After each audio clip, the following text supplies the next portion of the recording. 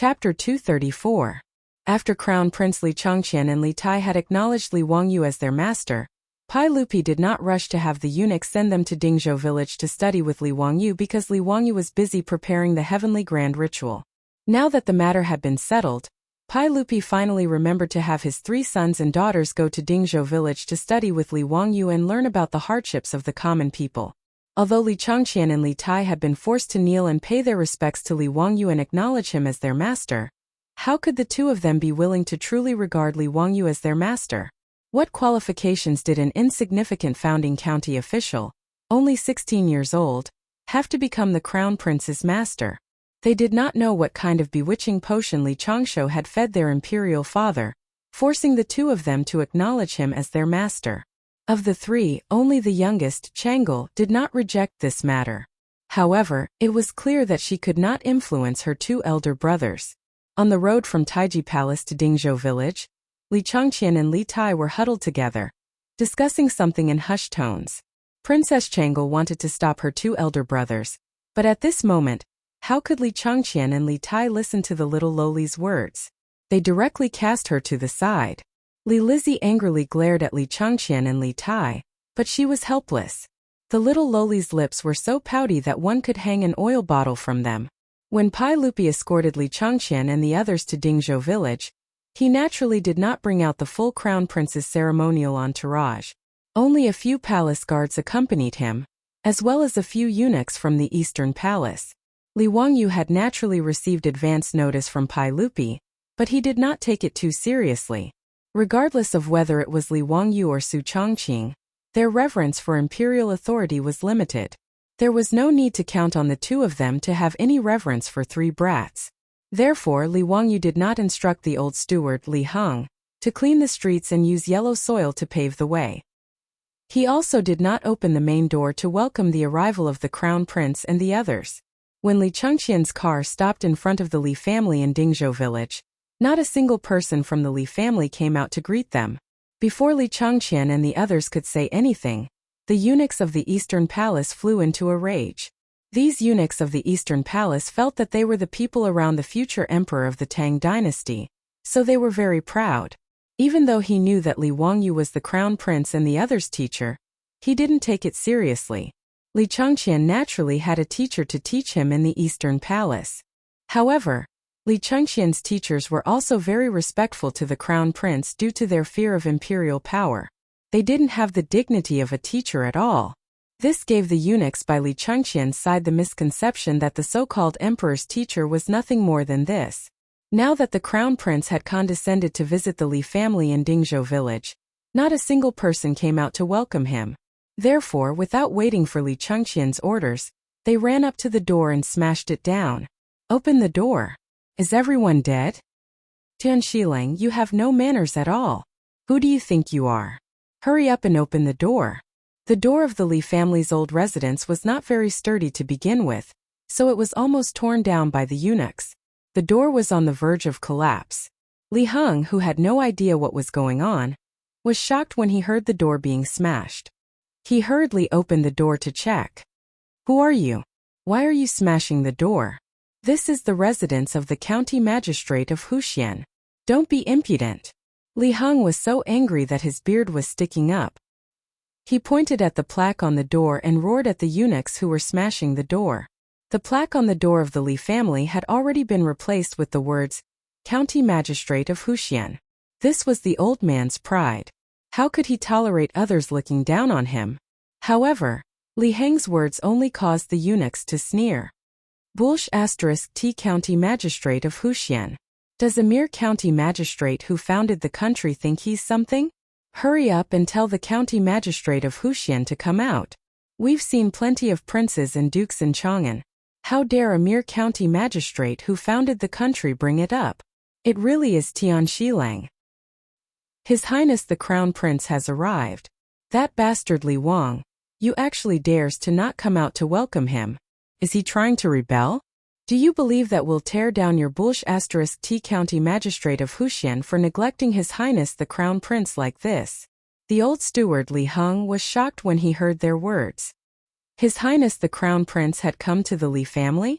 He didn't know what was going on, so he hurriedly sent a servant girl to inform his Lang Jun. The eunuchs wanted to push Li Heng aside and rush into the residence. However, Li Heng wasn't willing to let them pass. He didn't care about his old age and reached out to stop them. "Old man, get out of my way. Be careful that we don't beat you to death, Tian Shilang. Why bother with him? Rush in and find Li Wangyu to talk to him." Li Wangyu was in the back courtyard, but he had already heard the commotion from the outer courtyard. He couldn't help but frown. He was afraid that his old steward, Li Heng, would be at a disadvantage, so he hurriedly rushed out of the back courtyard. "Stop!" Li Wangyu had just arrived in the front courtyard when he saw Li Chengqian's eunuchs pushing Li Heng.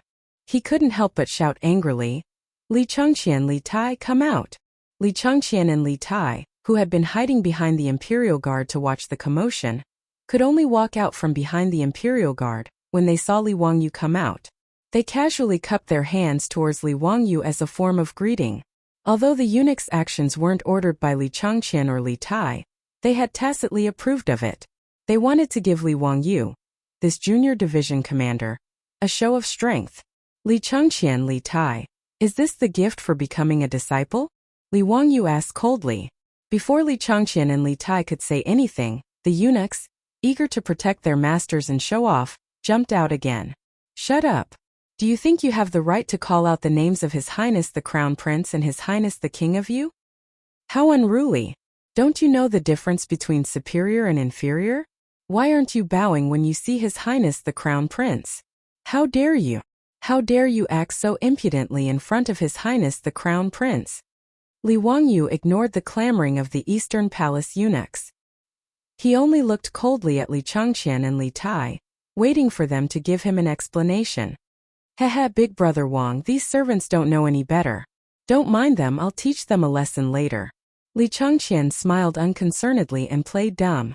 Although he was only 9 years old, he was used to being flattered by others. Why would he care about the actions of the eunuchs beside him? "Call me division commander." Li Wangyu stared at him and said. Li Chengqian's mouth twitched, but he could only reply, "Yes, division commander." Li Wangyu asked, "Let me ask you, are these eunuchs from your Eastern Palace?" Li Chengqian was still smiling mischievously as he replied, "Yes, they're just a few ignorant servants. I'll be sure to strictly control them later." Although the little fatty Li Tai didn't say anything on the side, he had a mocking smile on his face. He wanted to see how Li Wangyu would get off the stage. Li Wangyu nodded and suddenly took out an item from his sleeve. He shouted at Li Chengqian and Li Tai, "You two, give me your hands." The item in his hand was the golden ferrule that Pai Lupi had bestowed upon him that day. The two brats, Li Chengqian and Li Tai, couldn't help but change their expressions when they saw Li Wangyu take out the ferrule. The mocking smile on their faces had long since disappeared, and was replaced by an expression of disbelief. Could it be that this Li Wangyu really dared to punish the two of them? Was he crazy? Chapter 235. In Li Chengqian and Li Tai's minds, although their father had given Li Wangyu the golden ruler, it was only a gift for him to become a disciple. Could it be that this little Huxian man really dared to punish the two of them? Even in the palace, although Empress Zhongsun was strict with her children, no one dared to actually punish the two of them. Unlike Chang'an, Li Chengqian was the crown prince and Li Tai was the king of Yu. Their statuses were different. The palace maids dared to use the ruler to punish Chang'an and Pai Lupi's other children, but no one dared to touch the two of them. As for Li Chengqian and Li Tai's original teachers, they were also afraid of the imperial power and abided by the rules of a ruler. Why would they use the ruler to punish them? It could be said that from birth until now, no one dared to touch a single hair on Li Chengqian and Li Tai's heads. When they saw their father give Li Wangyu the golden ruler, the two brats were still a bit afraid. However, the eunuchs beside them comforted them, saying that Huxian man, Li Wangyu, definitely did not have the guts to punish them. The two brats thought about it and felt that it was true. They were the most beloved sons of the Tang dynasty's crown prince and Pai Lupi. How could Li Wangyu, a mere founding county man, dare to touch them? It was because of this thought that they tacitly allowed the Eastern Palace eunuchs to provoke Li Wangyu. They wanted to give Li Wangyu a show of strength. Who would have thought that Li Wangyu would not play by the rules? He directly took out the golden ruler and prepared to punish them. This made Li Changqian and Li Tai dumbfounded. On the other hand, the eunuchs of the Eastern Palace were all furious when they saw Li Wangyu take out the ruler. The eunuch stood in front of Li Changqian to protect him. "Wuxian man, what are you doing? This is His Highness the Crown Prince." "Unscrupulous. Simply unscrupulous. You, a mere founding county man, actually want to punish His Highness the Crown Prince. Do you still have any respect for saints? Wuxian man, do you want to offend your superiors? Protect the Crown Prince. Don't let this madman hurt the Crown Prince and His Highness. Guards! Guards! Protect the Crown Prince." The Eastern Palace Chamberlain jumped up and down, trying his best to show that he was loyal to his master. However, the palace guards who had followed him to Dingzhou village were dumbfounded. Should they stop Wuxian Nan? Or should they pull away the eunuchs? They couldn't be blamed for their hesitation. Before they set off, the imperial guards had already received a warning from Pai Lupi. After going to Dingzhou village, they were only responsible for the safety of the 3 princes and princesses. They were not allowed to interfere with anything else and allowed Wuxian Xianji to make the decision. But now Wuxian man wanted to beat the Crown Prince and the King of Yu. Should they protect the Crown Prince and the others, or should they let Wuxian man make the decision? The imperial guards in the palace all looked at the imperial guard leader doubtfully, waiting for his decision. The leader of the guards gritted his teeth and silently shook his head at his subordinates, indicating that he would not interfere in this matter. Li Wangyu paid no attention to the clamoring of the Eastern Palace chamberlains, only coldly staring at Li Changqian and Li Tai. "What? You two have the courage to indulge your servants, but don't have the courage to bear the consequences?" To the side, Princess Chang'an hurriedly ran forward. After curtsying to Li Wangyu, she acted coquettishly and cutely towards Li Wangyu. "Brother Wangyu, please forgive Brother Crown Prince and Brother Qingke. They won't be like this in the future, okay?" Li Wangyu's originally frosty expression was immediately melted by the little loli's pleading. That damned Pai Lupi! How did he give birth to such an adorable little loli? Smiling, he dotingly stroked Princess Chang'an's small head. "Okay. Since Chang'an has pleaded for leniency on their behalf, then the 10 lashes each will be changed to 3 lashes each as punishment for their lack of respect for their elders. Okay." How could Princess Chang'an, a 7-year-old little loli, be a match for Li Wangyu? She believed that Li Wangyu had truly pleaded for leniency on behalf of her 2 elder brothers, reducing the punishment of each being struck by the ferrule 7 times. On the other hand, Li Changqian and Li Tai were on the verge of tears. This scoundrel of a junior commander was bullying them again. Both sides were going to beat them, yet he was still trying to swindle a favorable impression from their younger sister. Truly a scoundrel. However, Li Changqian and Li Tai did not dare to disobey. After all, Li Wangyu was currently holding the golden ferrule bestowed by their imperial father. On that day, the two had clearly heard Pai Lupi's words. If Li Wangyu were to use this ferrule to punish them, Pai Lupi would definitely not blame them. In a sense, this ferrule bestowed by Pai Lupi to Li Wangyu represented the authority of Pai Lupi. How could the 2 brats have imagined that Li Wangyu would be so forceful? They had only tacitly allowed the eunuchs to do as they pleased, yet the punishment was now in their hands. This moment the 2 were in a dilemma. They could only use silence to resist Li Wangyu. As for the eunuchs, they were unwilling to let the matter go. They stood in front of Li Changqian and Li Tai, cursing incessantly. "Out of the way!" Li Wangyu coldly shouted at the group of eunuchs. These eunuchs were currently immersed in resisting the evil demon and protecting the crown prince. How could they possibly listen to Li Wangyu's words? Li Wangyu could not be bothered to pay them any attention.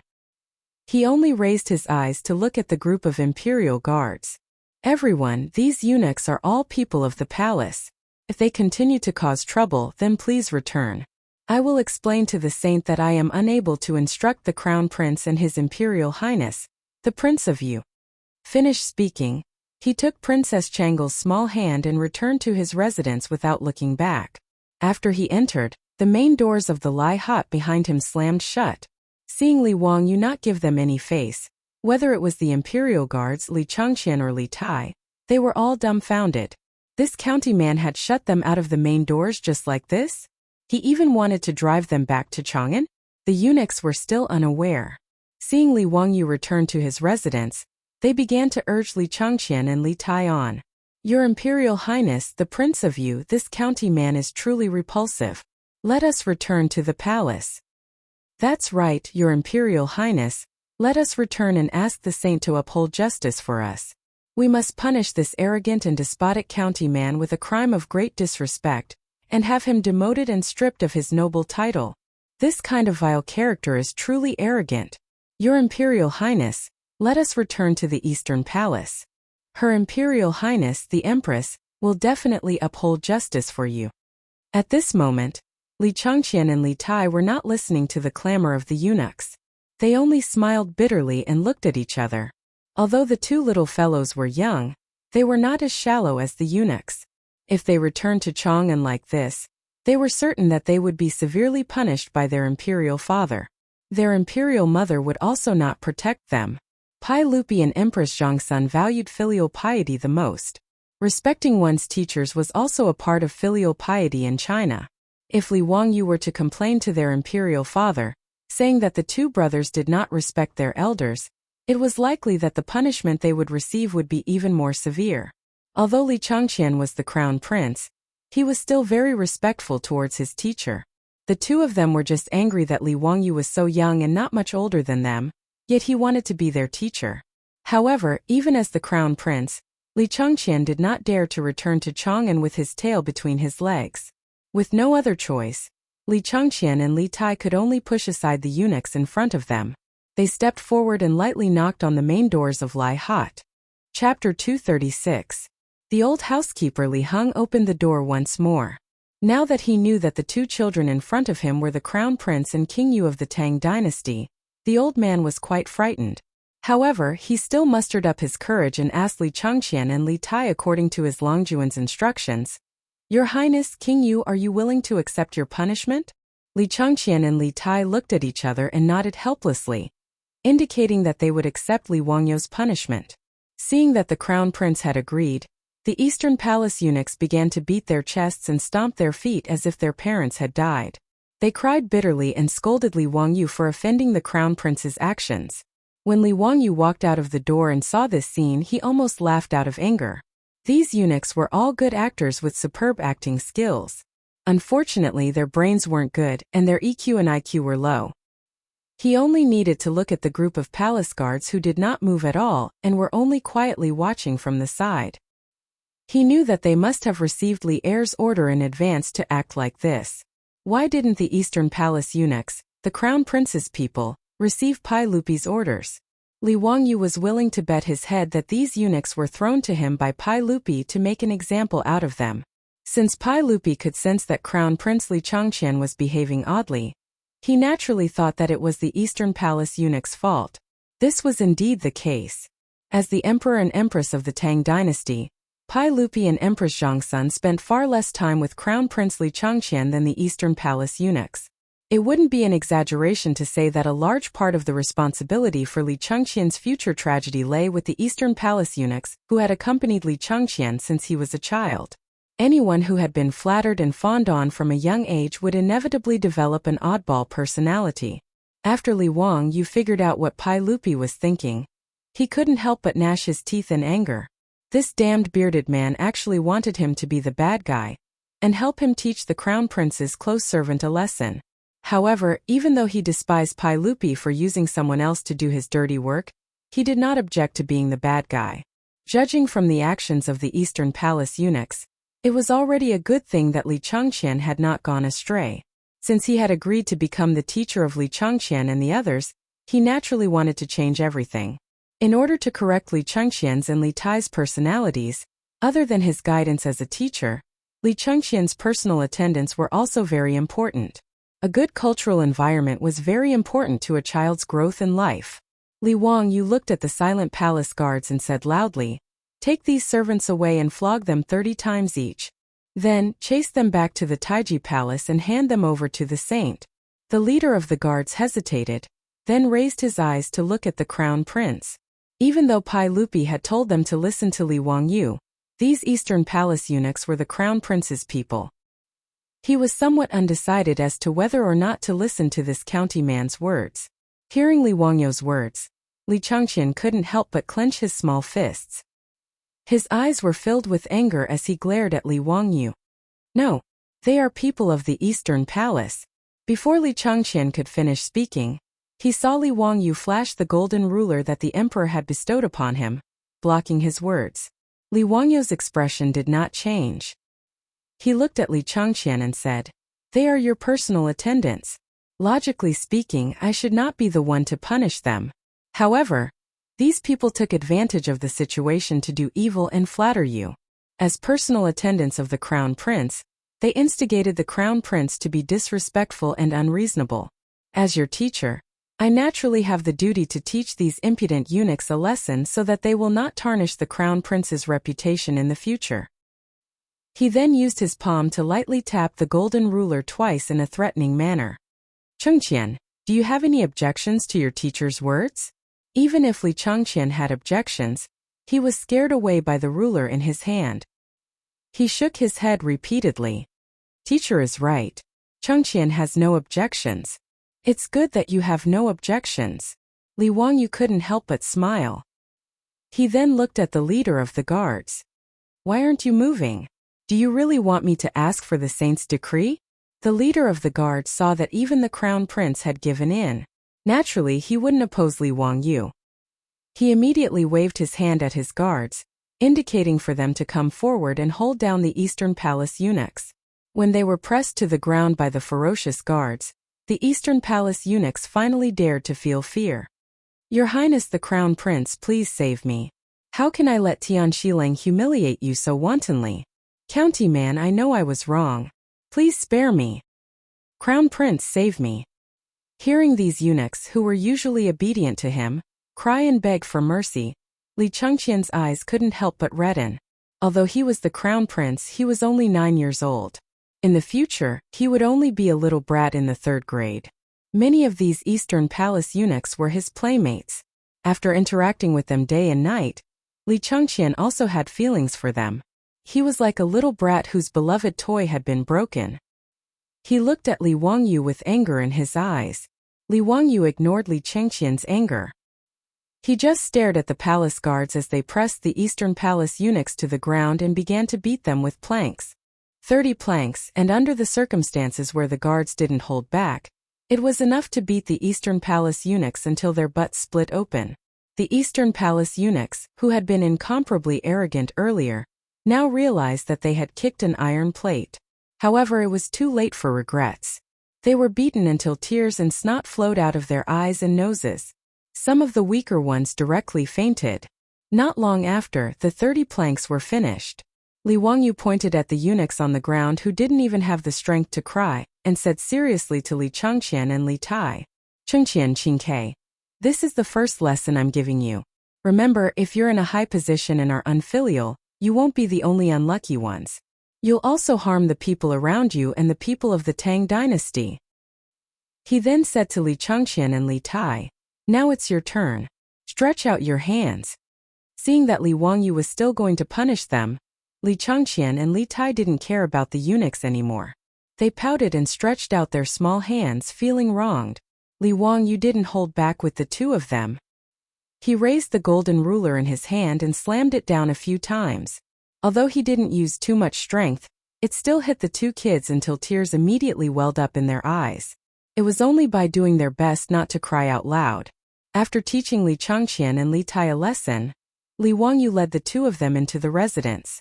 "Let's go. I've prepared some new toys for you." Although Li Wangyu didn't have a family and children in the future, nor did he become a teacher, even if he hadn't eaten pork, he would have seen pigs run. Giving a sweet date after a slap.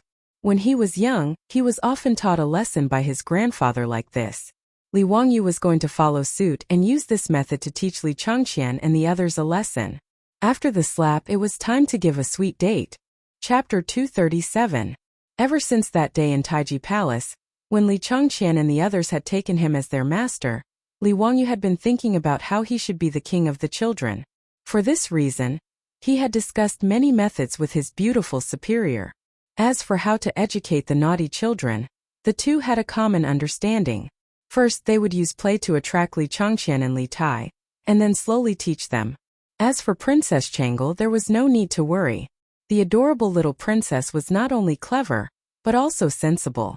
Li Wangyu planned to have his beautiful superior and Aphrodite accompany Chang'an to play, while he would concentrate on teaching Li Changqian and Li Tai.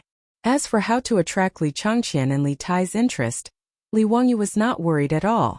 When it came to playing, Li Wangyu could boldly say that there was not a single person in the Tang dynasty who could fight.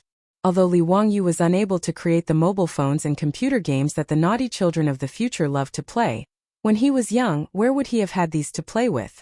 Li Wangyu's childhood was abnormally lacking in material things, but his mental life was extremely happy. His memories were still fresh in his mind. Eagle-catching chicks, hopscotch, ice skating, cross-legged cockfighting, goat jumping, and even mud. These were all things that his group of little friends could play for an entire day. Rolling iron rings, spinning tops, and other toys were their favorite. Li Wangyu planned to bring all of these to the Tang dynasty. First, he would attract the interest of the two most noble naughty children of the Tang dynasty. From Li Wangyu's point of view, Li Changqian and Li Tai, as well as Pai Lupi's other sons, had been locked up in the palace for too long and lacked contact with their peers. Spending every day with those feminine attendants, it would be strange if they did not feel awkward. He planned to first attract the interest of Li Changqian and Aphrodite, and then slowly have these two naughty children play with the naughty and mischievous children of Dingzhou village. This would allow them to understand the hardships of the common people, and also allow these two spoiled brats in the palace to reawaken their childlike nature. For this reason, Li Wangyu took great pains to find Carpenter Lu and his family from the village. They busied themselves for 2 to 3 days and made many new things in the open space of the outer courtyard.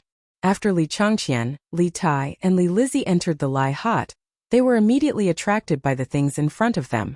In the open space in the front yard, there were wooden slides, swings, merry-go-round, and all kinds of climbing frames. Even though Li Changqian and Li Tai still hated Li Wangyu in their hearts, they couldn't take their eyes off the rides and kept staring at them. Li Wangyu paid no attention to them. Leading the little lowly Princess Chang'an, he led her to the front of the amusement facilities, explaining to her one by one how to play. The two brats, Li Changqian and Li Tai, whose faces were filled with unwillingness, were immediately attracted by these novel rides. Regardless of whether it was the wooden slide or the wooden horse that required the manpower of the palace's imperial guards to move, they were all extremely excited.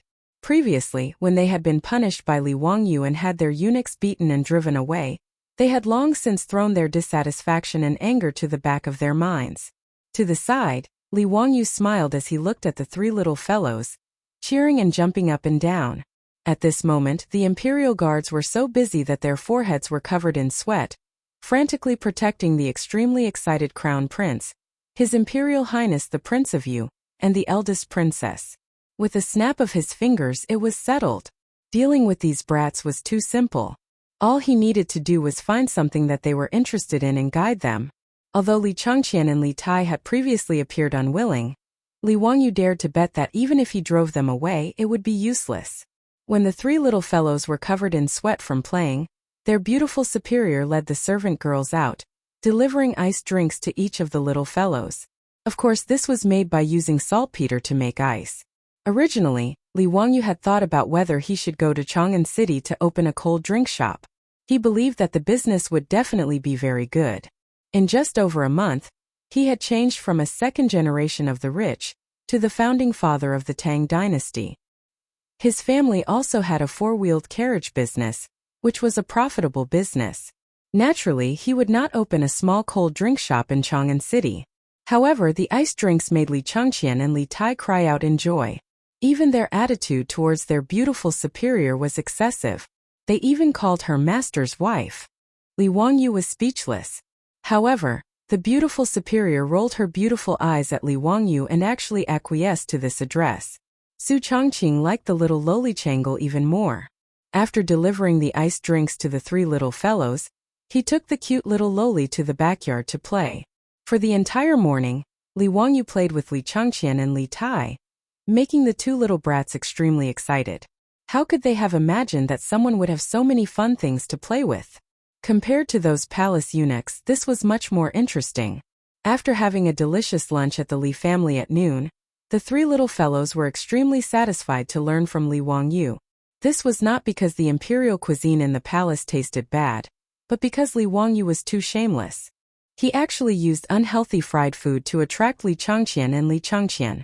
Even in the future, the brats who were used to eating all kinds of delicacies had no resistance to KFC and McDonald's, not to mention the three little brats from 1300 years ago. Fried chicken steaks, fried chicken burgers, and iced drinks. That's right, burgers. In order to please Afro, Li Wangyu had already figured out how to make bread. Speaking of which, making bread was not complicated and Afro knew a little about it. Su Chongqing was also a baking enthusiast in the future. The only thing lacking in the Tang dynasty was an electric oven, but this was not important. They could just find the masons in the village to build an oven. After a few experiments, the bread was successfully baked. When Afro took the first bite of the steaming bread, tears flowed uncontrollably down her cheeks, making her beautiful superior feel sorry for her. But when Afro took the initiative to give Li Wangyu a kiss, her beautiful superior was so angry that she wanted to draw her knife and chase after this adulterous couple.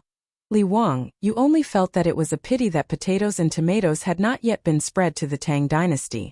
Otherwise, they could be used to make French fries and ketchup. Even so, the eyes of Li Changqian, Li Tai, and Li Lizzie lit up when they ate a delicious meal that they had never eaten before. In particular, the little fatty Li Tai actually finished off 3 burgers in one go, which almost scared Li Wangyu out of his wits. He was afraid that this fellow would choke to death, and he would not be able to explain it to Pai Lupi.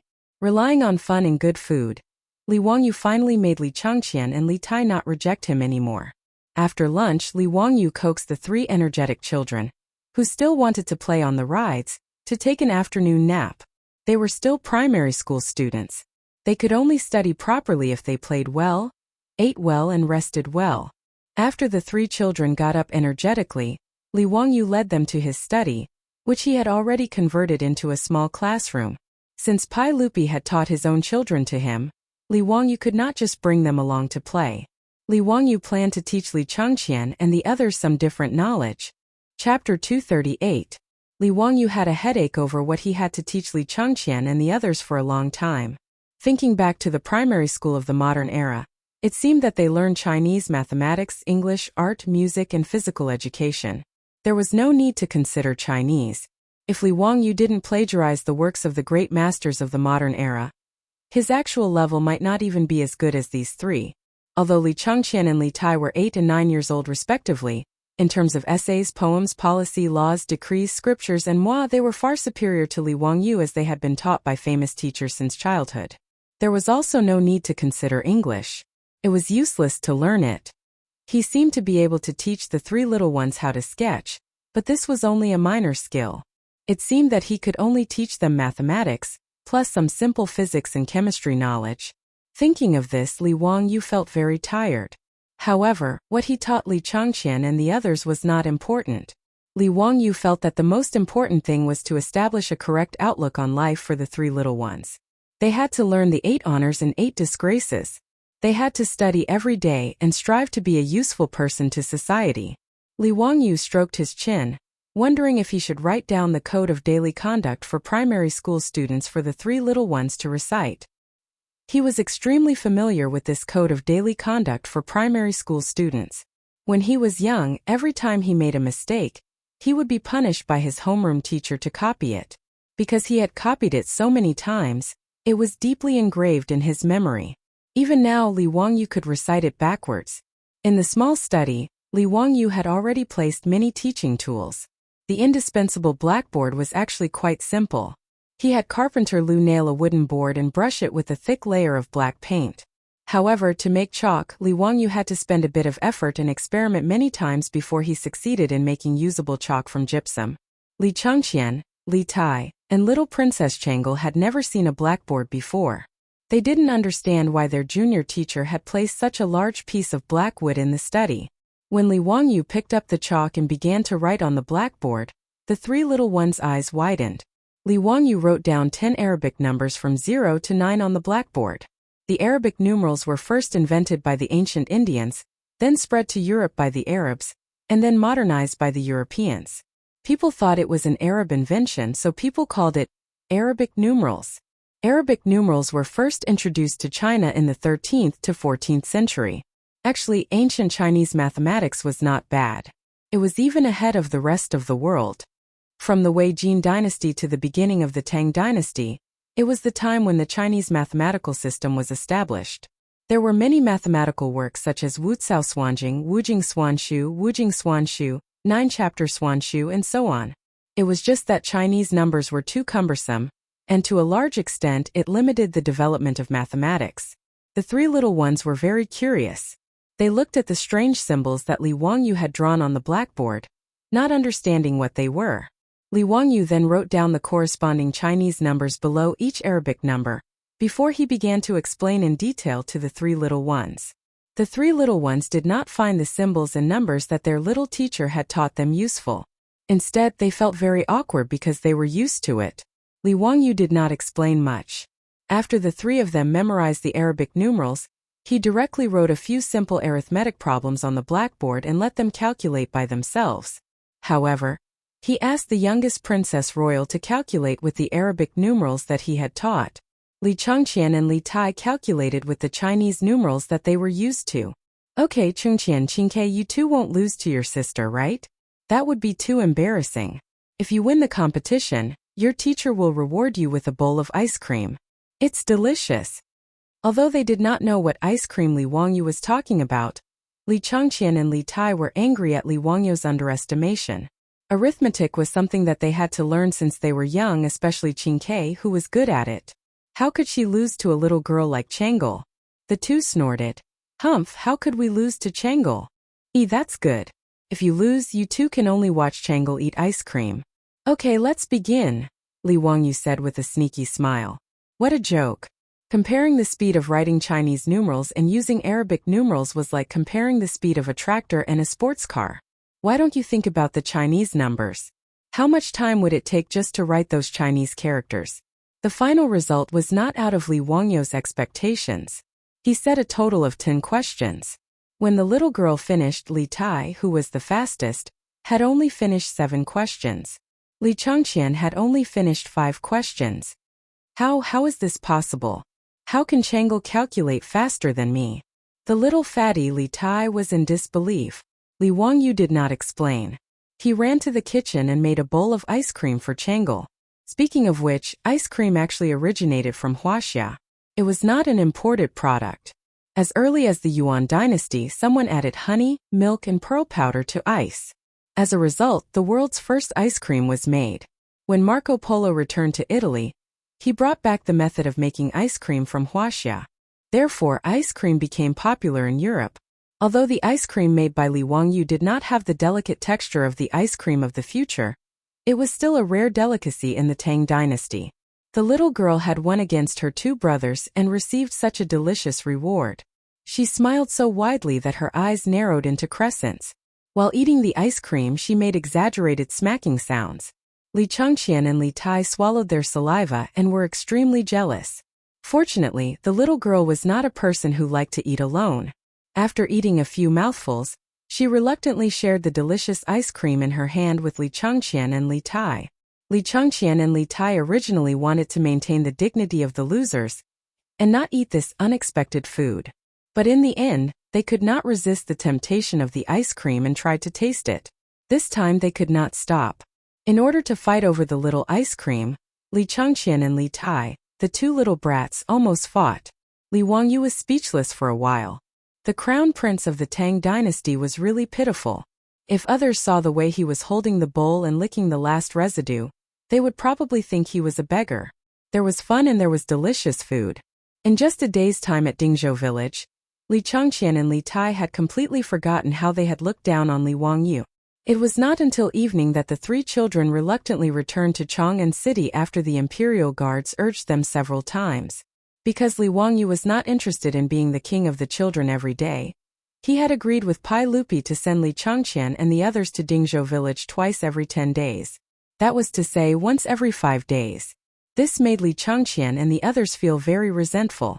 When they left, they looked at Li Wangyu with eyes full of resentment.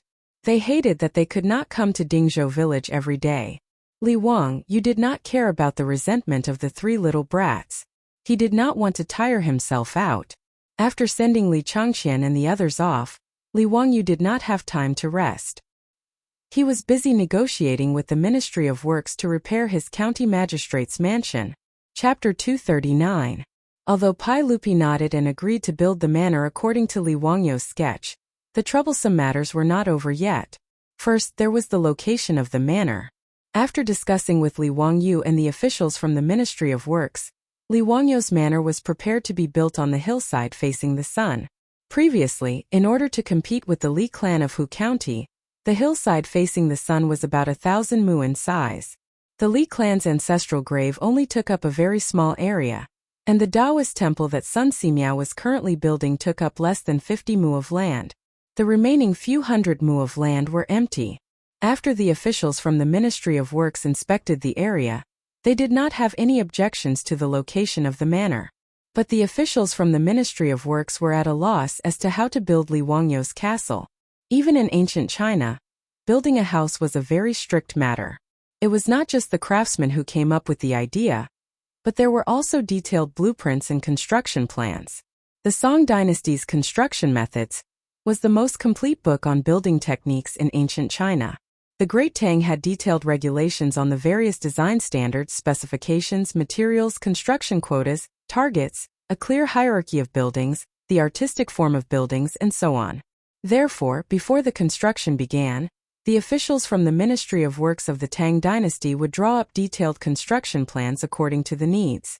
The level of detail and complexity was not inferior to the construction plans of the modern era.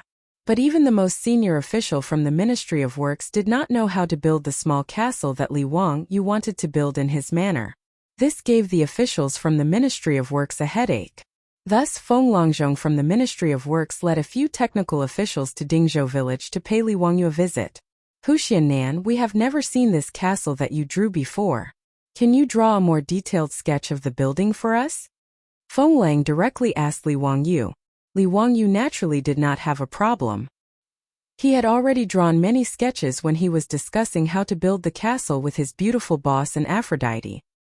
Hearing Dr. Feng's words, he immediately stood up and went to the study to retrieve a stack of sketches.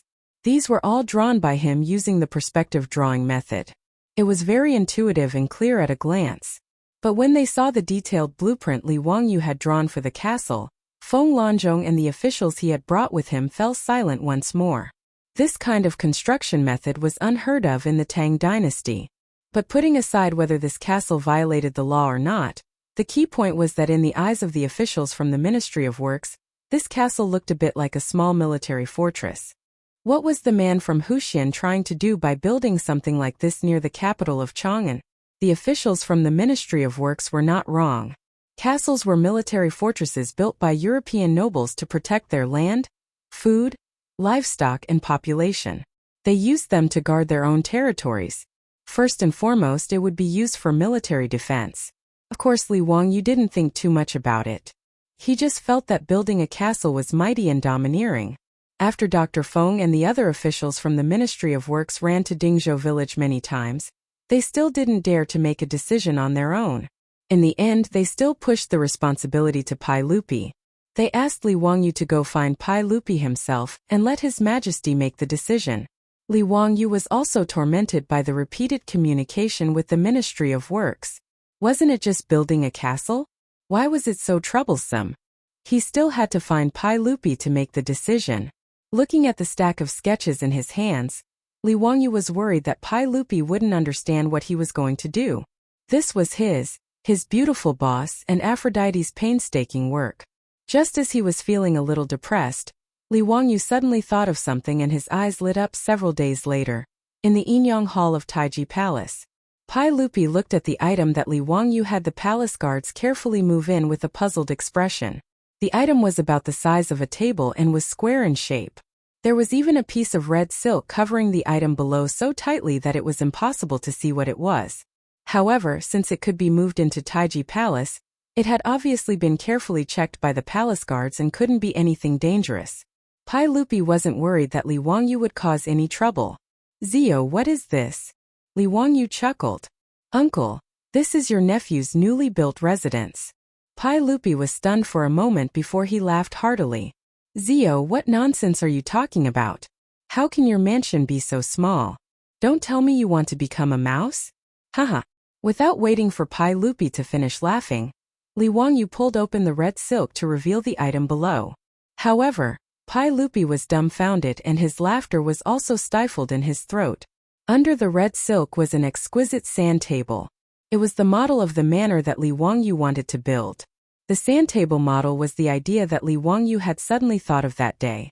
Since the officials from the Ministry of Works and Pai Lupi didn't know what his manor and castle were like, he might as well make it for them to see. Wasn't a sand table model a method commonly used by developers in the future? The house that Li Wangyu bought with a mortgage was also facing the sand table in the real estate sales department. Wasn't he fooled by the saleswoman's glib tongue into paying for the house out of his own pocket? He could also make a sand table of the manor and show it to Pai Lupi. With the sand table model, everything would be clear at a glance and he wouldn't have to waste his breath. That's right, that's what he would do. Although the sand tables used by real estate developers in the future were all made of plastic, Wuxia actually had similar architectural models since ancient times, and they were even more detailed. Li Wangyu remembered watching a variety show on Central TV called National Treasure. In one of the episodes, the Palace Museum's collection of precious cultural relics, the Thunderbolt type, was an architectural model of Wuxia's ancient buildings. The so-called Thunderbolt type referred to a model made of straw, wax, wood, and other materials that was scaled down to the size of the real thing. Because there was an ironing process in the manufacturing process, it was called a Thunderbolt type. Li Wangyu naturally didn't know how to make a Thunderbolt type, but he didn't need to make it so detailed. He just needed to give Pai Lupi a direct impression. Moreover, once his house layout sand table was finished, he could also let his beautiful boss and Aphrodite see what their future home would be like in advance. When the Ministry of Works was building in the future, they could also use the sand table to build it, killing 3 birds with 1 stone. At the thought of this, Li Wangyu became excited and immediately asked Niu Wu to help him invite Carpenter Lu over. Without the help of a skilled craftsman like Carpenter Lu, Li Wangyu wouldn't be able to complete the sand table by himself. When Carpenter Lu arrived, Li Wangyu told him about his idea, which piqued Carpenter Lu's interest. Although he had never made such an exquisite object before, he was willing to give it a try. Thus, Carpenter Lu found his 3 sons and worked together with Li Wangyu, and everyone got busy. After several days, they finally made the sand table of the manor. Li Wangyu then carefully transported the sand table to Chang'an City in a carriage and moved it into Taiji Palace, inviting Pai Lupi to take a look. Seeing Pai Lupi's shocked expression, Li Wangyu was indescribably pleased. Pai Lupi, you country bumpkin, you must have never seen such a good thing, right? Before Li Wangyu could finish showing off in his heart, he suddenly felt a sharp pain on his head. Pai Lupi had knocked him on the head with a chestnut. Bastard! Chapter 240. Just as Li Wangyu was feeling proud of himself, he was hit by Pai Lupi. Pai Lupi was still cursing and scolding him, leaving him dumbfounded. What was going on? He was just showing Pai Lupi the sand table of the manor. Why did he hit him? Was Pai Lupi jealous?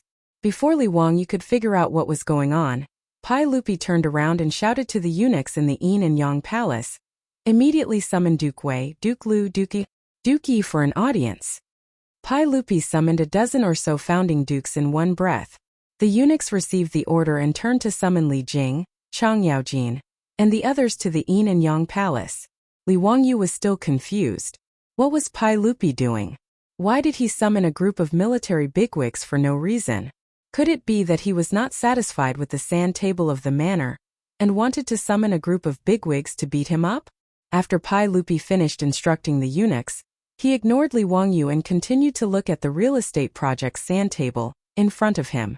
This made Li Wangyu very embarrassed. Li Wangyu coughed softly. Uncle, is there a problem with the sand table I made? Humph, what a waste. You scoundrel, why didn't you offer up such a good thing earlier? You deserve a beating.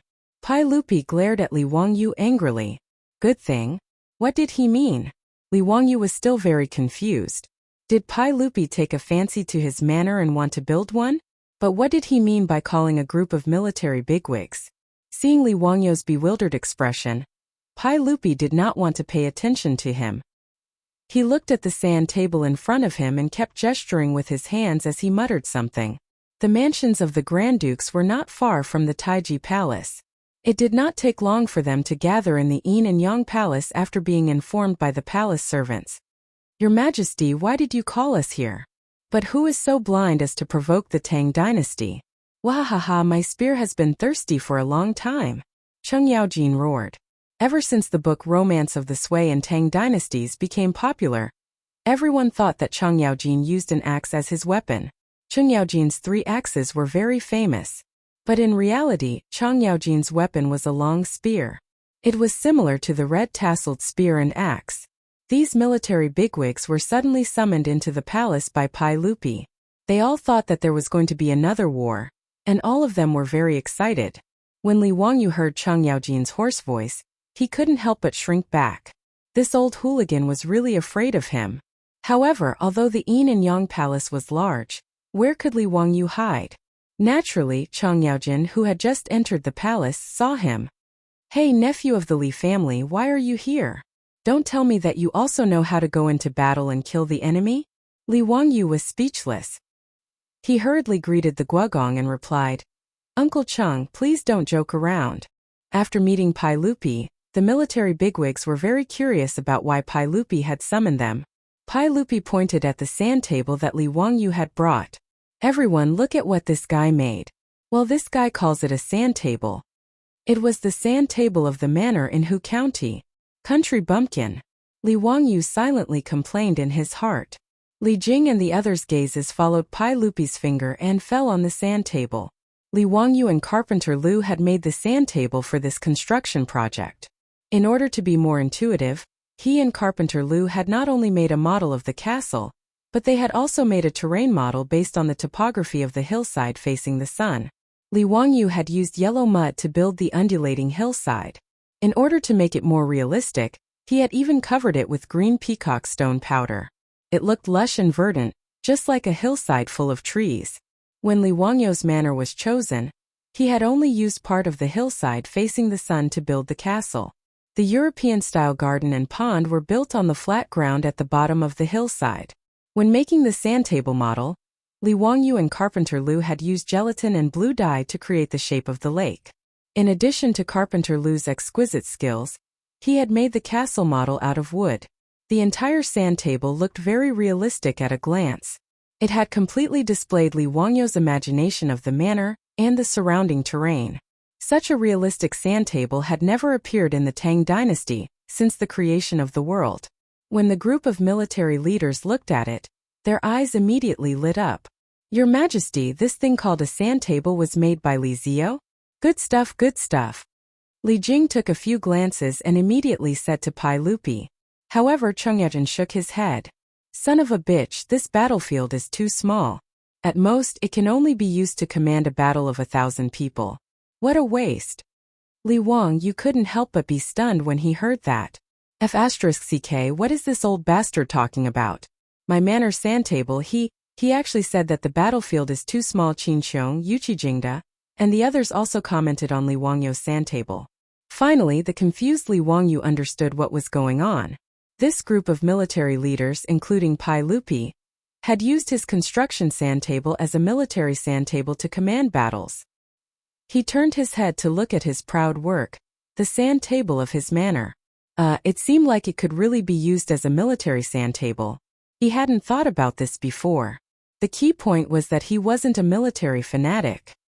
He didn't realize the military significance of the sand table at all. In fact, sand tables had a wide range of military uses. They could vividly show the terrain of the battle area, the composition of the enemy's position, the deployment of troops, the configuration of weapons, and so on. Later generations of the army often used sand tables to study the terrain, the enemy's situation, battle plans, organize coordinated actions, carry out tactical drills, study battle examples, and summarize battle experience. In the Tang dynasty 1,300 years ago, even the maps used for battle command were quite rough and simple. Most of these maps were of a schematic nature and were far from accurate. This was actually quite disadvantageous for battle command, but the level of technological development at that time was like this. It was too difficult to draw an accurate map. At this time, the sand table presented in front of Pai Lupi, and the military leader seemed to have opened up a new world for everyone. For a horse emperor like Pai Lupi, he saw the military use of the sand table at first glance, so he immediately asked the chamberlain to inform Li Jing and the others. The appearance of the sand table piqued the interest of the military leaders. Everyone, including Pai Lupi, surrounded the sand table and looked at it with interest. On a whim, the Minister of War, Li Jing, and the other founding dukes actually planned to make a military chess deduction on the sand table. Seeing Pai Lupi and the group of military leaders rubbing their hands together, Li Wangyu felt very stifled. He wanted to cry but had no tears. My manner. Not for you to play like this. Chapter 241. I'll use a brigade of Mo blade soldiers to block the manor's gate, and 2 brigades of armored soldiers to harass you with arrows. I don't believe you can break in. Bah, old man. Why do I have to go through the gate? Which part of the manor's wall can't be broken through? Any cavalry can break into the manor with a single charge. You can only retreat to defend the castle. Even if I retreat to defend the castle, I can defend it for 10 days to half a month. So what if you have several times more troops than me? Don't forget, you are all cavalry. How can you attack the castle? In the Yin and Yang Hall of Taiji Palace, there was an uproar. Those founding dukes were divided into 2 factions. They were playing chess on the sand table of Li Wangyu's manor. Pai Lupi was the judge. The history of military chess in Wuxia could be traced back to 4,500 years ago.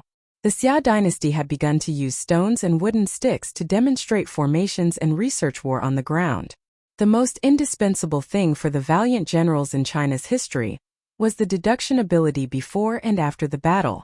The most famous chess deduction in history was during the Spring and Autumn Warring States period. Mozi wanted to stop Chu from attacking Song. Gong Shuban made cloud ladders for Chu, wanting to use them to attack Song. Mozi and Gong Shuban in front of King Chu used their pockets as the city walls and the wooden pieces as the city defense weapons, and began to deduce the strategy of the game of chess. Gong Shuban used many ingenious siege tactics, but they were all resolved by Mozi. Until Gong Shuban used up all his siege methods, Mozi's defensive equipment was more than enough. King Chu finally gave up attacking Song because of this deduction.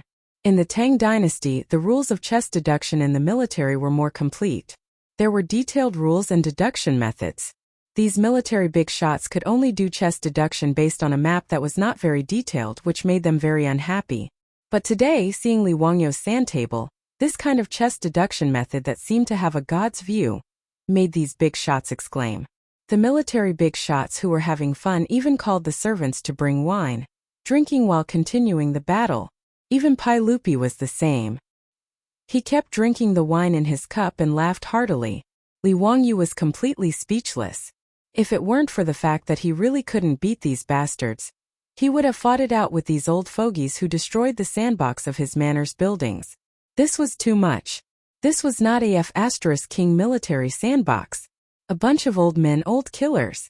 Each and every one of them was trying their best to figure out how to destroy the small castle that he hadn't started building yet. This feeling was really too strange. However, he was just a small county official. In front of Pai Lupi and this group of old ruffians who were all dukes, he really had no right to speak. He could only grit his teeth and endure. It was not easy to endure until the group of military bigwigs had their fill. They even drank several jars of wine before the deduction of the military flag was finally over. Satisfied, Chang Yaojin used his palm leaf fan-sized palm and began to ravage Li Wangyu's small shoulders. Nephew, not bad. This sand table is a good thing.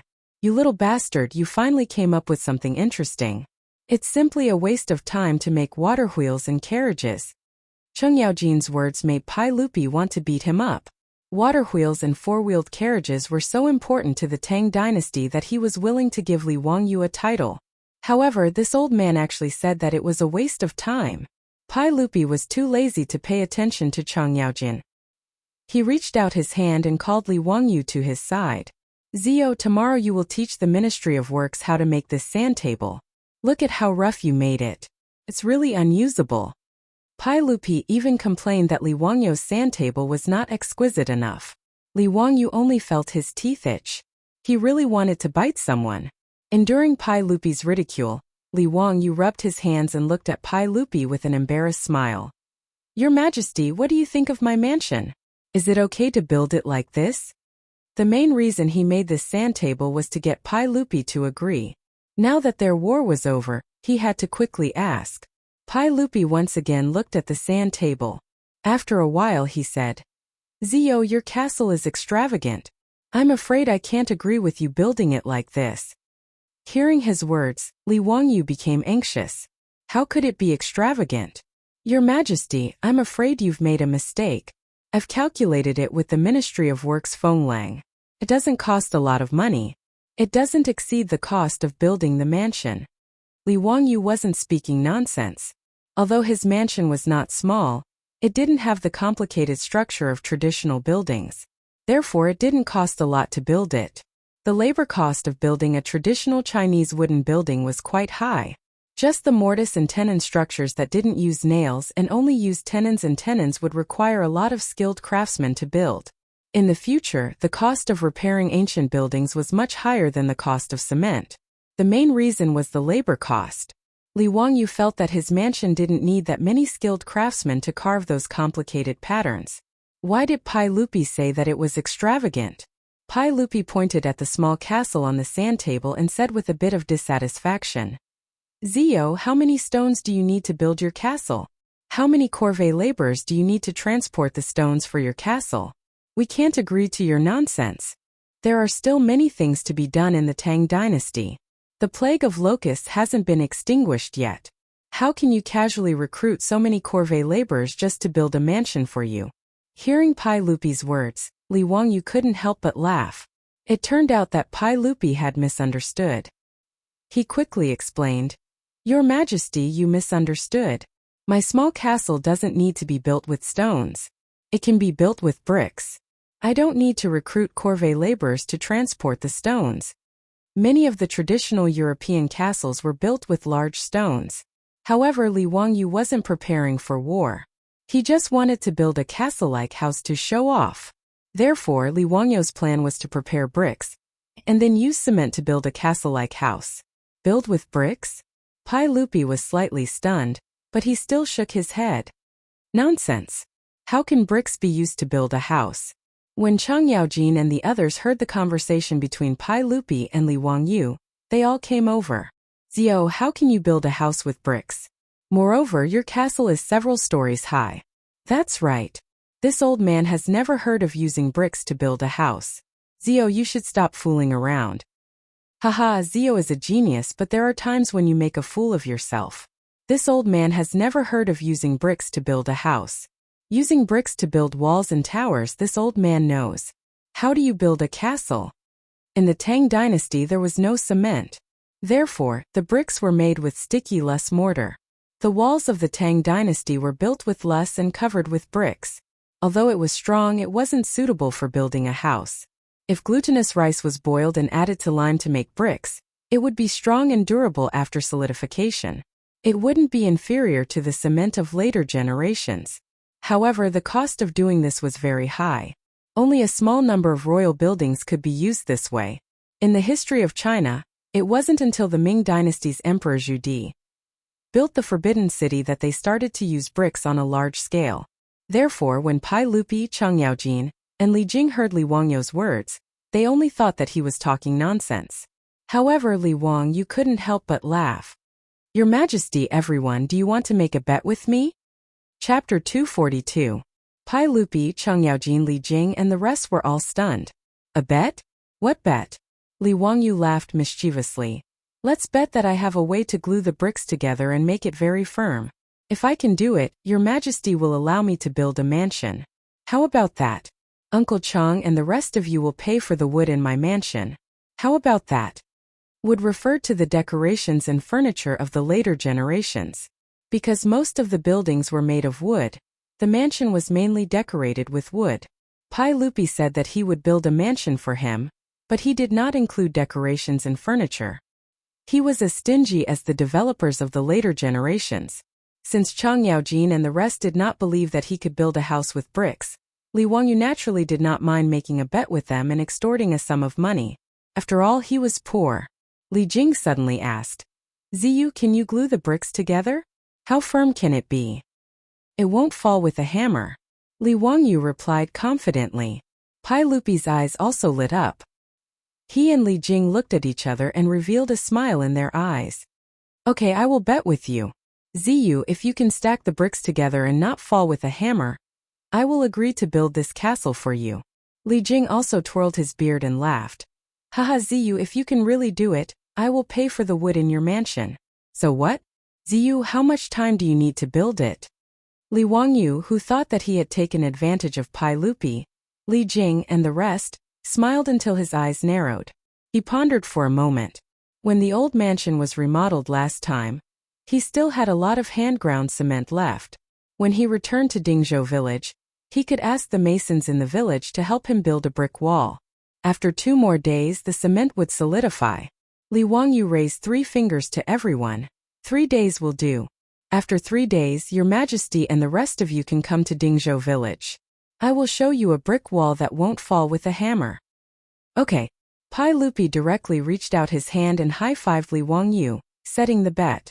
Li Wangyu looked at Pai Lupi and Li Jing's smiles and vaguely felt that something was wrong. But when he thought about it carefully, he did not find anything wrong, so he did not think too much about it. After saying his goodbyes and leaving the palace, Li Wangyu hurried back to Dingzhou village to find a mason to build the wall. 3 days later, at Dingzhou village in Hu County, several dozen riders entered the village. Pai Lupi led a group of dukes to the old residence of the Li family. Speaking of which, ever since Li Wangyu moved from the county seat of Hu County to Dingzhou village, this secluded village at the foot of Qinling Mountain became more and more lively. The farmers in the village were already used to seeing all kinds of nobles that they normally wouldn't see, so they all went to the Li family's old residence. Originally, there were some farmers who were watching from afar and talking to each other. But now, other than the little kids in the village, no one was interested in the Li family's guests. After Li Wangyu was conferred the title of nobility, the Li family's old residence had a plaque with the words, Hu County Male Residence, hanging on the door. This really scared the farmers, including the village head. Li Jiaxiaolang was conferred the title of nobility. Even if it was the lowest rank of county baron, in the eyes of the villagers of Dingzhou village, he was still an extraordinary noble and was respectfully addressed as Lord Zhu. In the eyes of the farmers, Yang Mingfu of the Hu County Yamen was already a righteous official. Not to mention the founding county baron, who was a noble of the Tang dynasty. Currently, the 127 families in Dingzhou village were all sealed off by the Li family. From now on, the rent of their houses would be transferred to Lord Li. For a time, no one dared to pass by the road in front of the Li family's old residence. They would rather take a long detour than disturb the county baron. The naughty children in the village were pulled by the ears and scolded for a long time by the adults at home. They were told that they didn't dare to be mischievous. If they offended the county baron, they would lose their heads. Previously, when Li Wangyu's ducks ate locusts, the farmers who blocked the Li family's front door were in fear and trepidation. They were afraid that Li Wangyu would hold a grudge against them because of this. However, the commotion caused by Li Wangyu's conferment of nobility dissipated not long after. This was because the farmers all discovered that Li Jiaxiaolang seemed to be the same as before after he was conferred the title of nobility. Which family's Lord Zhu would squat on the ground and chat with others every day without a care for his image? Which family's Lord Zhu would act like the farmers and curse people with vulgar words when provoked? Even after Li Wangyu was conferred the title of nobility, in the eyes of the farmers of Dingzhou village, he was still the same old Li Jiaxiaolang. In addition, the business of the four-wheeled carriage business was getting better and better, and the farmers had more and more copper coins in their pockets. They felt that the Li family was still the same old Li family and was still so pure and kind. Gradually, the farmers' fear of Li Wangyu's conferment of nobility dissipated. Their attitude towards the Li family returned to normal, but there was more respect. In addition, the way they addressed him had changed. The old villager originally called him Li Jiaxiaolang, but now he called him Lord Zhu. That was all. Pai Lupi led a group of dukes and bigwigs to Dingzhou village. The farmers passing by only glanced at this group of people, and didn't have any strange expressions. They continued with what they were doing. The Li family's old residence, on the other hand, was wide open. Li Wangyu led his beautiful superior, Aphrodite, and the others to respectfully welcome Pai Lupi. Pai Lupi jumped off his horse and tossed the horsewhip in his hand to the imperial guard as he impatiently asked, "Zio, have you finished building the brick wall you mentioned?" Li Wangyu hurriedly bowed to Pai Lupi and the bigwigs before replying, "It has already been built. Your Majesty, please inspect it." Pai Lupi nodded in satisfaction and took the lead to lead the group of bigwigs into the Li family. In the front courtyard of Lai Hot, a brick wall had appeared out of nowhere. This was the wall that Li Wangyu had the village masons build for him. In order to make it sturdy, Li Wangyu even had people dig a foundation for this brick wall. Pai Lupi walked forward and patted the wall with his palm. He found that it was abnormally sturdy. "Zio, is this really a brick wall that you had people build? You didn't get someone to transport a stone slab to deceive us, right?" Pai Lupi asked in astonishment. In order to make this brick wall sturdy, Li Wangyu had even had people smear cement on it. Now that the cement had dried and solidified, it indeed looked like a stone slab. Chang Yaojin also used his fist to pound the brick wall twice and smiled at Li Wangyu. "Nephew, you're cheating. How is this a brick wall? It's clearly a stone slab." Li Wangyu chuckled and pointed to the hammer that he had already prepared. "Uncle Chang, you'll know once you hit it. Could it really be a brick wall?" Li Wangyu's attitude made Pai Lupi and the bigwigs somewhat suspicious. Chang Yaojin didn't hesitate. He picked up the hammer and smashed it at the brick wall. With a clang, there was only a white mark left on the brick wall after being knocked. "Son of a bitch, Li Wang, are you sure you're not messing with me? This is clearly a stone slab." Chang Yaojin swung his hand that had been shaken by the hammer and cursed at Li Wangyu. Li Wangyu chuckled. "Uncle Chang, how about we make another bet?" Chapter 243. Another bet? Chang Yaojin was amused by Li Wangyu's words. Was this bastard addicted to gambling? "Nephew, what kind of bet do you want to make?" Chang Yaojin asked angrily. Li Wangyu smirked. "Let's bet that this wall is made of bricks. If it's really made of bricks, Uncle Chang, you'll lose 50 troops to me. How about that? If it's made of stone, I'll give you 50 jars of the best wine."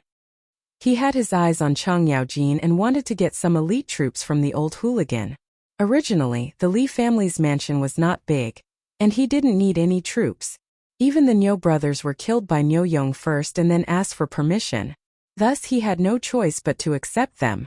But now, he was conferred the title of county man, and Pai Lupi was going to build him a county man's mansion.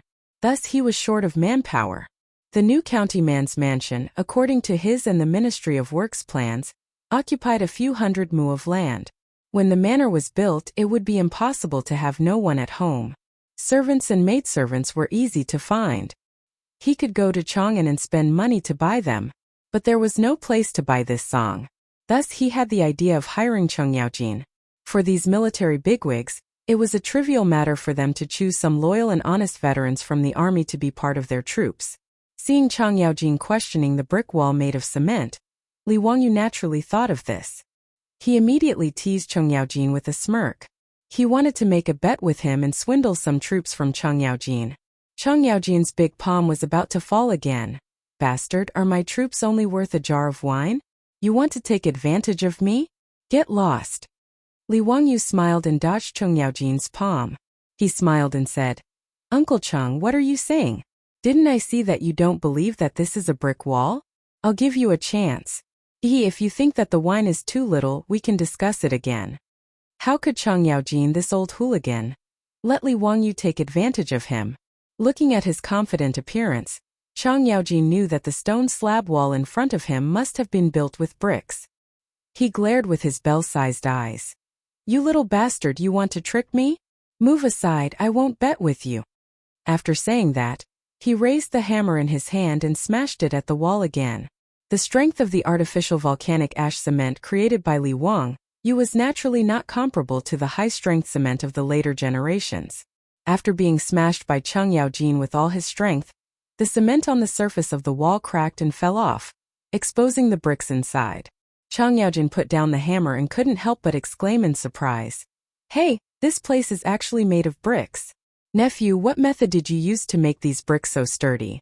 Even with Chang Yaojin's strength and his full strength, he was only able to break the cement on the surface of the brick wall. This made everyone surprised. Pai Lupi, Li Jing, and the other military leaders immediately gathered around and carefully examined the brick wall in front of them. Zio, what exactly is this wall and the material that holds the bricks together? Why is it no different from a stone? This is really mysterious. It's actually made of bricks. With Jijia's strength, he only broke the surface with a single hammer strike? What a sturdy brick wall. Tisk tsk. Could it be that he melted the stone and poured it onto the bricks? Li Wangyu was speechless. To think that they could think of such a thing. Did they think that it was casting metal? To melt stone, he had to have the ability to do so. Your Majesty, everyone, this brick wall was made of cement by this little one. Pai Lupi stared at him. Hurry up and say it clearly. What is cement? What is that? Li Wangyu gave him the middle finger in his heart. Was the emperor so amazing? Was this the attitude of someone who was asking for advice? Why were you so fierce? Fine, the emperor was amazing. Li Wangyu admitted defeat. He lowered his head and obediently replied, Your Majesty, the cement is a type of adhesive that I created.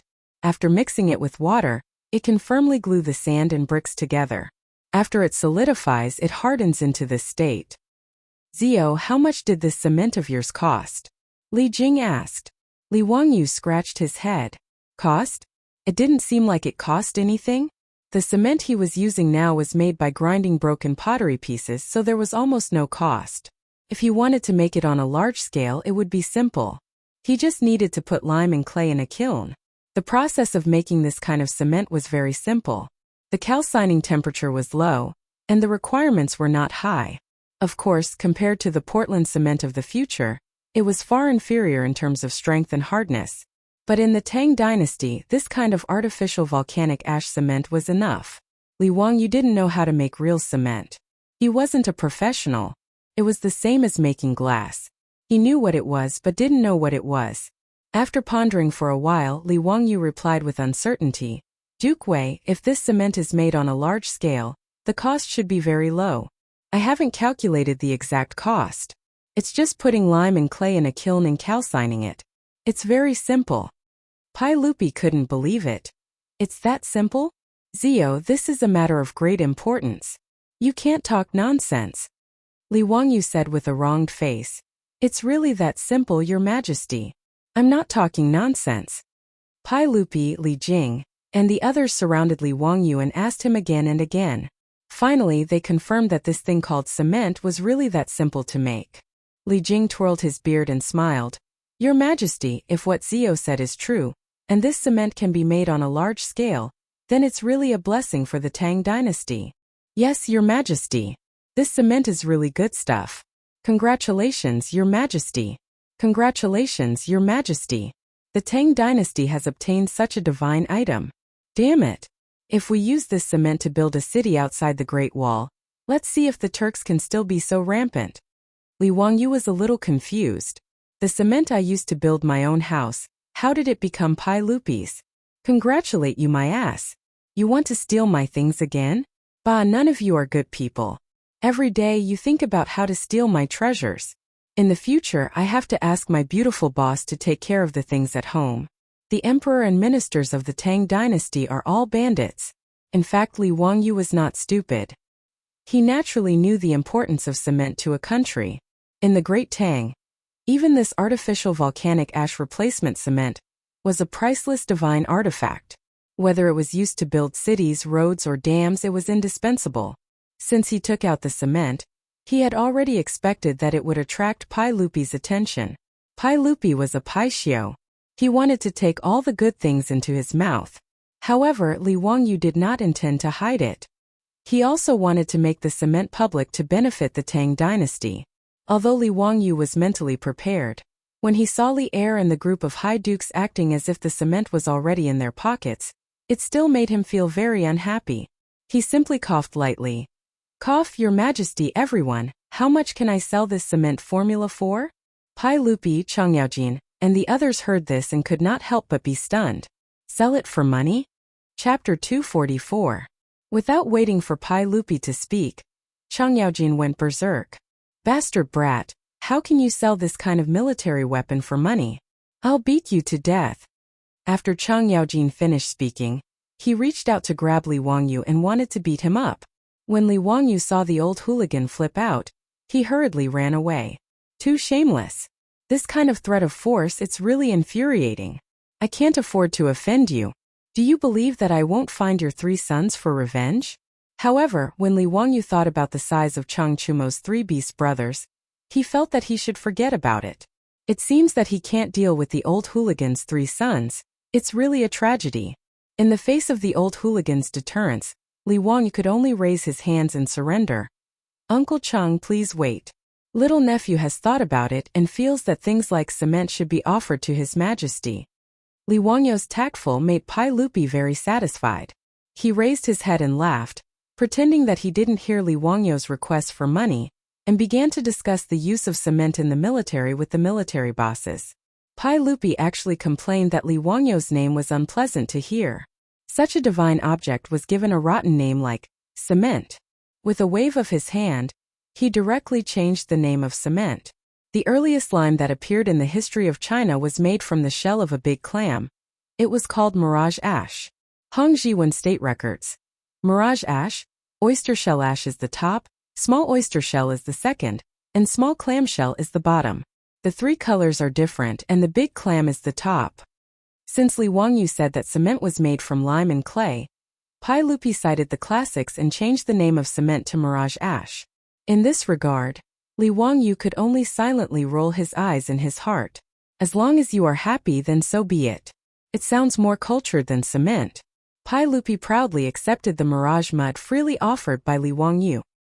He was overjoyed and asked Li Wangyu to prepare a banquet. He wanted to celebrate with Li Wangyu and the other military leaders. Li Wangyu's heart was filled with countless mythological beasts. F*ck, isn't this too much? You stole my cement, oh no, mirage mud, and you want me to hold a banquet to celebrate? You've gone too far. With great resentment, Li Wangyu asked the old steward, Li Heng, to prepare the banquet. Pai Lupi was not polite in the slightest. He went to the Li family's central room and sat down. He also very impolitely asked the servant girls to pour tea and water. Li Wangyu silently criticized Pai Lupi's behavior of not treating him as an outsider. Cheng Yaojin, Li Jing, and the others were very envious. As expected, the Li clan's little boy was favored by both the emperor and the Sacred Hearts. They really treated him as their own nephew. Although Yuqi Jingda was not familiar with Li Wangyu, he was secretly calculating in his heart. His 2 children seemed to be very close to this county man. It seemed that in the future, he should let them be closer to Li Wangyu. Among this group of leaders there were many who had the same idea as Yuqi Jingda. How could Li Wangyu know what these leaders were thinking? He was still thinking about how to retaliate against Chang Yaojin, Pai Lupi, and the others. Hearing Chang Yaojin shouting for him to bring wine again, Li Wangyu's eyes turned and he had a plan in mind. Hey, old scoundrel, don't even think about walking out of my Li family's door today. I'll make sure you come in vertically and go out horizontally. Li Wangyu smiled and told Pai Lupi, Chang Yaojin, and the others to wait for a moment. He went to fetch good wine for everyone. Ever since he drank the disgusting water wine of the Tang dynasty, Li Wangyu planned to open a wine factory in the Tang dynasty. He had already begun to try brewing a small amount of sorghum wine. Although Li Wangyu's third uncle's family opened a wine factory in the future and specialized in brewing sorghum wine, he knew the process and method of brewing sorghum wine. However, he had never actually brewed it himself. Therefore, as early as when he moved to Dingzhou village, Li Wangyu tried to brew some sorghum wine as an experiment. He didn't expect that he would succeed on his first try. After more than 40 days of fermentation, the sorghum wine he brewed had already been distilled by Li Wangyu. It was now ready to drink. The biggest difference between the liquor of the future and the water wine of the Tang dynasty was the distillation process. Distillation was the process of heating up the wine and turning it into wine vapor. After cooling it down, it turned back into wine. After distillation, the liquor would be colorless, but the alcohol content of the wine would be much higher than the original liquor. Tang dynasty's 3 baskets of wine and wine were mostly fermented, and then directly filtered before drinking. According to Shan Kuo's Dream Creek writings, the alcohol content of the finished wine was between 3% and 15%. It was similar to the beer or rice wine of the future. After distillation, The alcohol content of the distilled sorghum wine was between 50% and 60%. It belonged to the category of hard liquor. Li Wangyu didn't believe that Pai Lupi and the others, who were used to drinking low-alcohol liquor, would be able to drink his high-alcohol sorghum wine. Today he had to get them drunk and take revenge. He asked Niu Wu to bring out a jar of wine from the warehouse. The Arabic number 65 was impressively written on it. This was Li Wangyu's liquor with the highest alcohol content. Although there was no alcohol detector in the Tang dynasty, Li Wangyu's third uncle had taught him a few tricks that could roughly determine the alcohol content of the wine. After shaking the wine, there would be hops the size of a grain of rice to a grain of sorghum. According to the time it took to pile the hops, the alcohol content could be roughly determined. If the hops were the size of a grain of sorghum to a grain of corn, the time it took to pile the hops was about 3 seconds. The alcohol content of the wine was about 65%. The alcohol content of Li Wangyu's sorghum wine was equivalent to 3 times the alcohol content of the Tang dynasty's liquor. This was the weapon he was preparing to use to vent his resentment. Li Wangyu's face was full of smiles. He asked Niu Wu to bring the 65% alcohol sorghum wine to the central room. When Chang Yaojin saw that there was only 1 jar of wine, he couldn't help but feel disgusted. "Nephew, you're a county man now. How can you still be so stingy? How can this jar of wine be enough for us to drink? Quickly go and bring a few more jars." Li Wangyu said with disdain, "Uncle Chang, it's not that I'm stingy. It would be good if we could finish this jar of wine." What a joke. He asked Niu Wu to bring out a big jar of wine. This jar of wine was equivalent to 20 caddies of 65% alcohol content. It wouldn't kill you all. When Chang Yaojin heard Li Wangyu's words, he immediately jumped up and said, "Brat, don't talk nonsense. I can drink a bucket of wine by myself. Your jar of wine isn't even enough for me to rinse my mouth." Not only was Chang Yaojin jumping up and down, even Pai Lupi, Li Jing, Yuqi and the others were dissatisfied. They felt that Li Wangyu was looking down on them.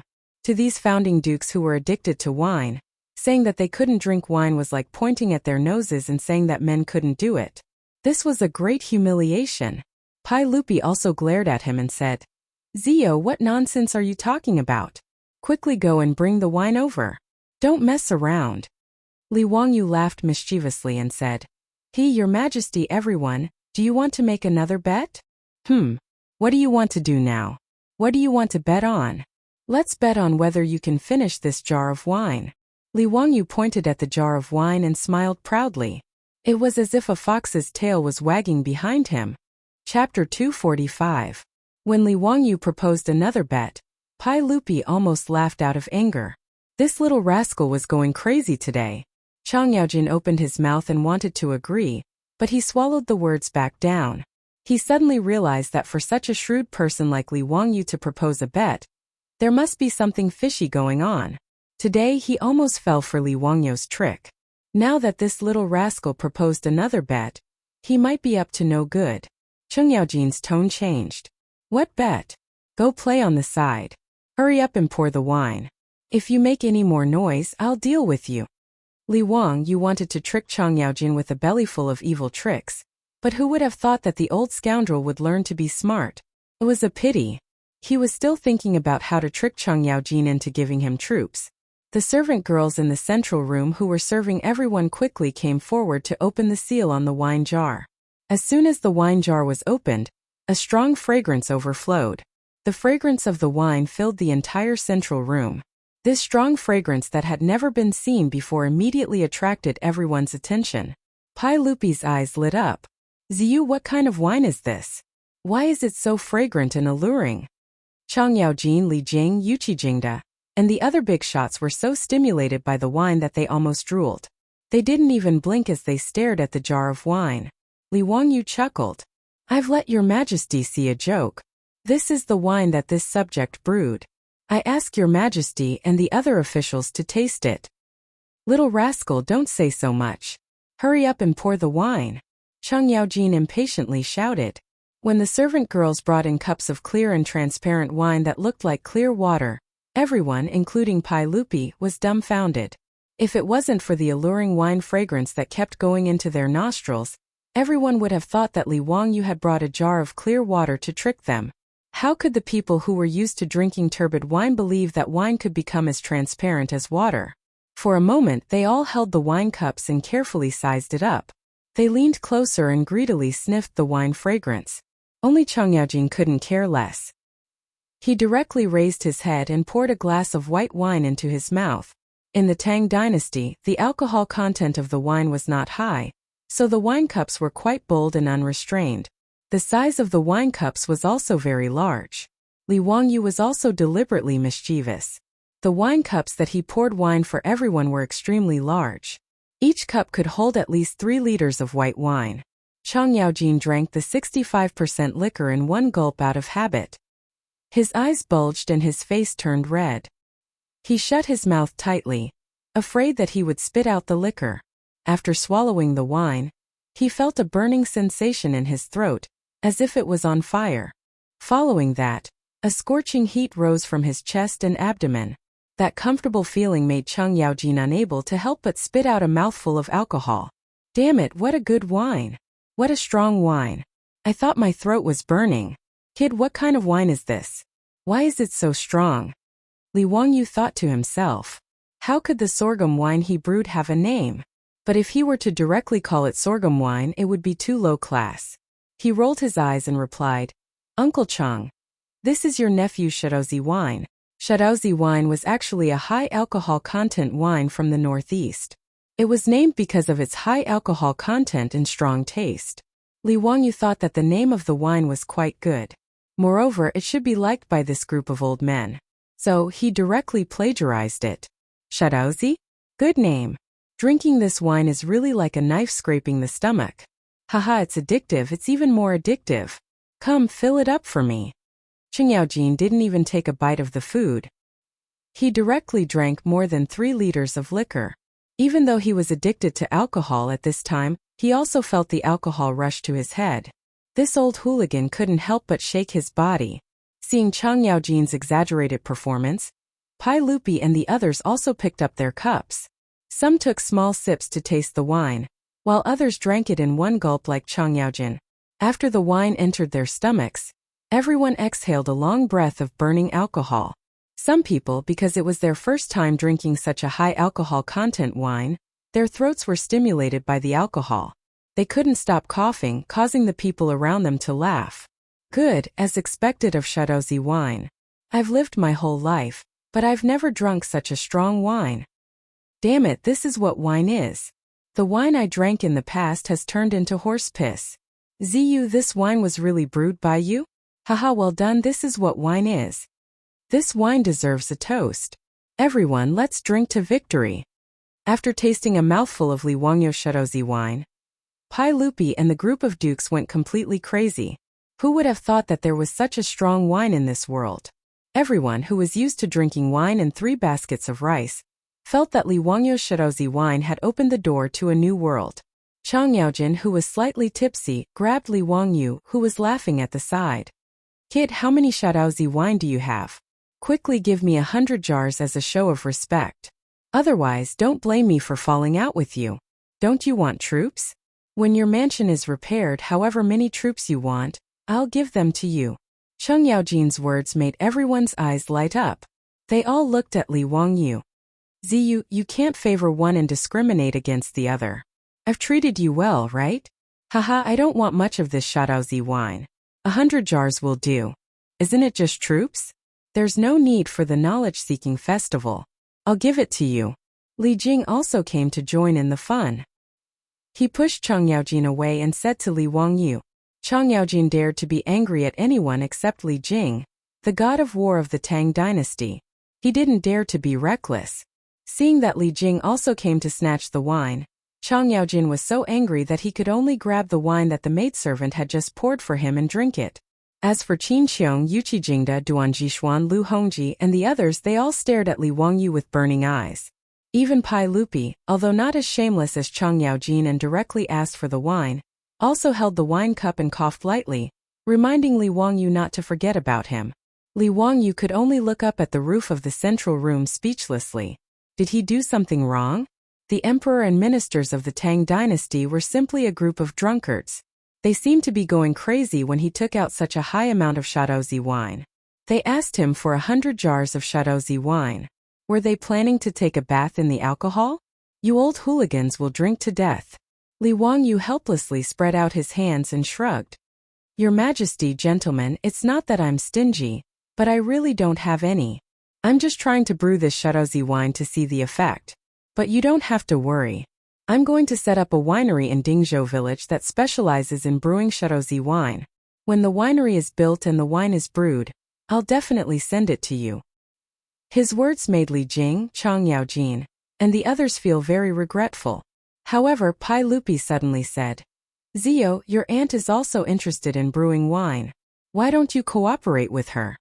What? Empress Zhongsun is interested in brewing wine? Pai Lupi, are you kidding me? Chapter 246. Pai Lupi proposed to cooperate with Li Wangyu to set up a brewery. Although Li Wangyu complained in his heart, he did not reject it. After the beautiful boss had a flash of inspiration and pulled Empress Zhongsun to invest in the SF Express four-wheeled carriage company, the benefits were obvious. Not to mention that Empress Zhongsun provided the much-needed development funds and horses for the carriage company, but the name of Empress Zhongsun gave enough protection to the carriage company and the Li family. Zheng Kongbua of the Zheng family in Xinjiang provoked the beautiful boss, and let people surround the four-wheeled carriage company to force her to yield. After Li Wangyu let people set a fire, the relationship between Empress Zhongsun and the four-wheeled carriage company was made public.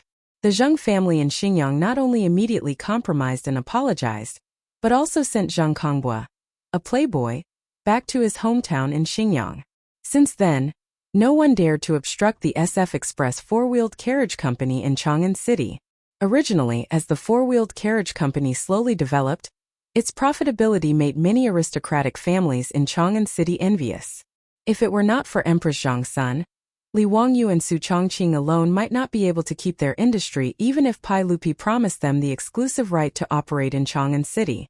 Maybe they would have been eaten up by those aristocratic families, and even their bones would not be left. With the successful precedent of the carriage company and the royal family, Li Wangyu did not reject Pai Lupi to invest in his brewery business at all. He even felt secretly happy. Just by looking at the reaction of the group of tycoons in the central room to the sorghum wine, it could be imagined that after the brewery was built, this would be another hen that could lay golden eggs. With Pai Lupi and Empress Zhongsun as his backers, Li Wangyu did not have to worry that his industry would be coveted by those aristocratic families. The reason why Pai Lupi proposed to let Empress Zhongsun invest in Li Wangyu's business was actually to protect Li Wangyu, and to reward him for offering the Mirage Mud. At this time, there were several military bigwigs in the central room who were unfamiliar with Li Wangyu.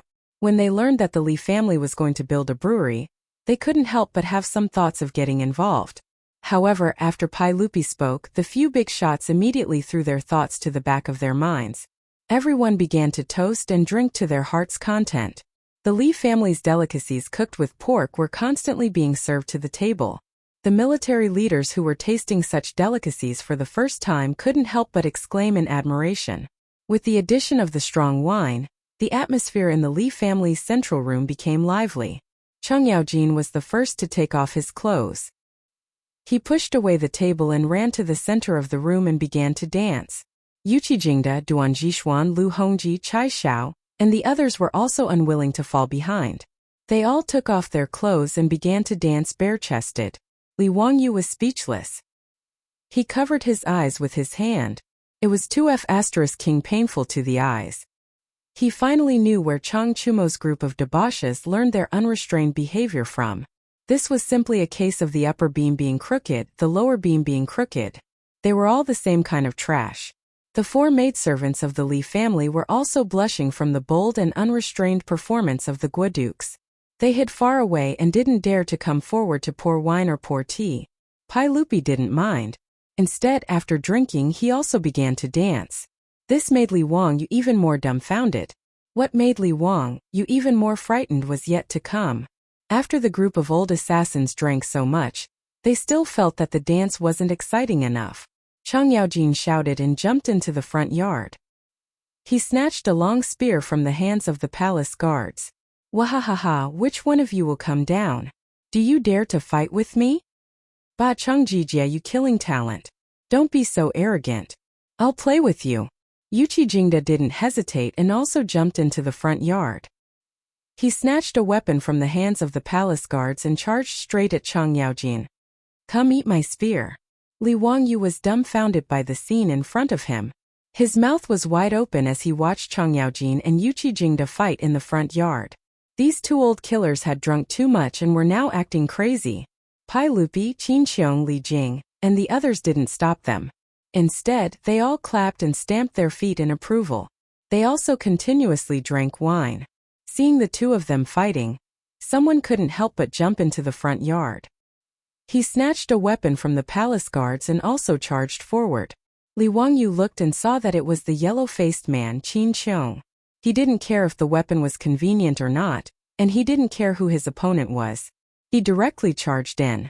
The three of them were in a chaotic fight. One moment, Chang Yaojin and Yuchi Jingda besieged Qin Xiong. The next moment, Qin Xiong and Chang Yaojin beat up Yuchi Jingda. Seeing them gnashing their teeth and not holding back their spears, Li Wangyu wondered if the three of them were mortal enemies. Li Wangyu already didn't know how to ridicule this group of founding dukes. They were all a group of bastards. He lowered his head and pondered. Was it wrong for him to push the high-content sorghum wine to the Tang dynasty? This group of people who went crazy after drinking too much really had poor alcohol tolerance. Just as Li Wangyu was lost in thought, he suddenly heard the sound of a sharp weapon piercing through the air. Then a gust of wind brushed past his cheeks, and another duh sound was heard. He seemed to realize something and slowly turned his head with a sluggish expression. He saw a spear inserted into a pillar not far behind him. The end of the spear was still violently shaking up and down. F***ck.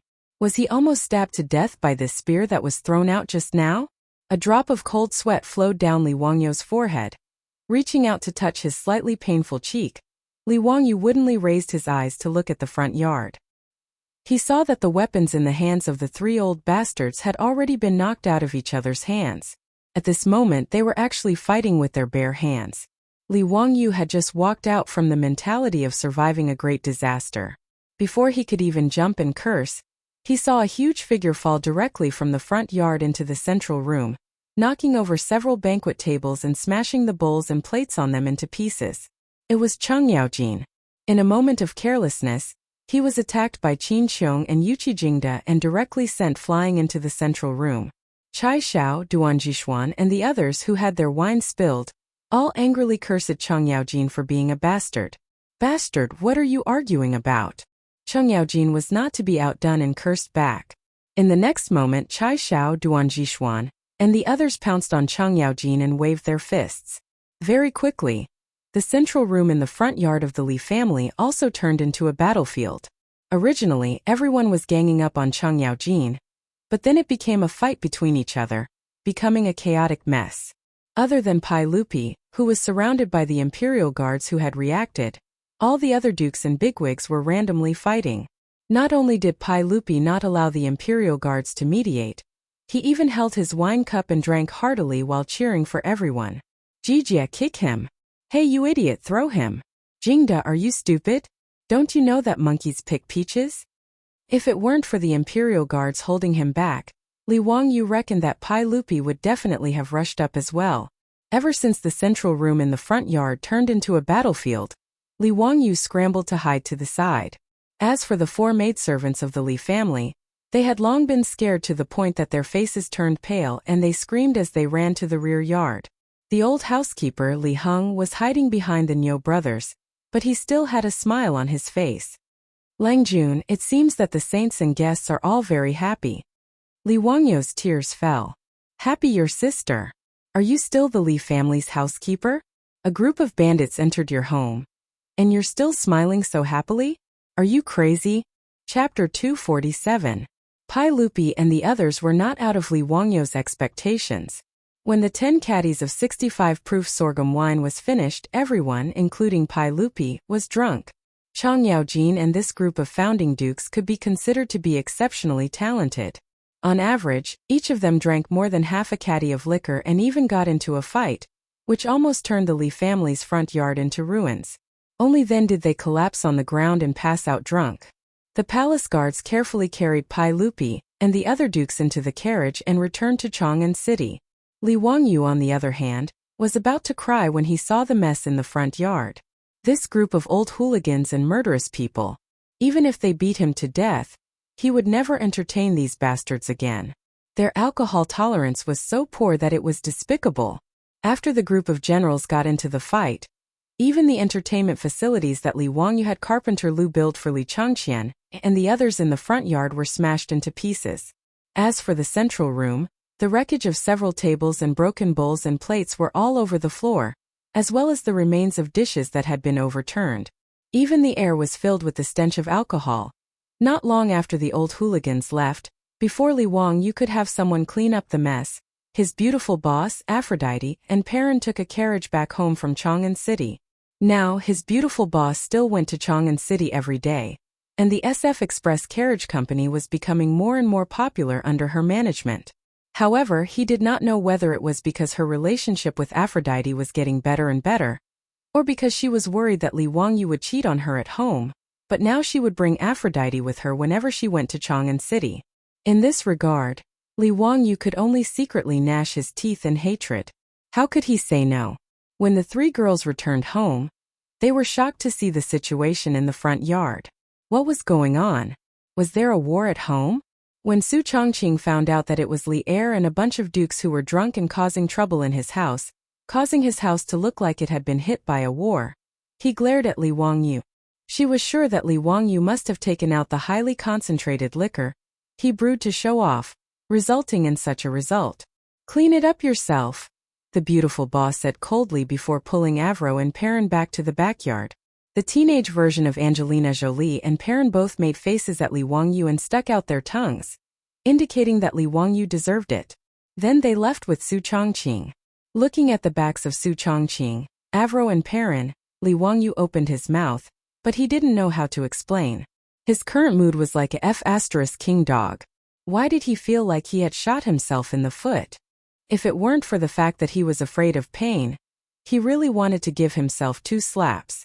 Why did he have to bring out the liquor for no reason? However, Li Wangyu also felt that he had been wronged. He only wanted to get Chang Yaojin and the others drunk to vent his anger. Who would have thought that these bastards would have such poor alcohol tolerance? They actually drank too much and resorted to martial arts. How immoral! Li Wangyu was furious. He turned around and raised his middle fingers in the direction of Chang'an City to show his disdain. After venting his grievances, Li Wangyu shook his head helplessly and began to call the old butler, Li Heng, and the maidservants to clean up the mess in the front yard. After cleaning up the front yard, Li Wangyu smiled apologetically and talked to Su Chongqing for a long time before the expression on her beautiful boss's face changed. However, what made Li Wangyu even more depressed was that the next morning, someone knocked on the door of his residence again. The fops were all shocked when they saw their father drunk like a pile of mud and sent back to the residence by the palace guards. It was the first time that Chang Chumo and the others had seen their father so drunk. After questioning the palace guards, they learned that their father had gotten drunk at the house of Huxian Man, Li Wangyu. According to the guards, Huxian Man had brewed a kind of liquor called burning knife. It was as clear as water but as sweet as fire.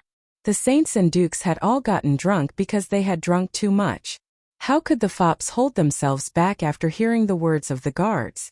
If it weren't for the fact that it was late and the evening drum of Chang'an City had already sounded, they would have rushed to Dingzhou village overnight to taste the burning knife wine. Early this morning, when the gates of Chang'an City had just opened, the fops couldn't wait to ride their horses to Dingzhou village. When Li Wangyu heard the report from the old housekeeper Li Heng, his head was about to explode. He didn't need to think to know why these fops were here. Was everyone in the Tang dynasty a drunkard? Helpless, Li Wangyu changed his clothes and came out to meet the guests. He bowed to the fops and said, "Brothers, what brings you to my residence so early in the morning? Zio, tell me honestly, how do we treat you?" Chang Chumo asked in a low, muffled voice.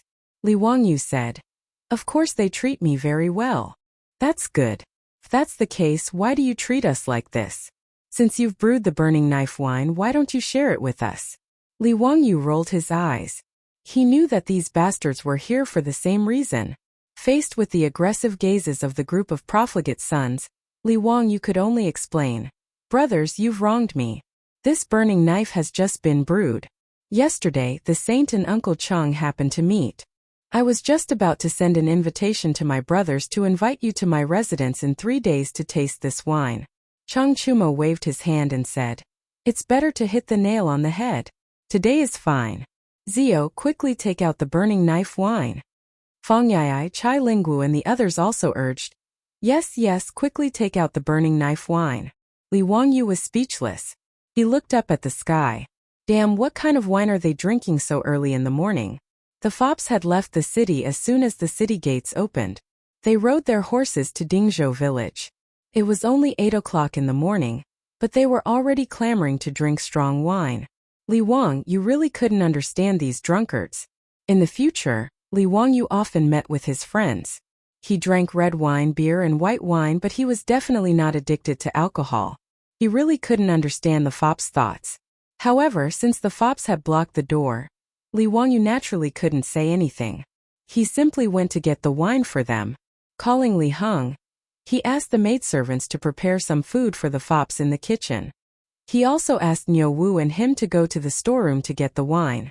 It was still 65% Kaoyong wine, and it was still 20 caddies of wine. Li Wangyu also threw caution to the wind. Since things had already come to this, he might as well let the fops drink and let them drink until they died. Thus, yesterday reappeared. It was incomparably melancholy. Apart from the fops' fighting strength not being as frightening as the old ruffians, the events of yesterday's Lai Hot were almost replayed. Li Wangyu expressed that he was very calm, and it'll be fine once you get used to it. However, he still wanted to chop these bastards to death. Chapter 248. Li Wang, you didn't even bother to look at the drunken debauches in the central room and the mess on the ground. After instructing Li Heng to clean up the mess, he went back to the backyard to sleep. When he woke up, he found that the group of debauches was already gone. The debauches woke up with a splitting headache and no longer had the mood to ask Li Wangyu for wine. Instead, they climbed onto their horses and went back to Chang'an City. After the debauches left, Li Wangyu let out a long breath. Looking at the smashed tables in his house, he turned around and instructed Li Heng to find Carpenter Lu. He asked Carpenter Lu to use a piece of wood as thick as a bowl to make a sturdy table.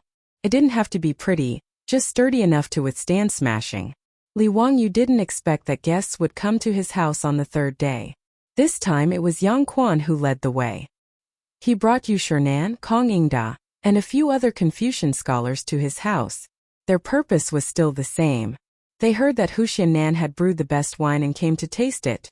Yu Shernan, Kong Ingda, and the other Confucian scholars' alcohol tolerance was much better. At least they didn't smash the central room. Only recently they started to sing loudly, "Hey, hey, hey," disturbing the people. On the 4th day, Fang Xianling, Du Ruhui, and Zhang Sunwuji came on the 5th day. Ma Zhou and Yin Liban came on the 6th day. On the 7th day, for the entire 10 days, Li Wangyu's house was filled with guests. They all came for the same purpose, the burning knife wine. Li Wangyu was already completely numb. When he saw guests, he didn't waste any time. He just ordered the wine and drank until they were drunk. It wasn't until Li Changqian and Li Tai came to Li Wangyu's house to learn and ask for wine that Li Wangyu was finally enraged. He took a golden ruler and chased after the two of them for a long time. It was fine if he couldn't afford to offend the others, but these two also came to join in the fun. It was a good opportunity for Li Wangyu to vent his anger. 2 little brats also wanted to drink. This was simply going against the heavens. After the county magistrate's mansion was bustling with noise and excitement, Li Wangyu's sorghum wine was completely consumed. Only then did the guests finally stop in their tracks. It was beyond Li Wangyu's expectation that liquor was so popular among the nobles of the Tang dynasty. Although he knew that the Tang dynasty had good wine, he didn't expect that they would go so crazy just for a sip of good wine. After discussing with his beautiful boss, they decided that they had to speed up the progress of the brewery. Otherwise Pai Lupi, Chang Yaojin, and the others would have too much resentment for not being able to drink good wine. Pai Lupi was just short of sending the imperial army to snatch the wine. How terrifying! After drinking a high concentration of white wine, it was really terrible to let them drink that turbid and sour wine again. The beautiful superior went to the Taiji palace and requested an audience with Empress Zhongsun. The two women quickly discussed the opening of the winery. Empress Zhongsun invested 5,000 strings of copper and took 40% of the winery, while the county magistrate took 60%. Empress Zhongsun only sent people to manage the accounts, and the Li family was responsible for everything else. In this regard, Li Wangyu and Su Chongqing naturally had no objections and immediately nodded in agreement. The location of the winery was chosen near Dingzhou village. In addition to the convenience, the most important reason was that the water here was good. The mountain spring water that flowed endlessly from the Qinling Mountains was sweet and refreshing. This was a pure natural and pollution-free spring that couldn't be drunk in the future. Couldn't be better to use it to make wine. Good water must be used to make wine. According to the Book of Rites, if you are a great chieftain, the rice must be gathered, the rice must be plowed, the rice must be plowed, the rice must be plowed, the rice must be plowed, the water must be clean, the spring must be fragrant, the pottery must be good, and the fire must be plowed. The spring must be fragrant. This was the requirement for the water used to make wine. When Li Wangyu traveled in the future, he also tasted the spring water of several famous springs. But in his opinion, the spring water of those famous springs in the future couldn't compare to the sweetness of the spring water in the Qinling Mountains. Because the smell of distillers' grains in the winery was particularly pungent, Li Wangyu chose a location far away from the village. He chose a flat valley below Shouyang Mountain as the location of the winery. And the anxious Pai Lupi actually used his official position for personal gain and directly sent craftsmen from the Ministry of Works to Dingzhou village to build a winery for Li Wangyu for free. This saved Li Wangyu a lot of money. It would be a waste not to take advantage of the imperial family. Li Wangyu accepted this benefit with a clear conscience. The winery was different from his manner. The construction speed was very fast. Brewing, fermentation, distillation, blending, canning, storage. Li Wangyu directly enlarged the winery of his third uncle's family. He drew out the blueprints and had the craftsmen from the Ministry of Works build according to the blueprints. After a month, the Burning Knife Winery was built with the efforts of the craftsmen from the Ministry of Works. After Li Wangyu bought a large amount of sorghum and other grains from his enemies, he officially started to brew wine. In order to keep it a secret, the craftsmen in the winery were all slaves that Li Wangyu bought from the west city of Chang'an. The longer Li Wangyu stayed in the Tang dynasty, the more he lost his sense of justice and morality. Li Wangyu couldn't bear to see the slaves in his family being sold by Yang Quan, so he took responsibility for the debt and released the slaves in his family. But now, in order to keep the winery a secret, he actually spent money to buy slaves. For this reason, his beautiful boss laughed at him, but also acquiesced to his practice. In the Tang dynasty, where there was no intellectual property protection, this was the only way to keep the winery a secret. When the first batch of Burning Knife wine was brewed and shipped to Chang'an for sale, it immediately attracted the attention of all the influential people in Chang'an. For a time, the wine in Chang'an was expensive. But this was a story for later, so let's not talk about it for now. On that day, Li Wangyu took the ferrule and chased after Li Changqian and Li Tai, who wanted to drink the wine for a long time. After a few days of venting his anger, he finally let them go. This time, when the three little ones came to Dingzhou village, Li Wangyu planned to let them have more contact with children of the same age, so that they wouldn't be raised in the palace all year round and develop problems. Li Wangyu remembered that he had read a document in the future, which said that if children couldn't play freely in their childhood, they might be unhappy when they grew up. So Li Wangyu wanted to correct the tragedy of Li Changqian and Li Tai in the future, and create a happy childhood for them. In his opinion, it was necessary to create a happy childhood for them. Children of 8 or 9 years old, learning everything from the old masters in the palace every day, and being surrounded by the servants and eunuchs who were physically disabled, it would be strange if they didn't have psychological depression. Li Wangyu felt that most of the tragedies in the imperial family were due to childhood depression, which caused the children to become mentally deformed. Teacher, what are we learning today? Ever since Li Tai mastered Arabic numerals, he became more interested in mathematics. He also had a direct understanding of Li Wangyu's ability. In addition, the temptation of the Li family's fun and delicious food, made it very natural for Li Tai to call him teacher. Li Wangyu shook his head. We're not learning anything today, we're going out to play. Li Changqian and Li Tai looked at each other suspiciously, their eyes full of astonishment. But when the little Chang'an girl heard that they were going out to play, she cheered and jumped for joy. Li Wangyu didn't care about the three little ones' reactions. He ordered the palace guards to stay away from them and not follow them so closely. Then, he leisurely led the three little ones out of the door. Chapter 249. In Dingzhou village, the spring plowing had long been completed. As for the villagers, those who could work, most of them had already gone to work as drivers for the Shunfeng Express Carriage Company. During the day, most of the villagers only had women and children at home. Those half-grown children would play all over the village. Li Wang, you didn't spend much effort to find a group of naughty children in the village. He brought them to the grain sunning field and said that he wanted to teach them how to play games. Naturally, none of the naughty children dared to disobey Lord Ju's words. They all obediently followed behind Li Wangyu. Li Changqian and Li Tai looked at the group of dirty children with tattered clothes behind them, and their expressions of disdain were clearly expressed. Actually, the families in Dingzhou village didn't lack copper coins to buy clothes made from a few feet of coarse cloth. However, the naughty children in the village jumped up and down every day, rolling all over the ground. If they weren't climbing trees, they were fishing in the river. No matter how good their clothes were, they were no different from beggars at the end of the day. Therefore, the villagers couldn't be bothered to make new clothes for the naughty children and let them do as they pleased. Li Wangyu glanced indifferently at the two little ones whose faces were filled with disdain, but didn't say anything. He gathered the naughty children in the village together and began to explain the rules of the new game to them. Li Wangyu had prepared quite a few games such as eagle catches chicks, cockfighting, jumping goat, wooden man. When Li Wangyu explained the rules of the game to the children in the village, the three little ones listened very seriously.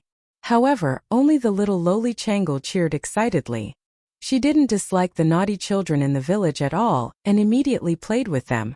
As for Li Changqian and Li Tai, their faces were proud and aloof. They were like little adults, coldly watching from the sidelines with their hands behind their backs. Li Wang, you didn't pay attention to the two naughty children and led the group of children to play by themselves. This group of naughty children in Dingzhou village had never played these modern games before. After hearing Li Wangyu explain the rules, they were abnormally excited and threw themselves into the game. The grain sunning field instantly became a sea of joy, filled with the laughter of the children. Led by Li Wangyu, the naughty children in the village were about to go crazy. Even Chang'an, the little girl, was the same. She kept screaming excitedly. The imperial guards who had been chased away by Li Wangyu all had worried looks on their faces. Although Pai Lupi had already instructed them to listen to Hu Xiannan's orders when they arrived at Dingzhou village. But if the eldest princess was accidentally injured while playing, they were afraid that they would be implicated. Fortunately, Crown Prince Li Changqian and King Yu Li Tai did not participate in the game, allowing the imperial guard leader to relax a little. In his opinion, although the Crown Prince and King Yu were young, they would never play with this group of dirty children. Then there would be no danger of injury. As for the eldest princess, she could only resign herself to fate. Actually, he didn't notice that as the game on the grain sunning field progressed, Li Changqian and Li Tai, who had been standing to the side with faces full of indifference, didn't even blink as they stared fixedly at the people playing the game. At this moment, Li Wangyu was leading a group of naughty children to play Eagle Catches Chicks. He personally entered the game and acted as the eagle. The little girl, Chang'an, was designated as the hen by him. She was trying her best to open her arms and block Li Wangyu's attacks. After Li Wangyu caught another chicken, Li Changqian couldn't hold back anymore. He jumped up and shouted, "Chang'an, you're so stupid. Hurry up and stop the teacher. Turn left and run." Li Tai also had an empathetic appearance. He didn't care about his own chubby body and shouted at the top of his voice, "Little sister, why are you running so slowly? You're pissing me off." Li Wangyu didn't find Li Changqian and Li Tai's reactions strange at all. When he was young, his grandfather was strict and rarely gave him pocket money. At that time, he often went to the game room after school to watch the other children play games. The people who watched from the side usually shouted louder than the children sitting in front of the game room. Each of them had an appearance of pointing at the world, as if they couldn't wait to push others away and sit in their place. Therefore, Li Changqian and Li Tai, these two naughty children, wanted to pretend to be profound in front of him. They were simply asking for a snub. These were all the tricks he played in the past. As a result, the hearts of the imperial guards, who were originally calm, began to beat violently. His Highness the Crown Prince and His Highness the King of You were actually playing with that group of dirty farmers. The resentment the imperial guards had towards Li Wangyu was about to materialize. This county boy was too bold. He actually let the Crown Prince of the Tang dynasty play with this group of bumpkin children. If something happened to him, who could bear the responsibility? When Li Wangyu began to teach the naughty children how to play cockfighting, the imperial guard leader's heart almost jumped out of his throat. Damn it, that bumpkin actually dared to use his dirty leg to bump into the Crown Prince. Mother, I can't live anymore. His Highness the King of You was actually knocked down. At that moment, the imperial guard leader almost stopped breathing. He really wanted to rush up and grab all of these rebellious naughty children and give them a heavy beating. However, when he thought of Pai Lupi's orders and Li Wangyu's threatening glances from time to time, the imperial guard leader could only grit his teeth and endure. He swore that when he returned to Chang'an City, he would find a door and use his connections. Even if he had to spend money, he would be transferred to another place. He was determined not to be the imperial guard leader anymore. If he was scared like this every day, he was sure that he wouldn't live past 40 years old. On the grain-drying field, Li Changqian and Li Tai, who were already having fun, didn't care about the royal etiquette, the identity of the crown prince, or whether their clothes were dirty or not. The two of them followed the naughty children of Dingzhou village, running and screaming on the grain-drying field. The gloomy expression on Li Changqian and Li Tai's faces had long since disappeared. It was replaced by the bright smiles that children should have. Li Wangyu played with the naughty children for a while, and was also covered in sweat. He walked to the side to rest. At the same time, he waved at the imperial guard who had been nervously watching from afar. The imperial guard leader immediately rushed over. Wuxia Nan, what orders do you have? Are you going to stop the crown prince and His Highness the King of You? Li Wangyu looked at him strangely and shook his head. Send someone back to my residence and send some cold drinks and food. Remember to send more, all of the children must have some. The imperial guard leader became even more depressed. Not only did he not stop the crown prince from playing such a dangerous game, but he also made him run errands and send food and drinks to the naughty children of the field. Uncle can endure, but aunt can't. The imperial guard leader, who couldn't bear it anymore, punched his left chest and stood up. Yes, Wuxia Nan, wait a moment. I'll go immediately. He ran back like a wisp of smoke, called for his subordinates, and ran in the direction of the Li family. He was just the imperial guard leader. In the face of Pai Lupi's orders, Baron Wuxia Nan couldn't ignore them. He couldn't bear it anymore. He still had to bear it. The imperial guard leader felt wronged, but he didn't say anything. Chapter 250.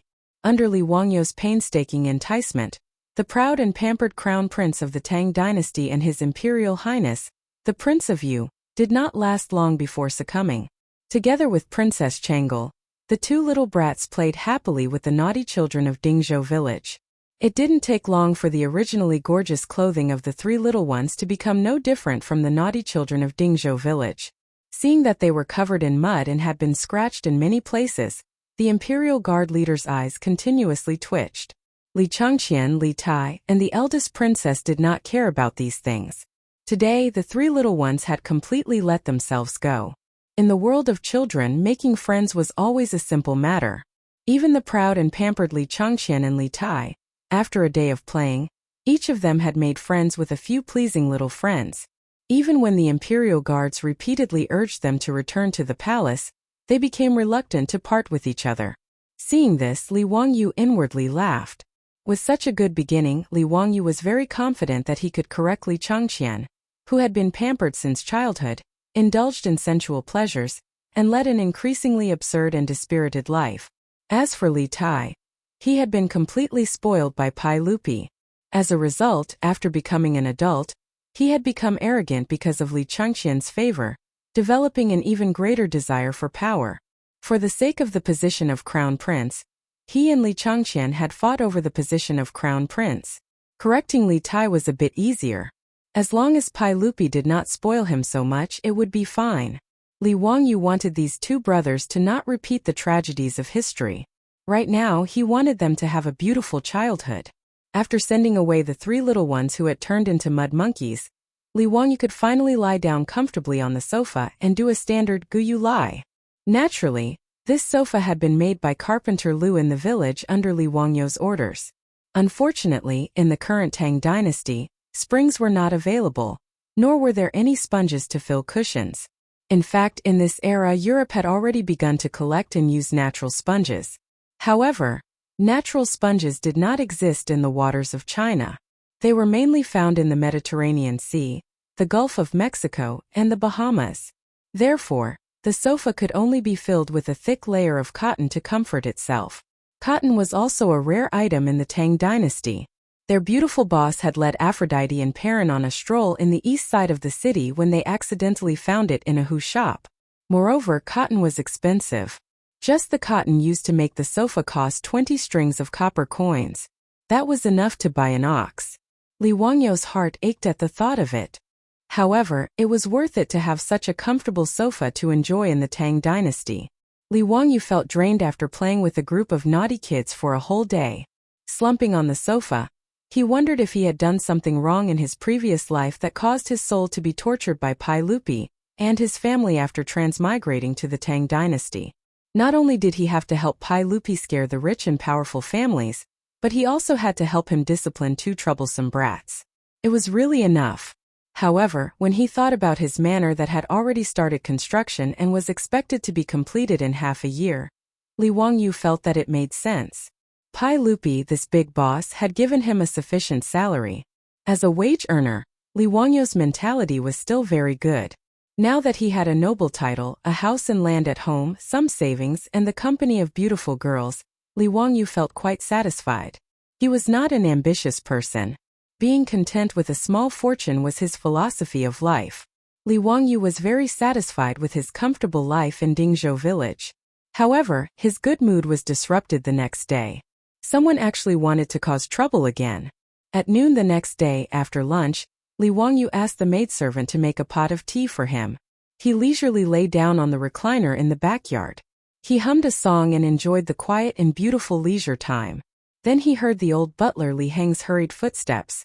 Lang Jun, Ma Zhou and Yin Libin are here. They have urgent matters to discuss with you. Li Wangyu turned his head in confusion. Counting the days, today was not the day off. Shouldn't Ma Zhou and Yin Libin be at work? Why did they come to Dingzhou village? Invite them in. Anyway, they were not outsiders and his beautiful superiors were not here. Li Wangyu was too lazy to be polite and did not want to get up from the recliner. He simply asked Li Heng to invite Ma Zhou and Yin Libin to the backyard. Ma Zhou and Yin Libin followed Li Heng to the backyard. Their faces were full of indignation, which made Li Wangyu feel strange. What was going on? Teacher, you still have the mood to drink tea leisurely. Do you know that the city of Chang'an is full of rumors about you? Seeing Li Wangyu's tired look, Ma Zhou shouted first. Li Wangyu was stunned. Why would there be rumors about him in Chang'an city all of a sudden? He had not been to Chang'an for a long time since he was appointed to the imperial court. Who had he offended while staying in Dingzhou village? However, Li Wangyu did not take it seriously. It was just rumors. It was not a big deal. He asked his two disciples to sit down and poured tea for them. Then he asked, King Bin, tell me slowly. What rumors about me are there in Chang'an? Ma Zhou picked up the teacup and drank a mouthful of tea. He said angrily, now in Chang'an there are rumors in the big and small markets that you are a sycophant and lucky minister. You are just relying on the sage's favor to do whatever you want. You have no virtue, no ability, and no talent. It is ridiculous for you to be the crown prince's teacher when you are not even 20 years old. Li Wangyu heard this and was slightly stunned. He was not willing to agree to Pai Lupi's request because he was worried about being scolded. Didn't Yu Shernan say that the great scholars in the imperial court liked him? They did not object to him being the crown prince's teacher. A few days ago, Yu Shernan, Kong Yingda, and the other great scholars came to the mansion to taste the fine wine. He did not hear them mention that the scholars were dissatisfied with him. What kind of trouble was this? Yen Liban said. If it was just rumors in the marketplace, it would be fine. But today, the scholars in the Imperial College also made a scene. Many of them even ran to the Taiji Palace, saying that they wanted to complain about you. Li Wangyu was speechless. How hateful was he? What do they want to complain about? Those disgraceful students, I don't know who bewitched them. They said that you have no talent, no virtue, and are not fit to be the crown prince's teacher. They also said that you flattered the saint, which was why you were conferred the title of Baron of Hu County, and that you are a sycophantic official. They even said that you are a lucky official, Yixing, who sits in the northeast of the imperial capital and attends to the crown prince. Ma Zhou angrily agreed. In the end, it was Chancellor Kong of the Imperial College who came out and reprimanded these scholars and chased them away. This can be considered as temporarily restraining them. Teacher, you have to think of a way. You can't let these people harm you. Nanny, the students of the Imperial College wanted to make a scene just to target him? Even if Li Wangyu was an idiot in politics, he could smell the thick scent of a conspiracy from this matter. It would be strange if there was no one behind this instigation. However, he was also puzzled. Who would spend so much effort to target him? A small county official who founded the country. What good would it do? Damn it, this was really a case of a person sitting at home, but trouble came from the sky. Chapter 251. Li Wangyu did not know that he was actually taking the blame for Pai Lupi again. He helped Pai Lupi to organize the heavenly grand ritual, the saint's divine manifestation at the Shuowang imperial consultation, which made a series of arrangements of the aristocratic families useless. Not only did the aristocratic families fail to use the plague of locusts to attack Pai Lupi's reputation and gain more power, but because of the Tao Zu's divine manifestation, Pai Lupi showed more of his imperial power. Now in the imperial court, even if the aristocratic family still accounted for half of the officials and had great power in local areas, but they were suppressed by Pai Lupi everywhere and were in a difficult situation. There was no such thing as an impenetrable wall in the world. The Taiji Palace seemed to be strictly guarded, but in fact there was no secret to the aristocratic families. Without much effort, they found out from the palace that it was Li Wangyu, the little county man who founded the country, who gave advice to Pai Lupi and made their painstaking plan useless. Although they also believed that it was the Tao Zu who showed his divine power, they were more jealous of Li Wangyu, who came up with the bad idea of organizing the heavenly grand ritual. In fact, this matter was originally proposed by Ma Zhou, and Li Wangyu took the blame for his disciple. He took the blame for Ma Zhou and Pai Lupi. Li Wangyu was simply the scapegoat hero. Therefore, the aristocratic families such as the Zheng family of Xingyang and the Wang clan of Taiyuan regarded Li Wangyu as a thorn in their side. However, Li Wangyu was only appointed as the county man who founded the country. He did not enter the imperial court to hold an official position, so there was no evidence for them to use against him. However, this 16-year-old county man who founded the country was actually invited by Pai Lupi to be the crown prince and the king of Yu's army. This was beyond the aristocratic family's expectations, but it also gave them an excuse to attack Li Wangyu. The aristocratic family's usual tactic was to use their pen as a knife and use their influence in the scholarly circles to discredit others. Words hurt people more than swords and sabers. Even Pai Lupi, the emperor of the Tang dynasty, was put in a difficult position by the aristocratic families using such means. If it weren't for Li Wangyu's shenanigans, Pai Lupi probably wouldn't have had an easy time either.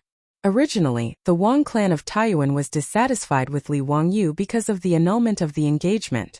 The Zheng clan of Xingyang was even more disgraced because of Zheng Kongbua. As for the Zheng clansman, Zheng Shangyi was demoted to the Yeting Palace, which made the Zheng clan of Xingyang hate Li Wangyu even more. Even if he couldn't touch Pai Lupi, he could still deal with a little boy from Huxian. Thus, under the manipulation of the aristocratic families, they used their usual methods to attack Li Wangyu. They asked people to spread rumors in the marketplace and then asked people to encourage students and scholars to make trouble in the Imperial College. These were all manipulated by the aristocratic families behind the scenes. Their purpose was to make Li Wangyu's reputation so bad that everyone wanted to beat him up. This move could not be said to be not vicious. If Li Wangyu's reputation was really bad, no matter how much Pai Lupi liked him and thought highly of him, he couldn't compete with the boiling public opinion. Public opinion could distort gold, and accumulation could destroy bones. Rumors were terrible. They could reverse right and wrong and put people to death. This was also the reason why Ma Zhou and Yan Libin hurried to Dingzhou village after the Imperial College students made trouble today. Li Wangyu was also stunned by the scene in Chang'an. This was the method of using public accounts and Weibo influencers to discredit their opponents in the entertainment circle of the future. He was originally quite calm, but because he was being smeared for no reason, he was also angered. Li Wangyu pretended to be calm and comforted his two students. He told them not to worry and that he had a plan. Ma Zhou and Yan Libin were worried that their little teacher would be at a disadvantage and wanted to say something, but they were stopped by Li Wangyu. After sending away Ma Zhou and Yan Libin, who came to report, Li Wangyu immediately jumped up from the recliner. Counterattack, this kind of thing must be counterattacked. Did they really think that he, Li Wangyu, was made of clay? If the tiger doesn't show its power, you think I'm Hello Kitty? He also vaguely guessed who was targeting him. It seemed that in the Tang dynasty, other than the Li clan of Hu County, he only had grudges with the Zhang clan of Xingyang and the Wang clan of Taiyuan. The Li clan of Hu County probably didn't have the ability to set up such a trap. Other than the 5 clans and 7 nobles, there was no one else who could incite the students of the Imperial College to make trouble. Thinking of this, Li Wangyu became more and more angry. The Wang clan of Taiyuan and the Zhang clan of Xingyang were really haunting him. He just stayed in Dingzhou village and lived in a remote place, but they still remembered him. They were really domineering and unscrupulous. Wang Ziqiao of the Wang clan of Taiyuan found the head of the county government, who had been working for 10,000 years, and wanted to frame him. He hadn't taken revenge yet, but now they attacked him. It was really hateful. The cynical man paced back and forth in the backyard, thinking about how to fight back. Since they said that Li Wangyu had no talent and no virtue, then he would show his talent to the world and make them blind. But how to show his talent was a bit troublesome. After thinking about it, Li Wangyu decided to ask for help. Niu Wu, go to the carriage shop in Chang'an City and find Su Changqing. I have something urgent to find her. For crisis public relations, well, it was reliable to ask the beautiful boss to give him advice. This was the specialty of the top students of the University of Pennsylvania. Li Wangyu didn't feel that there was anything embarrassing about asking a beautiful superior to give him advice. After Su Changqing hurriedly returned from Chang'an City, Li Wangyu pulled her into the study and closed the door. The two of them discussed in whispers for a long time. When the door of the study was opened again, Li Wangyu called Niu Wu again and told him a few words. Niu Wu nodded and rode to the county seat of Hu County. The next day, in the legislative hall of Taiji Palace, Pai Lupi was losing his temper. Yesterday, the students of the Imperial College made trouble, which made Pai Lupi aware that someone was targeting Li Wangyu. Before he could ask the 100 Horsemen Department to investigate the cause, the Imperial Censor had submitted a memorial to impeach Li Wangyu from Hu County. He was young and inexperienced, without talent or virtue, and was unfit to be the Crown Prince's tutor. Li Er had vented his anger in front of all the officials in the imperial court. It could be said that he had used his dignity as an emperor to temporarily suppress this matter. If Li Wangyu could guess who was targeting him, so could Pai Lupi. Other than those aristocratic families, no one else would dare to do such a discrediting method. Only the noble clans had such influence. Pai Lupi knew that Li Wangyu had probably taken the blame for him, causing the noble clans to hate him. That was why he was targeted like this. It was precisely because of this that Pai Lupi was so furious. His own nephew had taken the blame for him. How could Pai Lupi not be angry? What made Pai Lupi even angrier was that he still didn't know how to clear Li Wangyu's name. If he issued an edict to refute it, he was afraid that it would add fuel to the fire and confirm that Li Wangyu was a lucky subject. This feeling of having power but not being able to use it made Pai Lupi feel suffocated.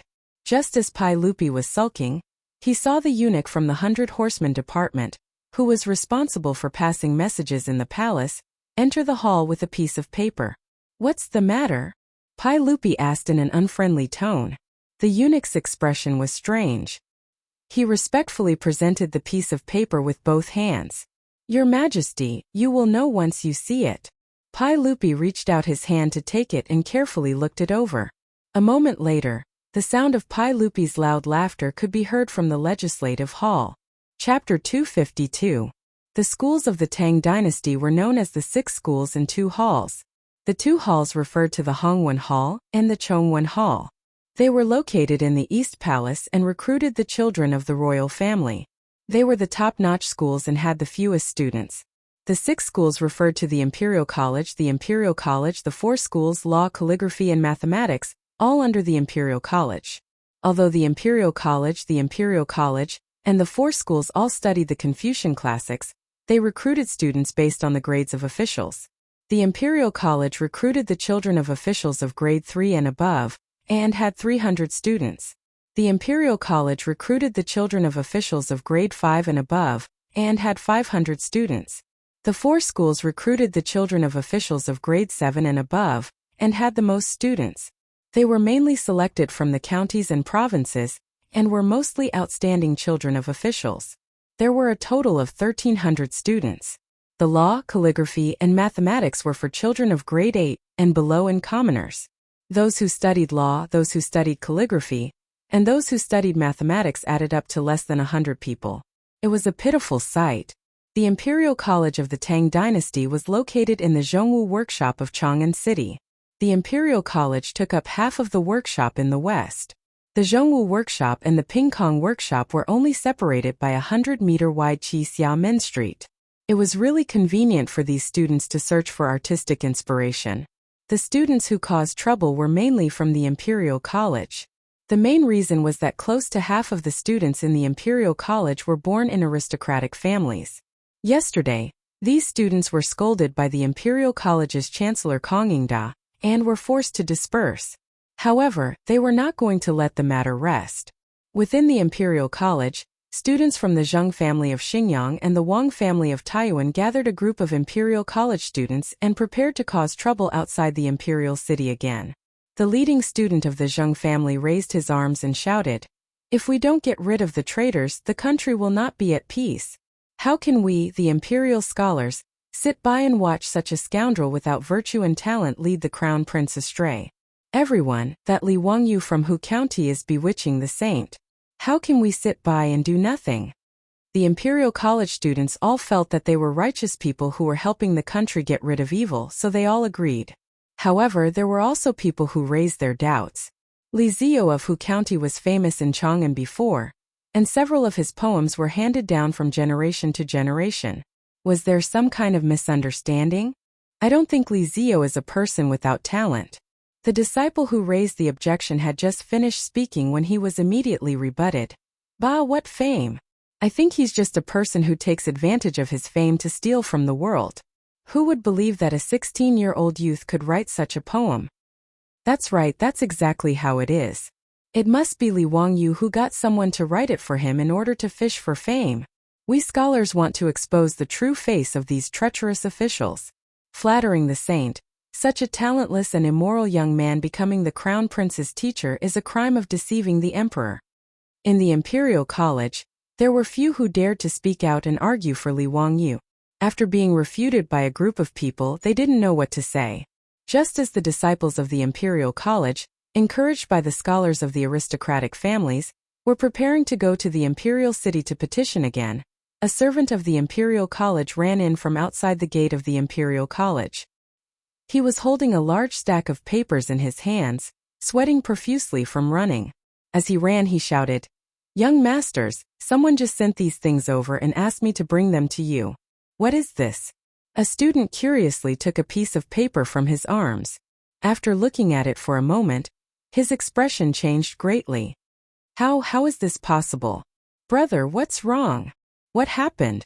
The student of the Imperial College couldn't help but look at the leaders of the Wang clan of Taiyuan and the Zheng family of Xinjiang. With a complicated expression, he replied, "Take a look for yourselves." Everyone curiously took the paper from the servant's hands and began to read it. After reading it, they couldn't help but gasp. This Li Zio is really hard to predict. These were all written by that young man from Hu County? It's really too shocking. Works passed down from generation to generation. All of them are works passed down from generation to generation. How could he create so many poems that can be passed down from generation to generation? Brother, did you notice that? It says here that it's the first issue. Does that mean there's a follow-up? Hiss, how is this possible? Could it be that this Li Wangyu is really a genius? Just by looking at these poems, it seems like we've wronged him. Everyone, did you notice this handwriting? It's so unique. The handwriting is thin and strong, yet it doesn't lose its meat. I've never seen this kind of handwriting before. All of the papers have the same handwriting. Could it be that Li Zio copied them himself? There's a description below. This handwriting was created by Li Zio from Hu County. It's called Thin Muscle Body. Li Zio was inspired to create this handwriting when he saw that the bamboo branches were thin but had strength of character. The words on it were all personally written by Li Zio and then printed. Printed? How could it be printed like this? Incredible, incredible. Not to mention Li Zio's poems. Just based on this handwriting, Li Zio's name will definitely go down in history. After the students of the Imperial College saw what the servant brought, they were all discussing it. Some were exaggerating the poem, some were discussing the calligraphy, and some were curious about how the paper was printed. Taiyuan Wang clan and Xingyang Zhang clan's leaders saw the huge reaction of the crowd and suddenly felt that something was wrong. They quickly separated the crowd and ran to the servant and grabbed the paper.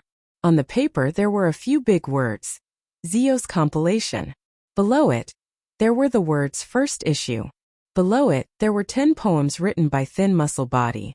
These 10 poems made Taiyuan Wang clan and Xingyang Zhang clan students palpitate more and more. Their faces slowly turned pale. These 10 poems, all of them were works that could be passed down from generation to generation. Any one of them, in their opinion, was enough to win the favor of the examiners in the spring imperial examinations. However, Li Wangyu directly printed these 10 poems as if they were free. He even asked someone to send them to the Imperial College to distribute. The students who did not manage to grab the paper were urging people to read it out loud. Immediately, there were people who did not care about the ugly faces of the aristocratic family's disciples and loudly recited. The first poem, Lime Song, hammered thousands of times deep into the mountains, burned by fire as if it were nothing. Not afraid of being crushed to death, to keep my innocence in the world. The meaning of this poem was that I was brave enough to sacrifice myself to maintain my loyalty and innocence. However, in the eyes of these aristocratic families, Li Wangyu was using this to mock them for their despicable actions. He, Li Wangyu, would rather keep his innocence in the world than wallow in the mire with them. Bastard. He actually wrote such a poem to scold them. If Li Wangyu was innocent, wouldn't that mean that the aristocratic families were all filthy? However, no matter what they thought, once the poem was recited, the Imperial College was full of cheers. Many students even looked at the aristocratic family's disciples with mischievous eyes. That student raised his voice and continued to recite the next poem. Dark Plum. My family washes the inkstone on the head of the tree, blooming flowers with a light ink mark. Don't want people to praise the good color, only leaving a clear air that fills the universe.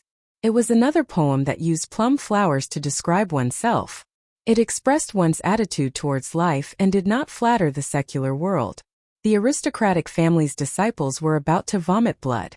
If Li Wangyu's clear air fills the universe, then what are we?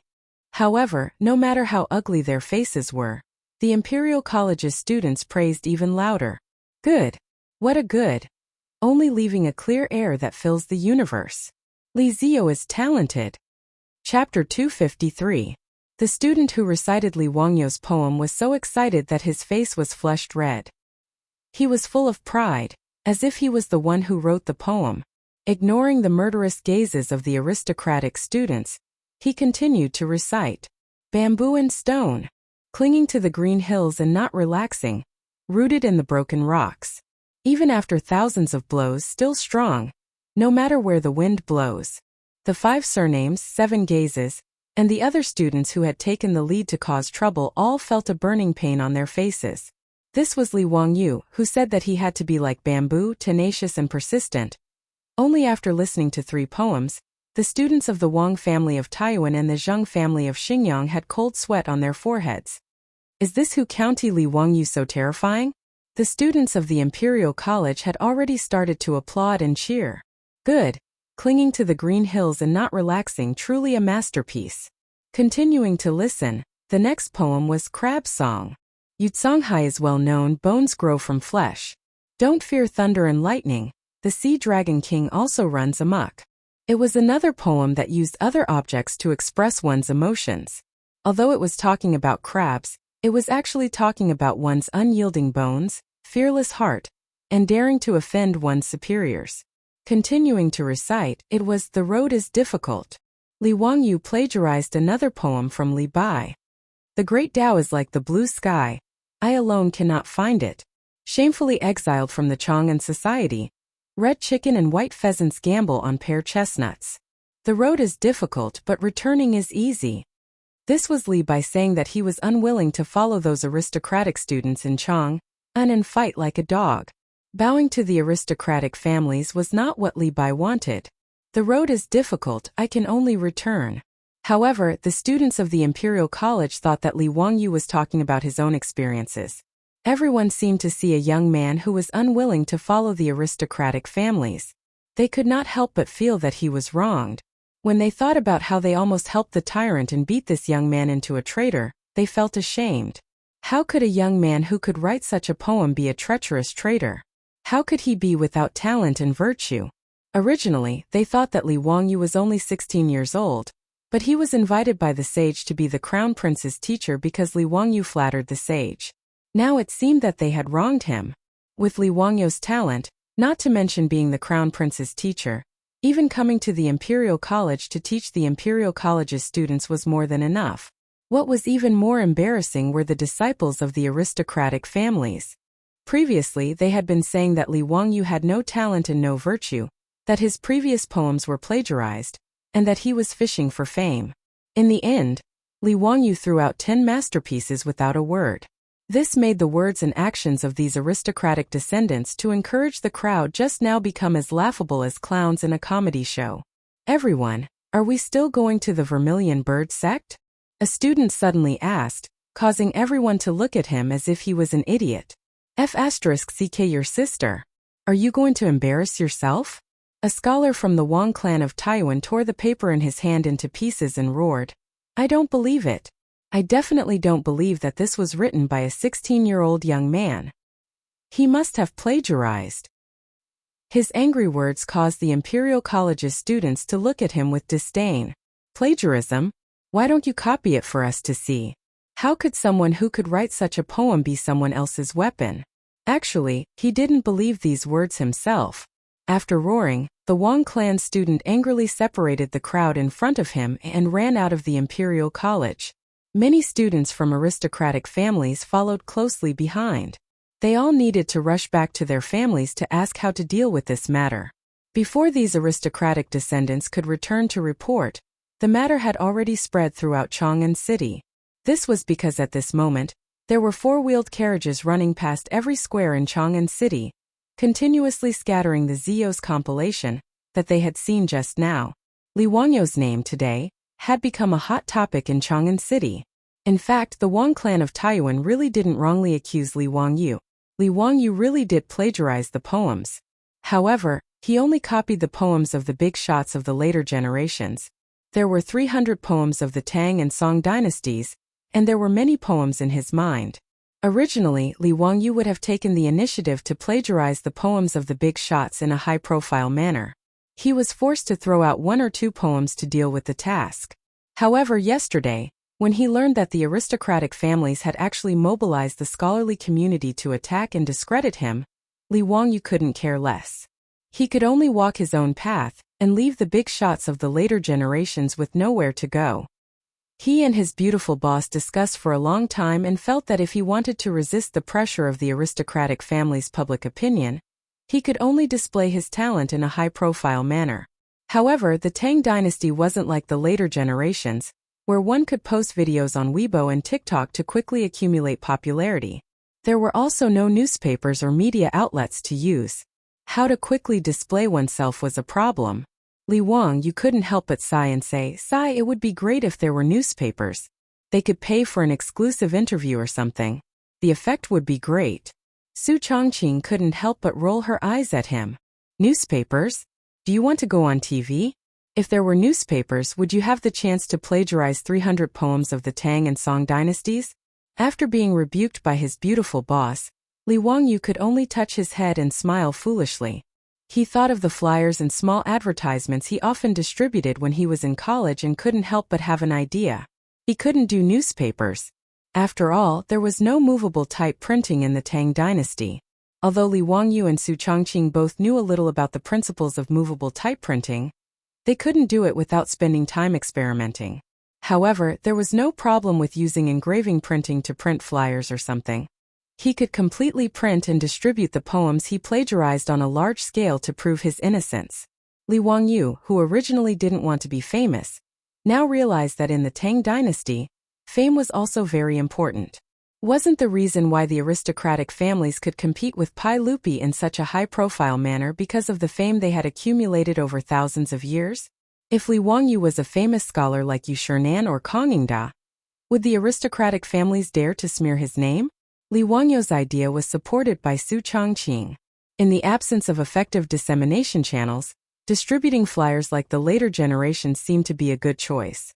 After the two discussed the details, they decided on the plan to spread their fame by distributing flyers. Li Wangyu immediately copied the poems and gave them to Niu Wu.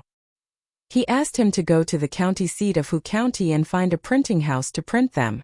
However, to Li Wangyu and Su Chongqing's surprise, Niu Wu went to the county seat of Hu County and quickly returned with a piece of bad news. The printing house in Hu County didn't have the ability to print Li Wangyu's flyers because no one had ever heard of engraving printing.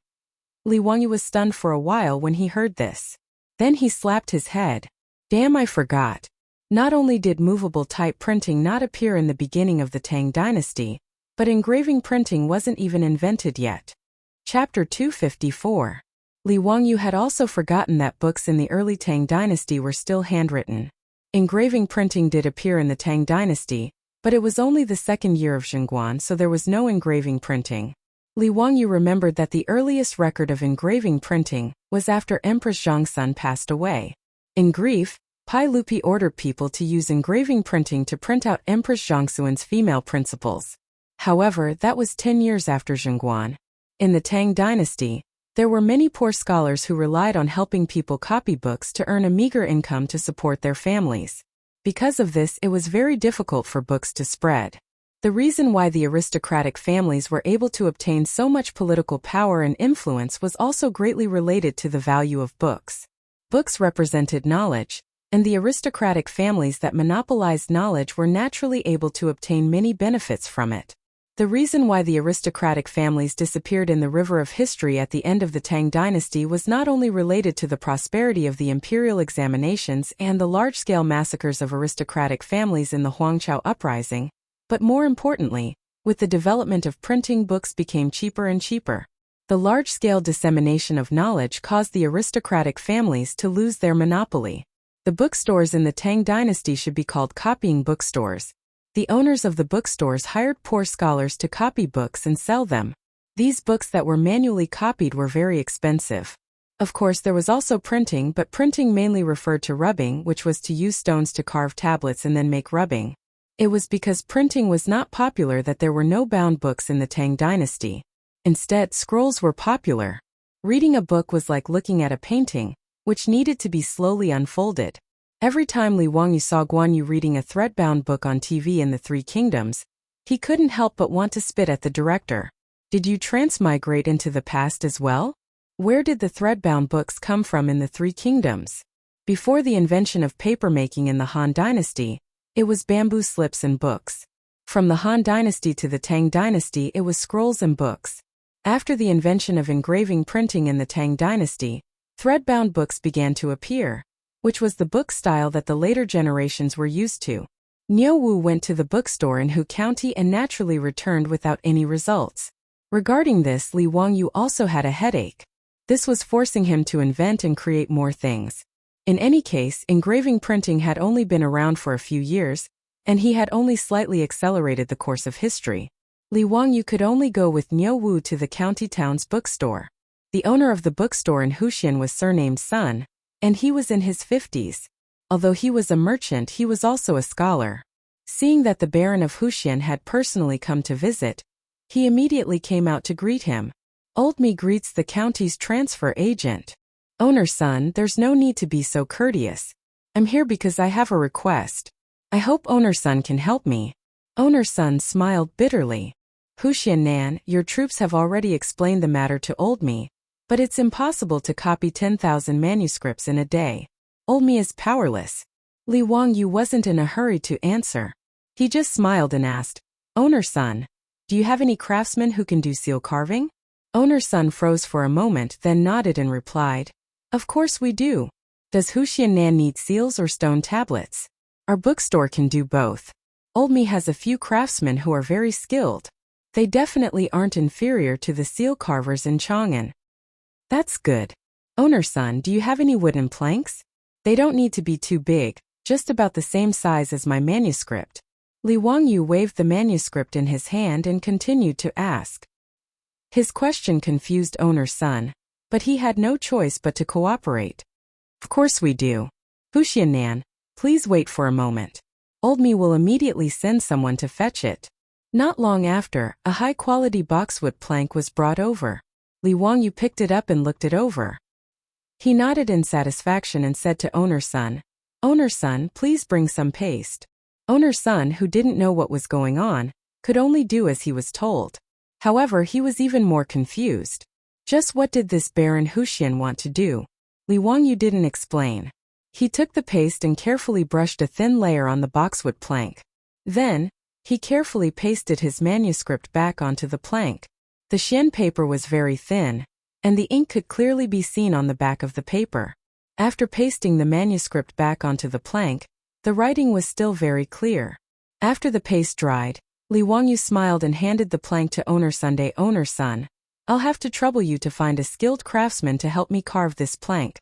The words on it need to be carved in yang. Yang carving meant that the words would protrude, while yin carving meant that the words would sink. When printing, yang carving meant black words on white paper, while yin carving meant white words on black paper.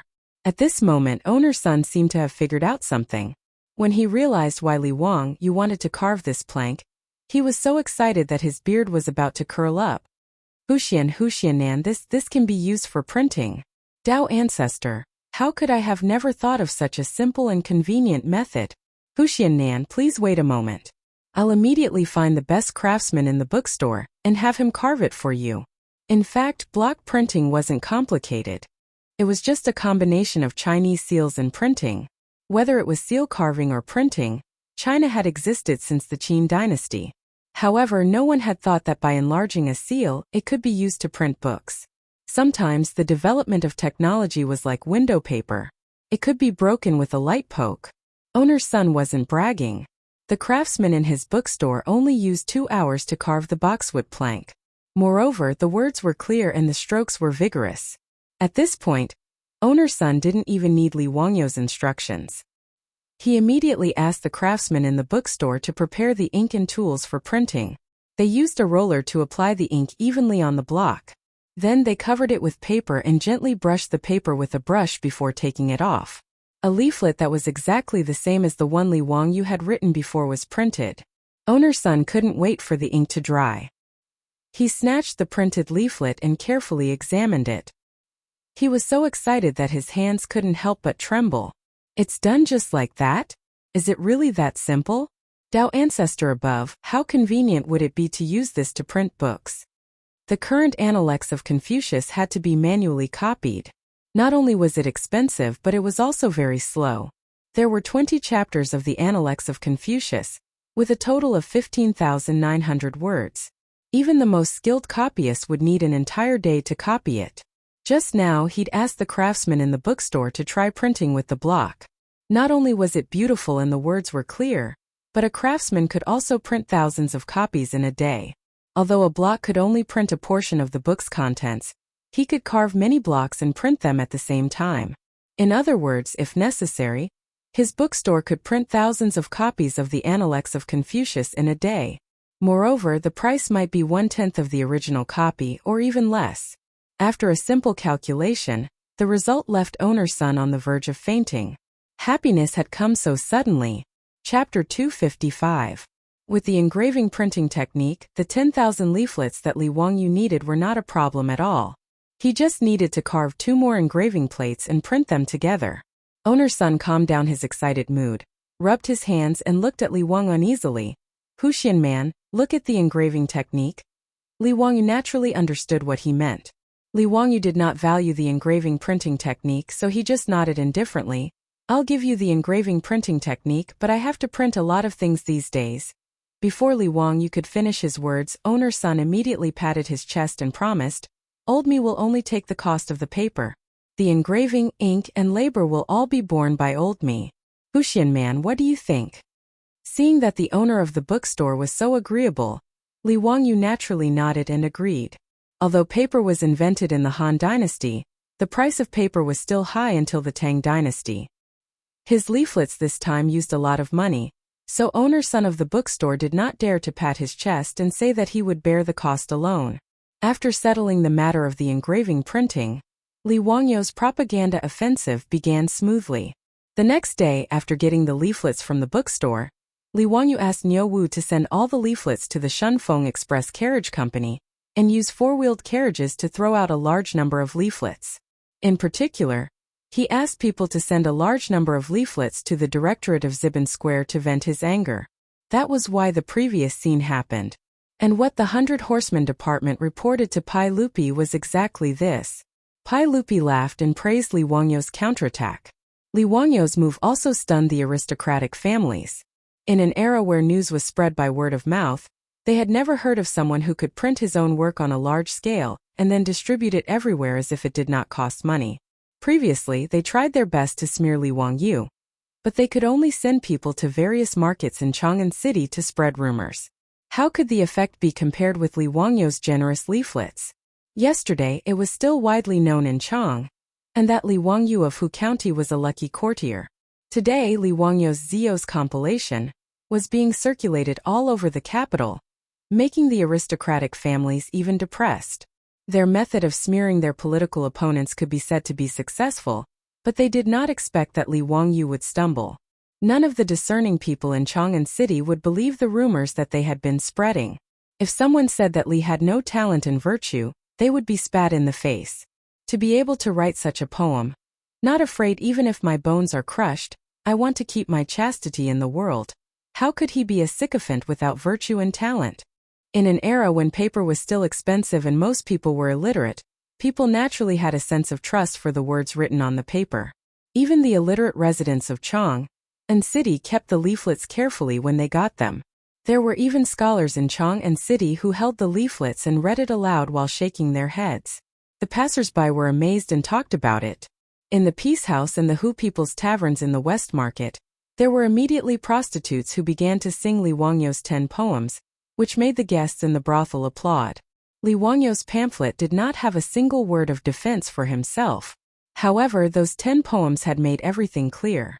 They had also silently slapped the faces of those aristocratic families with loud slaps. In just half a day, the atmosphere of public opinion in Chang'an City was turned around by Li Wangyu's leaflets. Even in the directorate of Ziban Square, no students were discussing whether Li Wangyu was a sycophant. Instead, they were discussing his poems with interest and whether there would be a second issue of Zio's compilation. On the other side of the daily court, Pai Lupi proudly asked the ministers in the hall with Li Wangyu's leaflets in his hand. My lords, yesterday there was an imperial censor that impeached a man from Wuxia County for being young and inexperienced, lacking talent and virtue. What do you think about this? Zhang Sunwuji, Fang Xianling, Du Ruhui, and the others were all smiling. They naturally knew that Li Wangyu had made such a big fuss. The imperial censor who impeached Li Wangyu yesterday was now blushing like a monkey's butt. The aristocratic families and ministers who agreed with him were also embarrassed and did not know how to answer Pai Lupi. No one says anything? Humph, Zhen has here a few poems written by Huxianen. Why don't you read them for everyone? Li Er handed the leaflet in his hand to the eunuch, indicating for him to read it for the officials. In the hall, the chamberlain read the poems loudly with a sharp voice. Zheng Shanghua, Zheng Yuanshou, and the others became more and more angry, but they could not do anything. They could only stay silent with a pale face. The imperial censor who impeached Li Wangyu Yu knelt on the ground and apologized profusely. Not to mention how proud Pai Lupi was in the court. Today, in Chang'an City, whether it was the brothel of Pingkong Square or the directorate of Wubin Square, there were people looking forward to see if Zio's compilation would be distributed today. Li Wangyu naturally would not let them down. In the expectation of everyone, the four-wheeled carriage of SF Express set out again and distributed Zio's compilation to everywhere in Chang'an City. Another 10 poems that had been passed down for generations. On the third day, there were still 10 poems. On the fourth day, there were no more poems on the paper. Instead, there were 2 essays, Love of Lotus and Epigraph of My Shack. Love of Lotus grows from the mud but is not stained. Clear ripples but is not evil. Straight from the middle, neither creeping nor branching. Fragrance is far and clear. Beautiful plants can be seen from afar but not touched. As soon as the 2 essays were published, there was another frenzy in Chang'an City. The aristocratic families completely shut their mouths. They could not afford to offend this young man. Even the young ladies in their boudoirs were all holding a copy of Ziyu's compilation in their hands and reading it out loud. It was unknown how many young ladies from noble families were infatuated with the 16-year-old young man of the Li family, just because of these few poems and anthologies. There were even clever peddlers who collected Zio's compilation all over Chang'an City and prepared to bind it to sell. The business was unexpectedly good. As for the scholars in Chang'an City, some of them were envious of Li Wangyu, some of them were disdainful of him.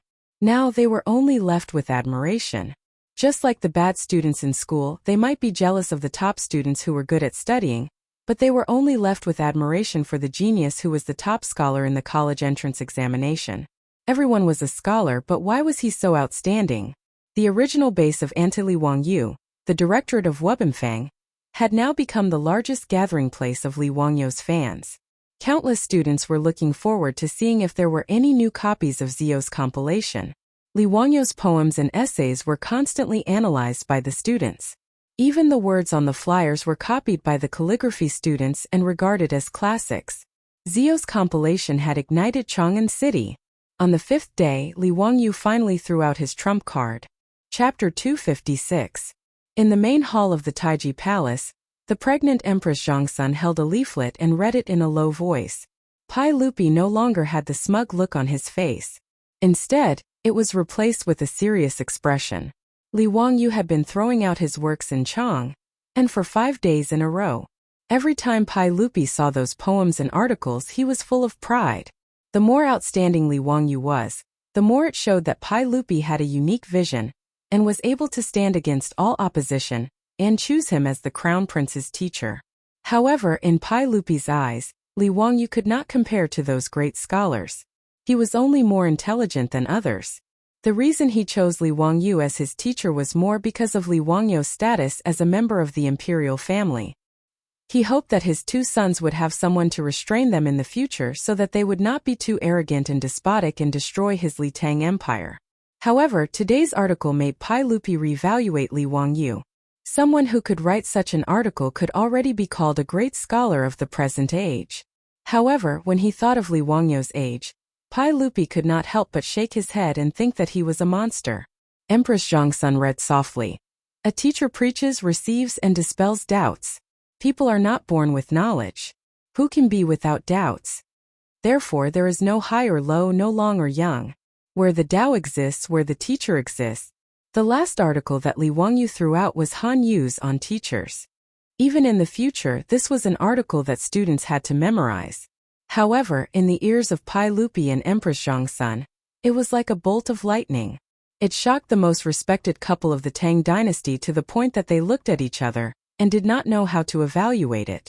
After reading the article, Empress Zhongsun let out a long breath and said leisurely, Erlang Zio is a great talent. You have chosen a good teacher for Chang'an and Qingke.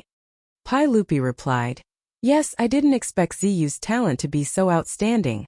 Haha, Maid Guanyin, you didn't see the expressions of those aristocratic family officials in the main hall today. They looked as if their fathers had died. How delightful! However, Empress Zhongsun's beautiful eyes flickered. Erlang, Chang'an, Qingke, and Chang'an only go to Ziyu Manor to study for 2 days every 10 days. Isn't that too little? Pai Lupi paused for a moment before nodding his head. That's right, but it's too little. As the teacher of Chang'an and the others, how could Ziyu be so irresponsible? I think it would be best to visit Ziyu's residence every other day. I'm just afraid that Ziyu won't be willing. How dare he? Second young master, why don't we do this? In Lijiang Hall, the male and female lowered their voices and began to discuss. Far away in Dingzhou village, Li Wangyu couldn't help but sneeze a few times. His beautiful boss couldn't help but look at him with worried eyes. Wangyu, be careful not to catch a cold. It's fine. Someone must be saying bad things about me. Haha, who knows how those aristocratic families are cursing me behind my back. Li Wangyu smiled proudly. His beautiful boss rolled her eyes at him. Are you proud now? You plagiarized so many poems and essays.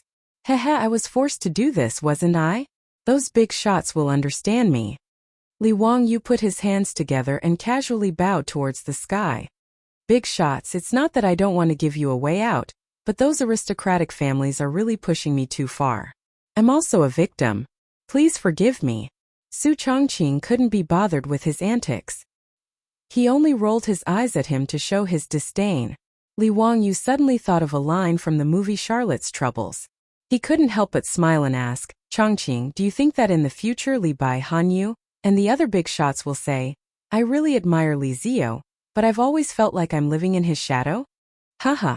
Su Chongqing was speechless. He thought for a moment and replied, I don't know if Li Bai and the others will say that, but I'm sure that you'll be the person that the students will hate the most in the future. What do you mean? Why would they hate me? Look at the poems and essays that you plagiarized. How many of them are required to be memorized in the language classes of the future? Half of the book is signed by you, and they all have to be memorized and tested. Tell me, don't you think you'll be hated? Li Wangyu was momentarily stunned by Su Chongqing's words. After pondering for a long time, it seemed to be true. A drop of cold sweat slid down Li Wangyu's forehead. F***ck, how much hatred would he receive in the future? Li Wangyu felt a chill down his spine when he thought of the countless students who would grit their teeth and memorize all the essays that were signed by him. Forget it. Anyway, that was more than 1,000 years in the future. They could do whatever they wanted. It was none of his business. Li Wangyu quickly threw this question to the back of his mind. He moved closer to his beautiful boss and began to flatter her with a cheeky smile. However, he didn't know that a huge wave had been set off in Chang'an City because of this on teachers. Previously, the poems and essays that Li Wangyu threw out were only indirect responses to the slandering of him by the aristocratic families. However, this on teachers was seen by the public as Li Wangyu's public reply and refutation of the slandering. This on teachers had a clear argument, a strict structure, a thorough reasoning and a majestic momentum. It was extremely persuasive and infectious. In particular, the sentence, everyone has their own specialization in learning the Tao, and everyone has their own specialization, made people applaud it. In Chang'an City, the aristocratic families closed their doors and refused to receive any guests, like cowards. In Chang'an City, a group of Confucian scholars led by Yu Shinan and Kong Ingda also applauded Li Wangyu's on teachers. However, no one dared to mention that Li Wangyu was too young to be the crown prince's teacher.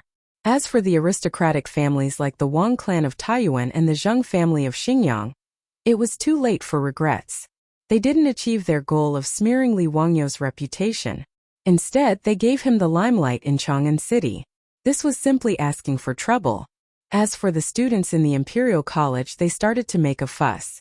This time, they didn't want to go to the Vermilion Bird Gate to impeach Li Wangyu. Instead, they wanted the Imperial College to invite Li Wangyu to teach them. Currently, in Chang'an City, the two places with the most fans of Li Wangyu were the Pingkong Square and the Wuban Square of the Imperial College. One was the admiration of the prostitutes in the brothel for the handsome young man Li Wangyu. The other was the admiration of the scholars for Li Wangyu. As for the request of the students of the Imperial College, the old man Kong Ingda actually agreed with a smile. He even used Yu Shinan as a lobbyist and went to Dingzhou village to find Li Wangyu. Li Wangyu originally thought that these two old men were greedy again and wanted to freeload the wine. When he heard that Kong Ingda wanted to invite him to the Imperial College to be a doctor and teach the students of the Imperial College, and the four schools, he almost had a heart attack. With the amount of knowledge he had, He could still fool Li Changqian, Li Tai, and the other brats. But if he were to teach the students of the Imperial College, what would he teach? No matter how Chang'an and Chang'an tried to persuade or coerce him, Li Wangyu wouldn't budge. He was determined not to be a doctor of the Imperial College. Regarding this, Chang'an and Chang'an didn't regret it. They could only turn their grief into appetite. They ate another delicious meal at the Li family, and drank the last of Li Wangyu's secret stash of sorghum wine. Chapter 257. Li Wangyu became a plagiarist and created the engraving and printing of flyers, eliminating the trouble caused by the aristocratic families. However, he did not expect that his actions would bring him even greater trouble. After he became famous in Chang'an, everyone praised his poems and essays, which attracted many scholars in Chang'an to Dingzhou village, wanting to meet him and ask for advice. Some scholars even submitted their essays to him. Li Wangyu was now the founding father of the country, and was indeed qualified to recommend talents to the imperial court. But he did not want to be involved in such trivial matters at all. Originally, he was patient and received a few scholars who came to visit him. Later, he could not bear to be disturbed, and it was not good to close the door and refuse visitors, so he simply avoided them. He did not dare to return to his residence until sunset and the crowd dispersed. He could only wander around to pass the time. In the first 2 days, he went fishing by the Gan River. After feeling bored, he went to the Taoist temple that Sun Simiao was building and chatted with Lu Shenwei. Sun Simiao's temple was progressing very quickly, and would be completed in a month. Yin Liban also agreed to paint murals for the temple, which made Sun Simiao very satisfied. In the next few days, he went to the brewery and the construction site of the manor. But he heard from Niu Wu that there were still scholars in the residence waiting tirelessly for his return. Li Wangyu was very depressed about this, but there was nothing he could do. In the end, he simply did not go out and hid in the backyard of his residence. If any scholars he did not know came to visit, Li Heng would say that he was not in and had gone out to visit friends. But the most unbearable thing for Li Wangyu was that it was too boring to stay in the residence. In the future, Li Wangyu could be considered half an otaku. When he was not at work, he liked to stay in his rented room, play games, watch videos, or read novels on the internet. He did not feel bored at all. But in the past few days, his beautiful boss, Aphrodite, and Perrin were not in the house during the day, so he found that the Tang dynasty was really too boring and seriously lacked entertainment. After forcing Li Heng, Niu Wu, and the maidservants in his house to play mahjong with him for 2 days, Li Wangyu was bored to death and was lying on a deck chair in the backyard, staring blankly into space. No wonder his beautiful boss didn't mind going back and forth between Dingzhou village and Chang'an city every day, concentrating on managing the four-wheeled carriage business. It seemed that her life in the Tang dynasty was really boring, so she wanted to find something to do to pass the time. Think about it. People who were used to all kinds of modern facilities, but after transmigrating to the Tang dynasty, there were no novels to read, no television, no games, and no internet. If they didn't find something to do, it would really drive them crazy. I'm so bored that I'm about to explode. Of course, it was not that there was no entertainment in the Tang dynasty, but that Li Wangyu was not interested in it. The entertainment in the Tang dynasty, especially among the dignitaries, was first of all kinds of banquets. Banquets big and small included toasting each other, reciting poems, and laughing. It was beautiful and wonderful, but in Li Wangyu's opinion it was really boring. Next was listening to songs and watching dances, such as flower dances, sword dances, horse dances, lion dances, step dances, festival dances, entertainment dances. But Li Wangyu still didn't find it interesting. He was not even interested in the Spring Festival gala performances of the modern era. The songs and dances of 1,300 years ago, well, although unique, were just so. Li Wangyu was not interested in other entertainment activities such as watching plays, cockfights, and juggling. The people of the Tang dynasty loved to see and hear. Therefore, Li Wangyu, who was lying on the deck chair, could only sigh and moan about boredom. The people of the Tang dynasty were really pitiful. They didn't even have novels to pass the time with. Of course, it was not that there were no novels in the Tang dynasty, but Li Wangyu couldn't understand them. He only knew a little about classical novels, which gave him a strange feeling like he was in a high school Chinese class. Reading that kind of novel was not entertainment at all but self-torture.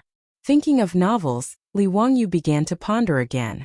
Should he simply copy a few more novels to enrich the amateur cultural life of the people of the Tang dynasty? Thinking about the 4 great classical novels, Journey to the West seemed to be suitable. However, Sun Wukong was a disciple of Taoism, who was incorporated into Buddhism. If Sun Simiao and Yuan Tiangang read this novel, they would probably kill him, right? Forget it, I'm not afraid of this bad luck. I'll leave Wu Chenjin to write it. Naturally, he couldn't write water margin there. Not to mention that he needed to modify the background of the story. The key was to write a story about a group of rebels. If Pai Lupi read it, he would probably ask him to explain clearly who he was trying to rebel against. Dream of the Red Chamber was a good book. If he modified it and brought it to the Tang dynasty, it would probably make those scholar ladies love it to death. But the biggest problem was that Li Wangyu had never read Dream of the Red Chamber. In fact, it wasn't that he hadn't read it. Li Wangyu had indeed read Dream of the Red Chamber several times, but he had read the novel version of Dream of the Red Chamber. This was very awkward. After thinking about it, the only book that could be written was Romance of the Three Kingdoms. Li Wangyu also liked to read Romance of the Three Kingdoms, and was very familiar with the plot of the Three Kingdoms. It was better to simply copy it in advance. On the one hand, it could kill time, and on the other hand, it could enrich the cultural life of the Tang dynasty. Thinking of this, Li Wangyu immediately sat up from the recliner and ran back to the study room excitedly. He ground the ink, picked up the pen, and began to write on the paper. The first banquet was the heroes of the Peach Garden swear brotherhood, and slay the Yellow Turban hero. It was said that the world was divided for a long time and divided for a long time. Li Wangyu couldn't write anymore. After a long while, he threw down the writing brush and walked out of the study room gloomily. It wasn't that Li Wangyu had a conscience and was too embarrassed to copy Luo Guanzhong's novel, but that he couldn't memorize it at all. This wasn't the Tang or Song poems, which his grandfather forced him to memorize when he was young. The essays like Epigraph of My Shack were forced to memorize by his language teacher. But no one told him that he needed to memorize Romance of the Three Kingdoms. Romance of the Three Kingdoms was a total of 120 chapters, and more than 640,000 words. Who would be bored enough to memorize it? Speaking of the plot of Romance of the Three Kingdoms, Li Wangyu was very clear about it. But knowing the plot didn't mean that he could write it into a novel, not to mention a novel in vernacular, which was beyond his ability. Li Wangyu felt more and more aggrieved when he saw a good opportunity to show off. Oh no, to enrich the cultural and entertainment life of the Tang dynasty. Slip away from his fingertips. After his beautiful boss came back, he gloomily mentioned his failed attempt to copy Romance of the Three Kingdoms, which made Su Chongqing laugh for a long time. However, after Su Chongqing laughed, he also felt a little regretful. If only my phone still had battery. Nonsense, I know that I can listen to music and play games. I've already regretted it 100 times. Su Chongqing shook his head. No, I mean I have a lot of novels saved in my phone like the 4 great classical novels. Li Wangyu looked at her with disdain. Even if your phone can call back to the 21st century, it's useless. A phone without battery is worse than a brick. Chapter 258. Li Wangyu was complaining about the unreliability of his beautiful boss when his body suddenly froze. After a long while, he whispered, Chongqing, do you still remember the content about generators in high school physics? Su Chongqing was also stunned when he heard this. After thinking for a while, he replied with uncertainty. It seems that when a conductor does the motion of cutting magnetic induction lines in a magnetic field, it will generate electric current? Is that so? Li Wangyu nodded and swallowed a mouthful of saliva. It seems that the Tang dynasty was also a magnet. His words made Su Chongqing couldn't help but cover his mouth with his hand, for fear of screaming out loud. After hesitating for a long time, Su Chongqing asked carefully, What do you mean? We can make generators in the Tang dynasty ourselves? Charge mobile phones? Li Wangyu wasn't convinced. He nodded and shook his head. I don't remember very clearly. That's middle school physics knowledge. My physics knowledge is very ordinary. Otherwise, why would I only be admitted to a second-tier university? Chongqing, you're a top student at the University of Pennsylvania. You should know how to do it, right? Su Chongqing glared at him angrily. I'm a liberal arts student. These words made the two of them stare at each other for a long time. After a long time, Su Changqing couldn't help but laugh out loud. Forget it. If there's no electricity, then there's no electricity, Li Wangyu stubbornly said. No, I have to try. I don't believe that I can't make a simple generator. Generating electricity in the Tang dynasty 1,300 years ago, no matter how you looked at it, it felt like a fantasy. Even Li Wangyu himself was grumbling in his heart. Why did it feel like a novel from the modern era, with a strong taste of fantasy in it? But after thinking about it carefully, it didn't seem to be impossible. He remembered that in his middle school physics class, the chubby physics teacher had demonstrated the structure and function of a hand-crank generator to them in class. It was a coil rotating in a magnetic field, and it seemed to generate electricity. The principle wasn't complicated at all. When he shook the handle of the generator, the small light bulb lit up. To Li Wangyu, who had just come into contact with physics for the first time, it was very magical and left a deep impression on him. In fact, if Baidu existed in the Tang dynasty, it would be easy to make a simple hand-crank generator to charge a mobile phone after searching it on Baidu. Even many high school students with strong hands-on skills could do it. But Li Wangyu was a bad student, and Su Changqing was a liberal arts student. It was not easy for them to come up with a generator that could charge mobile phones in the Tang dynasty. The two of them were clear about the principle of the generator, but how to cut the magnetic coil to generate the current was a very technical problem. Li Wangyu said that there were magnets in the Tang dynasty, but that was not true. Magnets were made using modern technology. In ancient China, only natural magnets could be used. Magnets were also known as compassion stones, magnets, and magnets. However, in the Tang dynasty it was very easy to buy natural magnets. All the major pharmacies sold them. That's right. Natural magnets were a type of medicinal material used in traditional Chinese medicine. It was salty and cold. It was the meridians of the liver, heart, and kidney. It was used for palpitations, insomnia, dizziness, blurred vision, tinnitus, deafness, kidney deficiency, and wheezing. It was recorded in the Compendium of Materia Medica. No matter what, Li Wangyu intended to give it a try. If he could really make a generator that could charge mobile phones, it would be amazing. He asked Niu Wu to buy a large piece of natural magnets from the pharmacy and copper wire from the jewelry shop. Li Wangyu was ready to start his physics experiment class in the Tang dynasty. He pulled Su Changqing with him, and the two of them racked their brains to recall the physics knowledge they learned in junior high and high school. They did draw a few blueprints, but they did not feel confident when they drew the blueprints. Let's give it a try first. Li Wangyu stretched and asked Niu Wu to help him invite Carpenter Lu over so that he could get ready to work. He and his beautiful boss recalled the structure of the generator. It was made up of a rotor and a stator. The stator was made up of a ring that was fixed on the outside, and copper wire had to be wound around it. The rotor was in the middle of the stator, and a magnet was installed on it. It could be turned with a handle, and after it spun quickly, it could generate electricity. The principle seemed simple, but neither of them had really operated it before, so they could only experiment slowly. And even if they could make a generator, it was still unknown whether it could charge mobile phones. However, Li Wangyu was bored now, and the temptation of being able to use mobile phones filled him with enthusiasm. When Carpenter Lu heard that the county man wanted him to help again, he did not hesitate. He put down his work and brought a full set of tools to follow Niu Wu. When he held the blueprints Li Wangyu drew, he could not understand what they were for. However, Carpenter Lu did not dare to ask too much. In short, he would do whatever Li Wangyu asked him to do. In the eyes of the villagers of Dingzhou village and Carpenter Lu, Li Wangyu was definitely an immortal who had descended to the mortal world. This was especially true for Carpenter Lu, who was even more convinced after helping Li Wangyu with the water wheel and four-wheeled carriage. Carpenter Lu even secretly put up Li Wangyu's memorial tablet in his house. He burned incense and prayed to Li Wangyu every day, treating him like a god. If Li Wangyu knew about this, he would probably vomit 3 liters of blood. Fortunately, Li Wangyu did not know that Carpenter Lu had put up a memorial tablet for him. Otherwise, there might have been a murder case at the county man's mansion in Huxian today. After tinkering for half a day, Li Wangyu did not feel annoyed.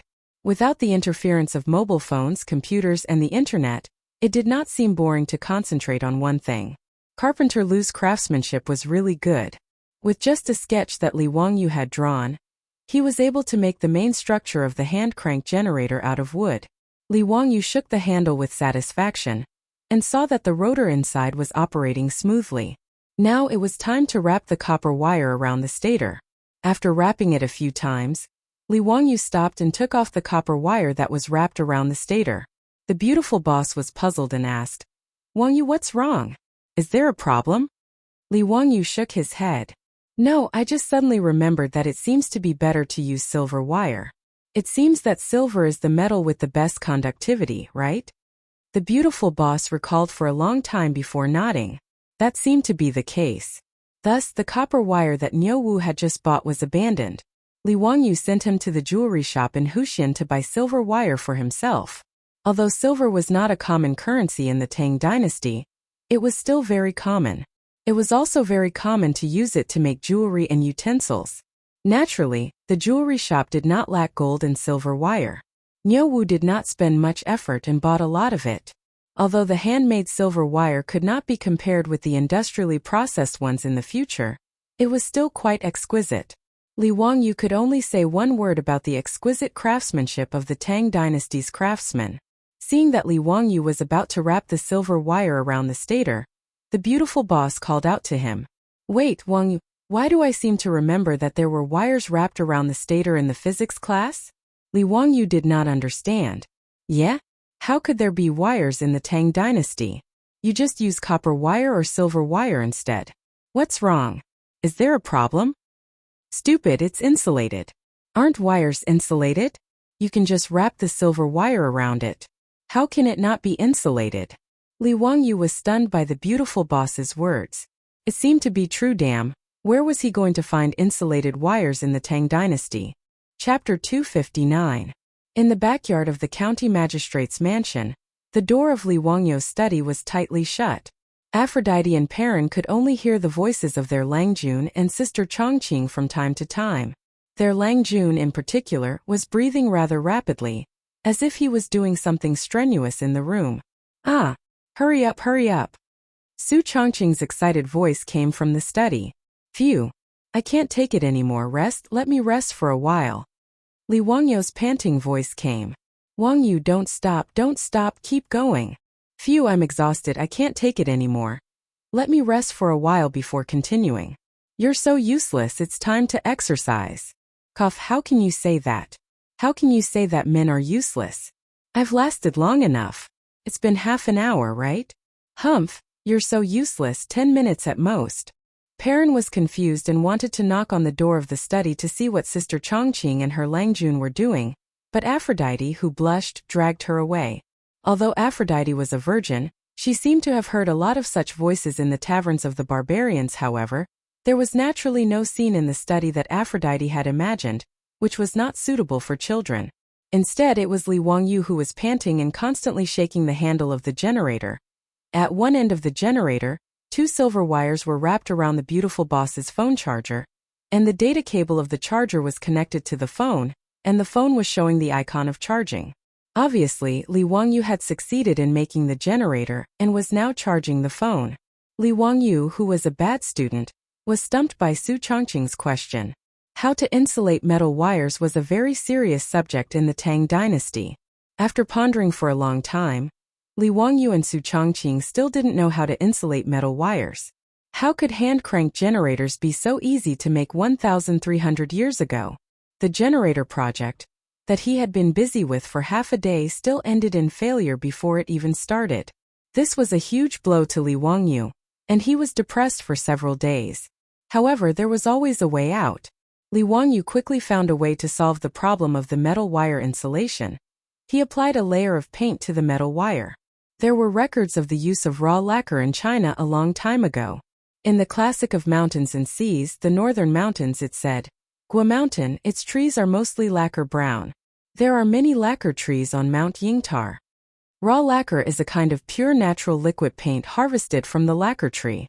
Because of this, the production of raw lacquer in China was low since ancient times, and the price was expensive. Only the rich and powerful could afford it. Not to mention that it was impossible for ordinary people in the Tang dynasty to use raw paint to paint their furniture. Even in the houses of the rich and powerful of the Tang dynasty, there were not many who could use raw paint.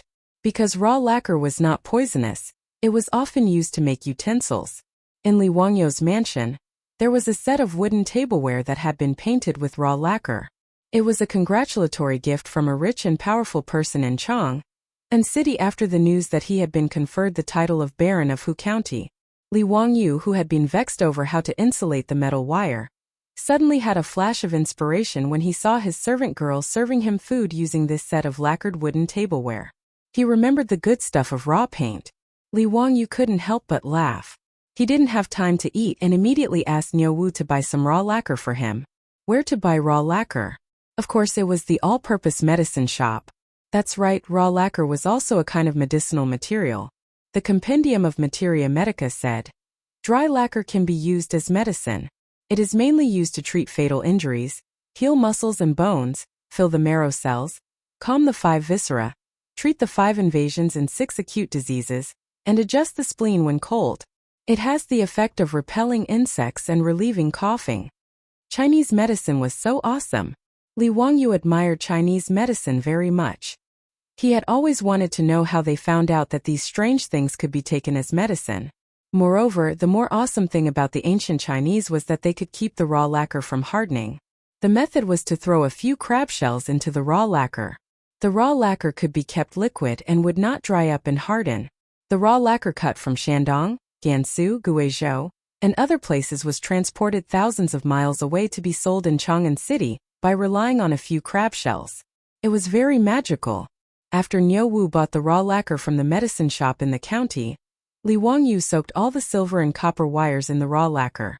After taking it out and drying it, it became a simple version of lacquer wire. Finally, with the insulating silver and copper wires, Li Wangyou had a chance to restart the Tang dynasty generator plan that had been put aside for a few days. He carefully wound the lacquered silver wires around the stator and tightly fixed the magnet on the rotor. An extremely simple generator could be considered to be completed. However, whether this thing could generate electricity or not, neither Li Wangyou nor his beautiful boss was sure. If it was in the future, it would be clear if a small light bulb was connected and the light bulb lit up after shaking the handle. However, there was no such thing as a light bulb in the Tang dynasty. To test whether the generator could generate electricity or not, they had to rely on a human experiment. Li Wangyou called Niu Wu over with a sneaky smile and let him hold the 2 ends of the silver wires. Lang Jun, what are you doing? Niu Wu asked foolishly. Li Wangyou held back his laughter and said casually, nothing. I made a little thing and let you try it. Niu Wu, hold the 2 silver wires tightly and don't let go. His beautiful boss rolled her eyes on the side, but she did not stop Li Wangyou from doing funny things. Anyway, now, except for the human body directly sensing it, she did not know whether the thing Li Wangyou fiddled with could generate electricity or not. Niu Wu was confused, but he did not feel that there was anything wrong.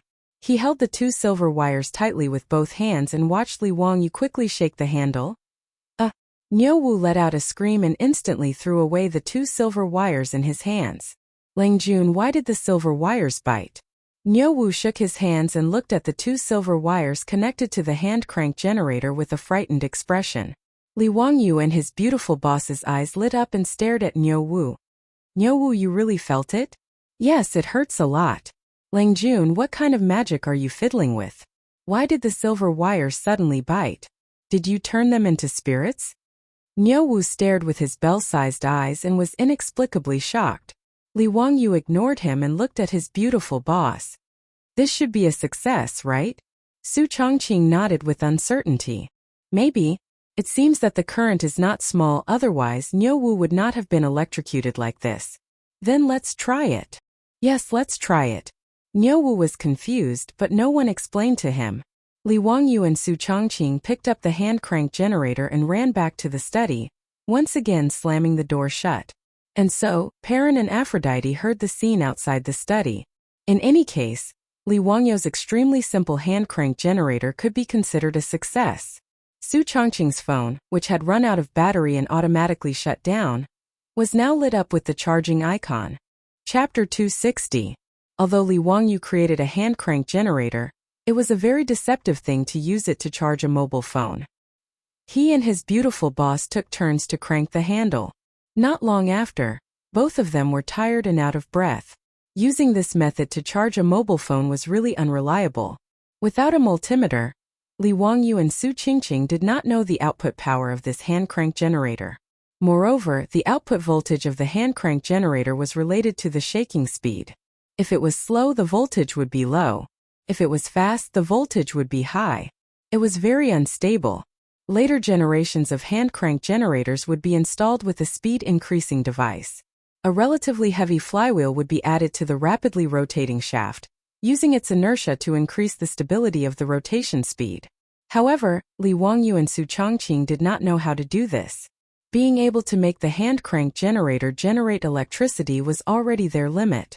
In order not to damage the mobile phone, Li Wangyu had to crank the handle at a constant speed to charge the mobile phone. And this task was impossible to complete without a few hours. I can't lift my hand. Li Wangyu cranked the handle for more than half an hour. He was so tired that he almost stuck his tongue out. The key was that his arm was sore and unbearable. He really could not continue. And the battery shown on the mobile phone screen was less than 10% charged. Su Changqing wrinkled his nose in dissatisfaction. Humph, at this speed, when can you charge it fully? Li Wangyu directly played dead. No matter what his beautiful boss said, he was not willing to crank the damn generator handle again. The matter of charging the mobile phone needed to be kept a secret. Except for the two of them, it was not convenient to ask Niu Wu and Niu Yong to help. Between slacking off and using the mobile phone, Li Wangyu persisted for half an hour and finally chose the former. The beautiful boss was angry at Li Wangyu's tired appearance, but there was nothing she could do. It was really too tiring to crank the generator manually. She persisted for 5 minutes and gave up. Naturally, she could not scold Li Wangyu anymore. Li Wangyu took the opportunity to slip out of the study and ran to the backyard.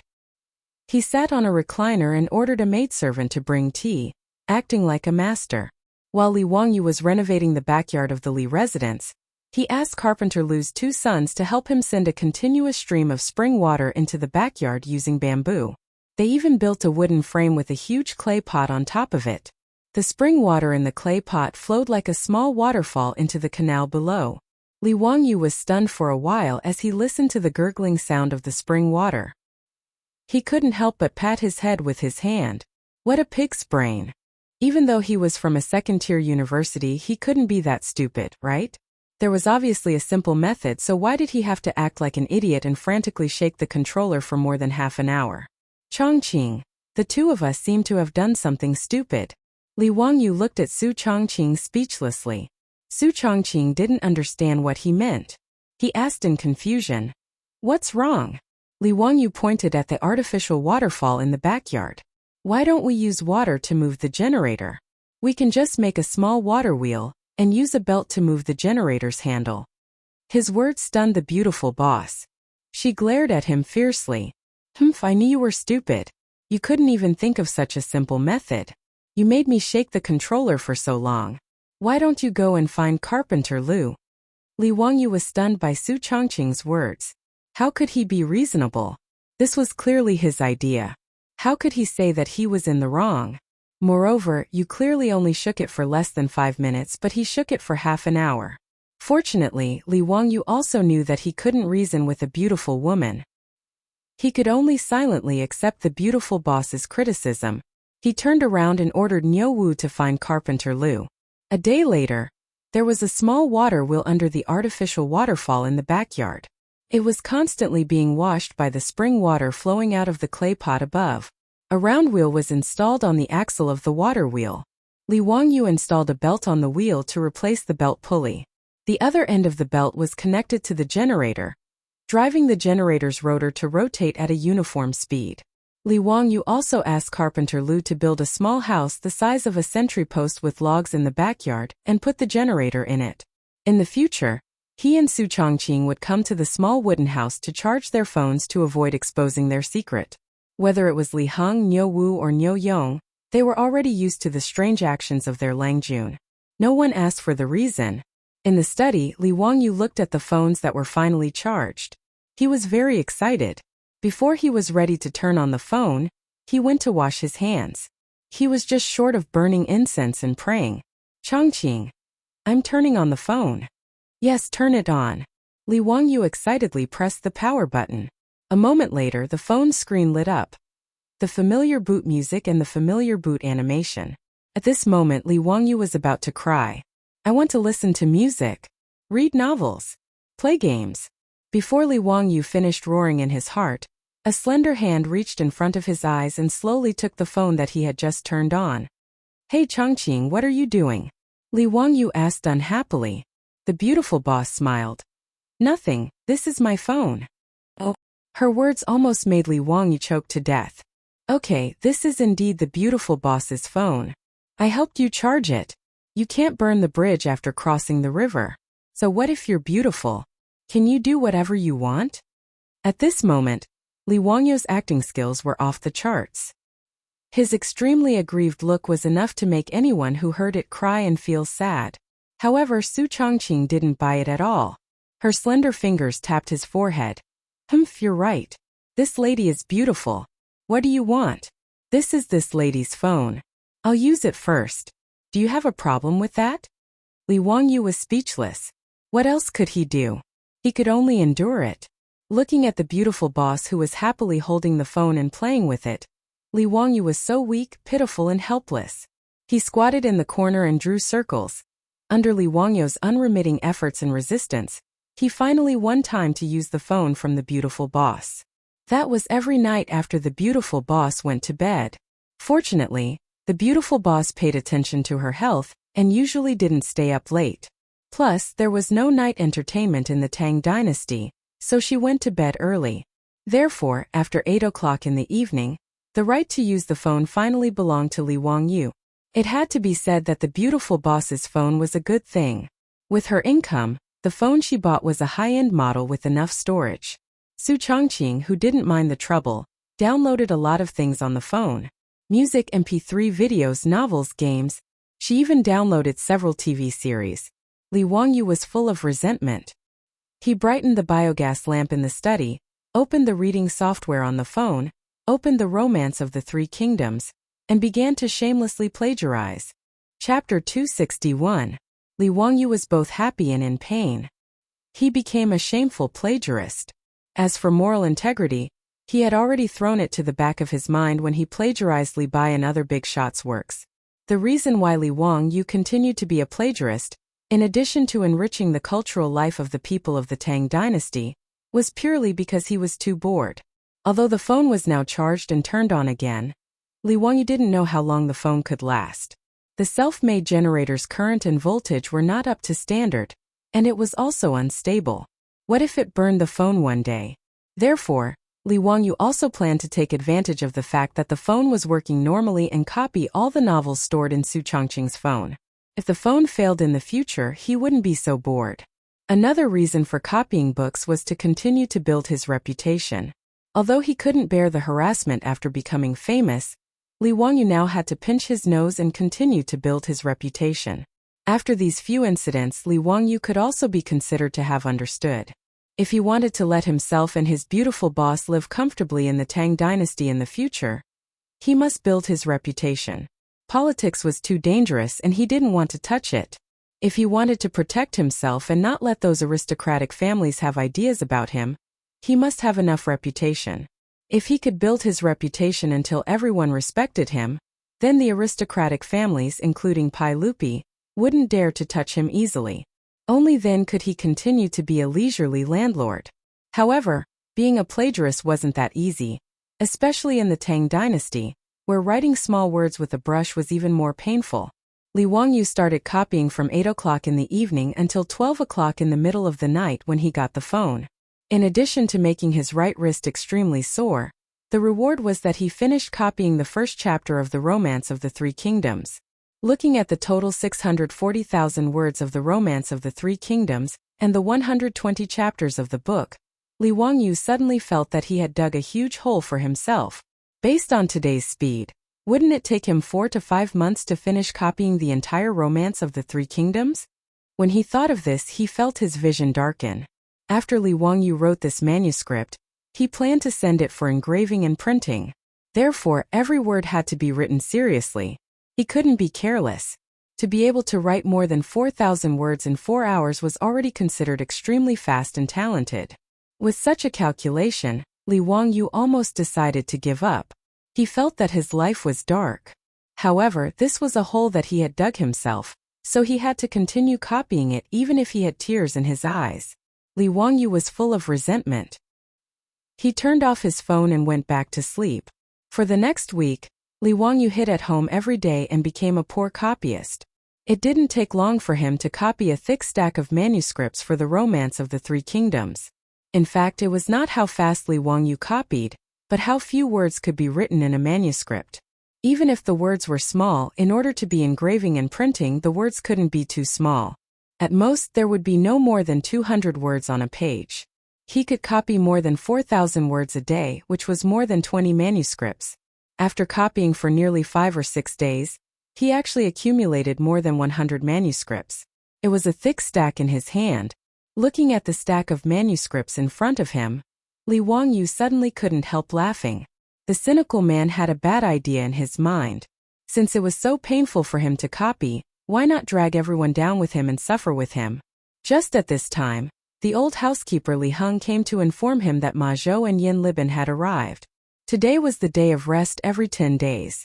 Since Ma Zhou and Yin Liben worshipped Li Wangyu as their teacher, they would come to Dingzhou village to learn from Li Wangyu during their rest days. When Li Wangyu heard that Ma Zhou and Yin Liben had come, he couldn't help but smile. Well, I have a good lab rat. I can test whether my plan of dragging people down is feasible. Picking up the finished manuscripts, Li Wangyu went to find Ma Zhou and Yin Liben. Greetings, teacher. Teacher, are you writing poems or articles again? As soon as Li Wangyu came out, Ma Zhou and Yin Liben immediately stood up and saluted respectfully. Seeing the thick stack of manuscripts in Li Wangyu's hands, they were surprised and thought that Li Wangyu had a new work. Some time ago, the aristocratic families asked people to attack and smear Li Wangyu.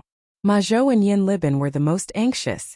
As the Wangyu collection was spread all over Chang'an city like flyers, Li Wangyu's reputation soared. Ma Zhou and Yin Liben also felt honored and felt lucky to be able to become Li Wangyu's disciples. Towards Li Wangyu, the two of them admired him beyond compare, and their respect for him was even greater than before. Li Wangyu chuckled. That's not it. This is just a long historical novel I wrote when I was bored. It's called Romance of the Three Kingdoms. Let me show it to you too. Hearing that it was not a poem or article, but a novel, Ma Zhou and Yin Liben's interest decreased a little. But since their teacher said so, they naturally couldn't refuse. He respectfully took the manuscript from Li Wangyu's hands. The two of them gathered together and started to read the Romance of the Three Kingdoms. The rolling Yangtze River flows to the east. The waves wash away the heroes. Right and wrong, success and failure vanish in a blink of an eye. The green hills are still there. The sunset is still red. The white-haired fisherman on the riverside is used to the autumn moon and spring breeze. A pot of turbid wine is a happy reunion. So many things in the past and present are just jokes. After reading the opening poem Riverside Immortals, Ma Zhou was so excited that he slapped his thigh. Teacher is really talented, to be able to write such a majestic long and short sentence in a novel. It's really soul-stirring and memorable. Poems were created in the Tang dynasty, and were also called poetic verses. In response to Ma Zhou's praise, Li Wangyu just smiled faintly and signaled them to continue reading. Ma Zhou didn't pay much attention to the novel, but after reading Riverside Immortals, they stopped underestimating it and started to read it seriously. The first chapter of Romance of the Three Kingdoms was about the Oath of the Peach Garden. The plot of the novel quickly attracted Ma Zhou and Yin Liben's attention. They stopped talking and just looked down at the manuscripts. Li Wangyu had now copied 5 chapters and had just reached the chapter where the 3 heroes fought Lu Bu. Ma Zhou were very excited when they read the manuscripts. Zhang Fei shouted. This must be Dong Zhuo. What's so good about chasing Lu Bu? Why don't we take down the thief Dong first? That's cutting the weeds and eliminating the roots. It said. To catch a thief, one must catch the thief's leader. Don't know the outcome. Let's listen to the analysis below. They flipped to the back of the manuscripts, but there was no more. Teacher, where's the rest of the manuscripts? There's no more. I've just reached this part. Ma Zhou and Yan Libin's faces immediately became very ugly. They were itching to continue reading, but Li Wangyu actually said there was no more. The two of them almost cursed out loud. Seeing Ma Zhou and Ma Zhou's uncomfortable expressions, Li Wangyu almost laughed out loud. Hey, I've really dragged the two of you down with me. It'll be hard for you too. Just sit back and wait for the next update. Thinking back, Li Wangyu was very sad when he was reading online novels in the future. He even had the thought of sending the author a razor blade. Could he dare to update faster? What was even worse was that other than reading the chapters, he encountered an author who didn't update. That made him want to kill someone. Li Wangyu was now ready to use a move that would anger the heavens and the people. Just like online novels, he would update the novel and release it. Chapter 262. Li Wangyu planned to do the same as the later generations of online novels.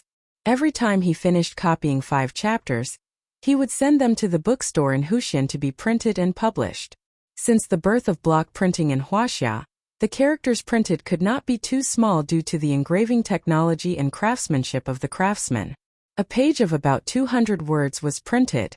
Even if it was printed on both sides, the Analects of Confucius with about 10,000 words had a thickness of 30 or 40 pages. The paper that could be used to print books in the Tang dynasty was much thicker than the paper of the later generations. The thickness of the Analects of Confucius was roughly equivalent to the thickness of a book with about 200 pages in the later generations. Li Wangyu planned to print and publish the Romance of the Three Kingdoms separately. He would publish 5 chapters at a time with about 20,000 words, which was equivalent to the thickness of 2 Analects of Confucius. The 120 chapters of the Romance of the Three Kingdoms could be published in 24 volumes. He had worked so hard to copy the book. Naturally, he had to collect some interest to make those who were waiting to read the book feel uncomfortable. Looking at the depressed looks of Ma Zhou and Yan Libin in front of him, the cynical man silently praised his method. Li Wangyu thought of another idea. He turned to Yan Libin and said, Libin, I plan to publish a book of the Romance of the Three Kingdoms. Can you draw some illustrations for me? What are illustrations? Yan Libin was confused by Li Wangyu's words and did not understand what he meant. Books with illustrations only appeared in large numbers in the books of the Ming and Qing dynasties. In the era without printing, it was impossible for the readers who copied books to draw their own illustrations according to the manuscripts. With the maturity of block printing technology in the Tang dynasty, it was possible for illustrations to appear in books. Yan Libin naturally did not know what illustrations were, so he had this question. Illustrations are pictures drawn according to the contents of the book. For example, in the first chapter of the Oath of Brotherhood in the Peach Garden, you helped me draw a picture of Liu Bei and his brother swearing to be sworn brothers in the Peach Garden. Just outline the lines. I will ask someone to take it to block printing and bind it with the manuscripts into a book. When Yan Libin heard Li Wangyu's words, he could not help being excited. Teacher, do you mean that you will also print the pictures I draw into a book? Can the pictures be block printed? Can I sign it? Li Wangyu rolled his eyes at him strangely. Who would know that the illustration was drawn by you if you didn't sign it? I was planning to keep it as a family heirloom. If the illustrations in the Romance of the Three Kingdoms were drawn by Yan Libin, how much would it be worth if it was auctioned in the future? Of course you have to sign off on the book. You have to sign off on every illustration. Just help me draw an illustration for each chapter. Draw it now, and I'll send it to the bookstore today. Li Wangyu's words made Ma Zhou envious. He looked at Yan Libin with a burning gaze, wishing that he could snatch this job from Yan Libin. Ma Zhou and Yan Libin had already heard about the woodblock printing from Li Wangyu. The two of them felt that it was inconceivable that books could be printed in large quantities so quickly. For scholars, regardless of the dynasty, the temptation of writing a book and creating a biography was incomparably huge. However, before the birth of the woodblock printing, the time-consuming and laborious stone carvings, thick bamboo slips, and expensive silk, it was impossible for scholars to write a book. Now that Li Wangyu was going to write a book and Yan Libin's name in it, it was also a huge temptation. How could Ma Zhou not be envious? The only regret was that Li Wangyu was going to write a novel. In the eyes of Ma Zhou and Yan Libin, they felt that their little teacher was not doing his job properly. In the Tang dynasty, novels were not valued by the people of that time. They were regarded as unrefined. Not to mention the Tang dynasty, even in the Ming and Qing dynasties, those authors who wrote novels used pseudonyms to protect their reputation. However, Li Wangyu was not afraid of being slandered. Anyway, he was only 16 years old. It was normal for him to be a little impulsive. Compared to the influence that the book Romance of the Three Kingdoms would bring, that bit of controversy was nothing. Yan Liben did not say much and immediately asked Li Heng to bring him a brush and ink. He ran to the side and looked at the manuscript while thinking about how to draw the illustration. Ma Zhou hesitated and asked, "Teacher, your book seems to have some mistakes. It does not match the history books." The history books did not record that Liu Bei and the other two became sworn brothers. It only mentioned that they were as close as brothers. Gongsun Zan did not join the alliance. Liu Bei and the other two should not have participated in the war. How could the three heroes fight Liu Bu? When Li Wangyu heard him finish, he could not help bursting into laughter. "Bin Wang, I am writing a novel. It is a romance, not a history book. This is called artistic exaggeration. Some parts are made up by me. There is no need to take it seriously." With regards to this explanation, Ma Zhou could only nod and accept it. However, he picked up one of Li Wangyu's manuscripts and asked, "Teacher, what do these circles on your manuscripts mean?" Li Wangyu looked up and saw that Ma Zhou was pointing at the punctuation marks in the book. When he copied the book, he copied from right to left and from top to bottom according to the Tang people's habit. He also changed the simplified characters into traditional characters. However, he had copied the punctuation marks out of habit as well. In the Tang dynasty there were no punctuation marks. There was only a mark called sentence reading. It indicated that a sentence had a complete meaning. Only in the Ming dynasty did the names of people and places appear. These were the early punctuation marks. What Li Wangyu wrote on the manuscript were the standard punctuation marks of the later generations. Naturally, Ma Zhou could not understand it. Li Wangyu pondered. Since he was used to copying, he might as well continue copying the punctuation marks. He was not in a hurry to answer Ma Zhou's question. Instead, he raised his hand and wrote a sentence on the paper. "This house can be lived in, and the person is not sad." "Bin Wang, what do these words mean?" "It means that this house can be lived in, and the person is not sad?" Ma Zhou read it out. Li Wangyu smiled and shook his head. He raised the brush again and added punctuation marks in the sentence. "Read it again. This house can be lived in, and the person is not sad. The person is not sad." "Teacher, the meaning has completely changed." Ma Zhou immediately reacted. Li Wangyu nodded. "Bin Wang, this is a symbol that I created to assist in reading. Yes, I call it punctuation marks. Look, this circle-shaped mark is called a period. It means that a sentence has ended. This tadpole-shaped mark is called a comma. It means..." Li Wangyu took a piece of paper and wrote down all the punctuation marks on it. He also wrote the meaning of these punctuation marks at the side. Since he had copied it, he might as well promote these punctuation marks when he printed the Romance of the Three Kingdoms. "Wonderful.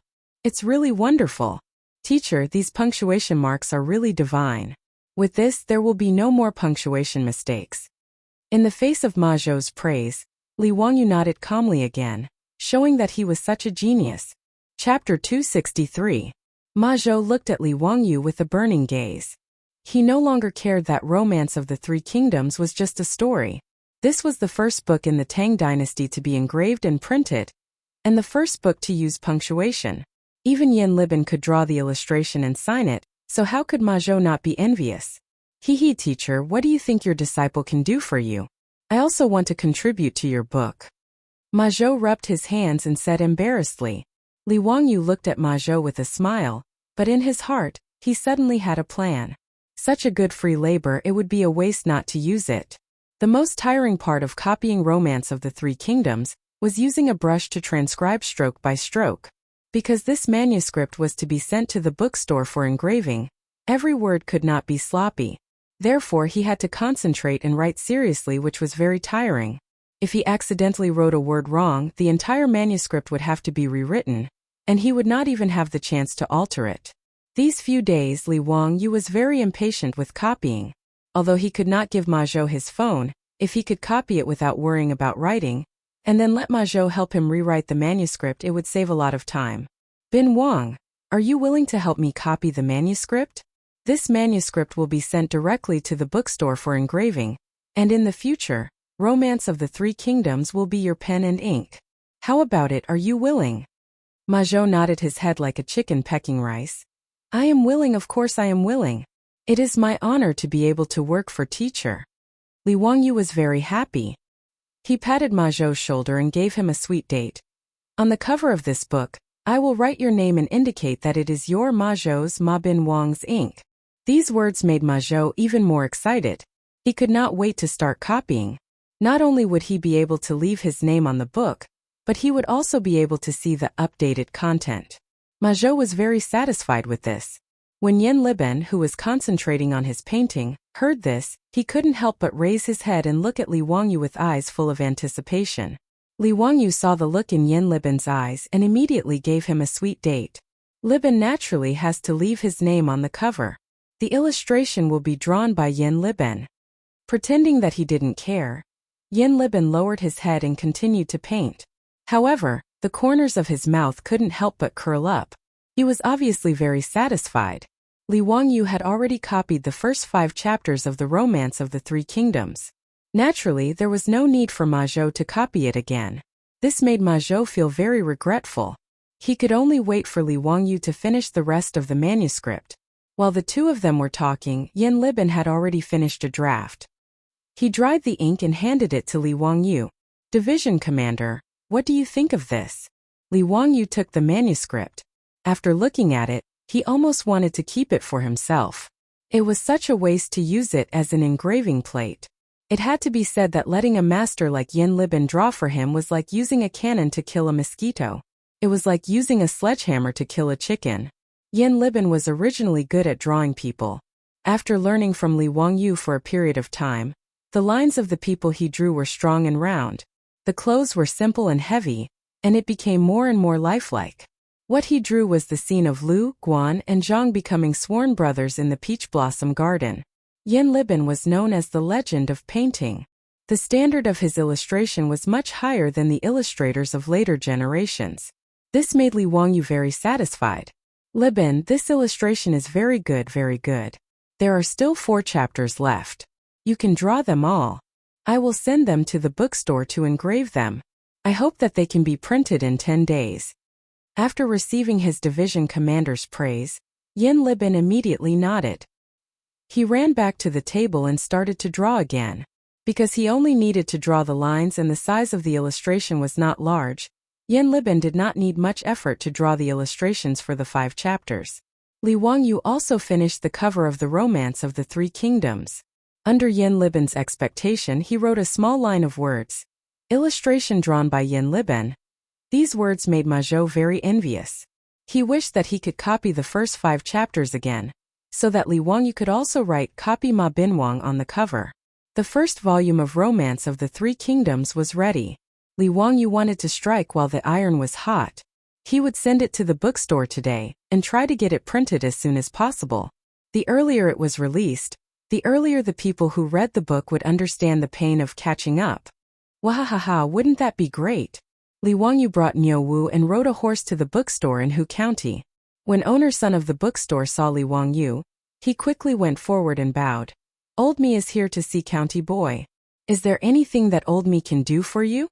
Li Wangyu smiled and handed over the stack of manuscripts. Owner-son, this is the first book that I plan to print. Take a look and see how long it will take to print it. Owner-son respectfully took the manuscripts with both hands and looked through it. County Boy, old me can print it. May I know how many copies of this book you want to print? Li Wangyu pondered for a moment. This was the first book, so he did not want to print too many copies. If he could not sell it, he would suffer a great loss. Although Romance of the Three Kingdoms was one of the 4 famous books in China, what if the people of the Tang dynasty did not like it? This was not impossible. Li Wangyu originally wanted to print 10,000 copies. Anyway, the lifespan of a woodblock engraving was about 10,000 copies. 10,000 copies would complete the lifespan of the woodblock engraving. However, considering the cost, he decided to print less to test the waters. Let's print 1,000 copies first. If it sells well, we can print more. After owner's son heard this, he was a little hesitant. County boy, how do you think the wages will be calculated? Last time when he helped Li Wangyu print the flyers, owner's son was generous and did not charge Li Wangyu for the labor cost because he only engraved a few engravings. In addition, he wanted to obtain the engraving printing technology. However, the manuscripts that Li Wangyu took out now had about 100 pages. In other words, he needed to engrave more than 100 engravings. However, the labor cost of engraving was not cheap. The fees for the engravings in the bookstore were the same as the fees for engraving seals. They were charged according to the number of words. For every 100 words, owner's son had to pay the engraving craftsman 200 copper coins. The engraving of a page of manuscripts cost about 400 copper coins. For this thick stack of manuscripts with more than 100 pages, just the labor cost of the engraving craftsman alone would cost 40,000 copper coins, which was equivalent to 40 strings of coins. As for the other costs such as paper, ink, and printing, owner's son did not know how much labor he would need. Although he had obtained the engraving printing technology, he had never printed a book before. He could only make a rough estimate of how much capital he would need. However, after owner's son silently calculated in his mind, the number that he came up with gave him a shock. According to his estimation, not counting the cost of the engraving, just the cost of paper, ink, and other printing, Li Wangyu wanted to print this book would cost no less than 100 copper coins. In other words, if Li Wangyu wanted to print 1,000 copies of Romance of the Three Kingdoms, just the cost of the bookstore alone would be about 140 strings of coins, which was 140 copper coins per book. With such a large expenditure, owner's son could not help but be cautious. Chapter 264. Owner's son's mental calculation skills were not bad. His estimation of the price was not wrong. In ancient China, the cost of printing a book was indeed frighteningly high. During the Southern Song dynasty, a book called De Yi Kun Yen was printed. It recorded the cost in detail. Today, there are a total of 20 volumes of De Yi Kun Yen. Number of sheets of paper used, printing costs, ink costs. A total of 1,300 sheets of paper used, 30 sheets of green paper used for printing, 30 sheets of green paper used for printing, 30 sheets of green paper used for printing, 30 sheets of brown paper, ink, paste, printing costs, and other costs. A total of 5 coins for printing, a total of 2 coins for printing board costs. Experts in later generations did the calculations and concluded that each volume of De Yi Kun Yen in the Southern Song dynasty cost 290 copper coins. On average, each volume was 160 copper coins. The purchasing power of 1 copper coin was equivalent to about 4 renminbi in modern times. In other words, the cost of printing a book was 640 renminbi. It was simply a sky-high price. However, compared to manual copies, the price was at least 10% cheaper. Li Wangyu naturally knew that the cost of printing a book was not low. However, he was not short of money now. He could afford to spend a few hundred coins to print it. Besides, he was planning to sell this book. He might even be able to earn some money back. He waved his hand generously. Owner's son, just name the price. I only have one request. The sooner the better. Of course. County man, your manuscript has too many words. It will take some time for the craftsman to carve more than 100 plates. Old me estimates that it will take about 5 days to carve all the manuscripts. After 7 days it can be printed and bound. In owner's son's bookstore, there were only 2 or 3 skilled craftsmen. After all, these craftsmen were originally engravers. His bookstore could not afford to keep too many craftsmen. Sure. Owner's son, please hurry. Oh right, these 5 illustrations also need to be engraved and printed together. We need to add an illustration to the front of each chapter. Is there a problem? Owner's son nodded. No problem. Just leave it to old me. Li Wangyu said. That's good. He took out 2 5-taels of gold ingots and handed them to owner Sunday. These 10 taels of gold will be the deposit. I will come to collect the book in 7 days and pay you the rest of the money. Workshop owner's son naturally had no reason to refuse. After accepting the gold, he repeatedly said, Yes, yes. Don't worry, old me will have the book printed in 7 days. If you can't complete it, Huzianan, you can take old me's head and use it as a chamber pot. Li Wangyu laughed and scolded. Why would I want your head? Help me print it well. When I pick up the book, there will be a draft for you to print. Yes, old me understands. Owner's son smiled even more happily. There was no merchant who wouldn't like such a big customer.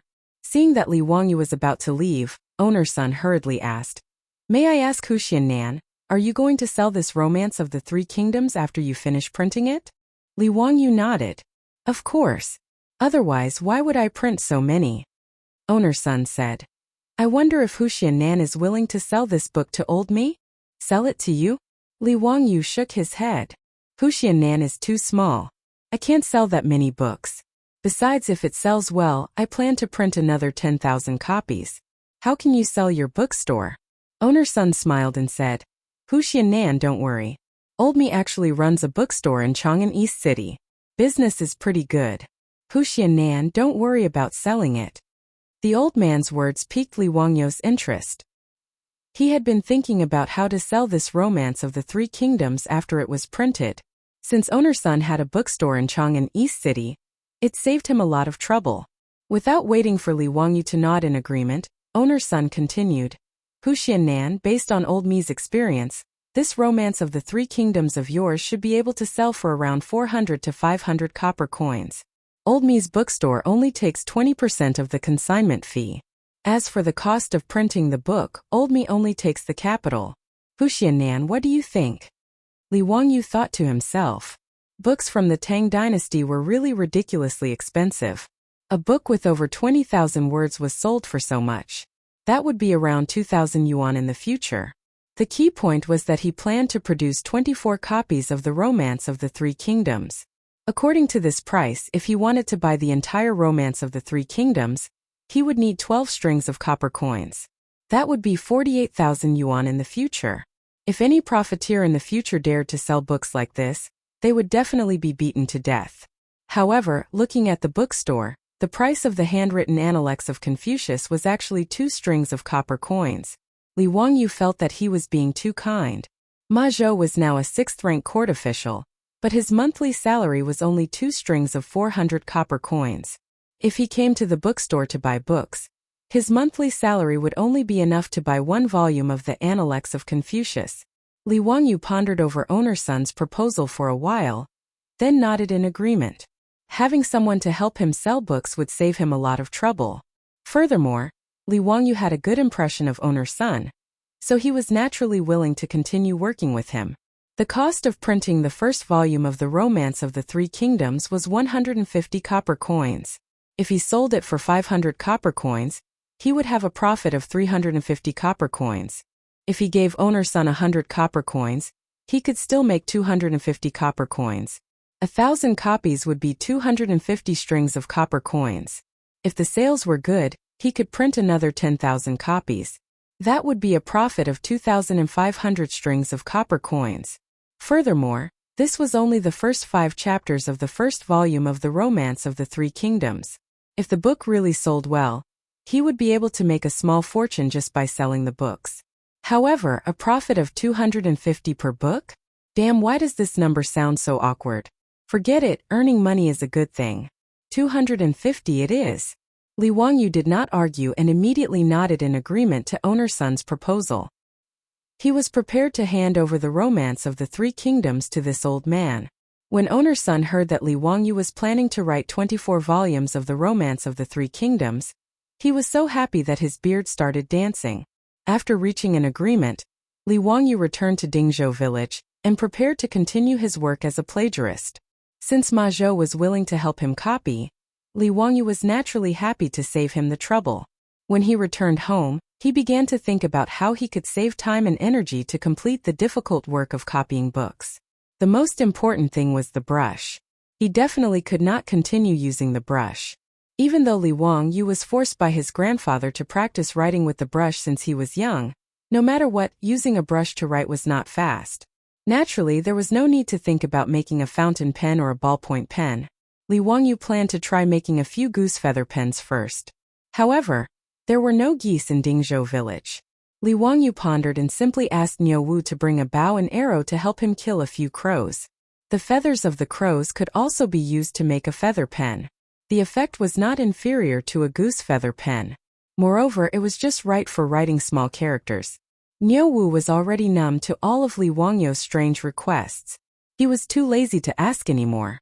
Carrying the bow and arrow, he went out to look for the crows. With his archery skills, killing a few crows was a piece of cake.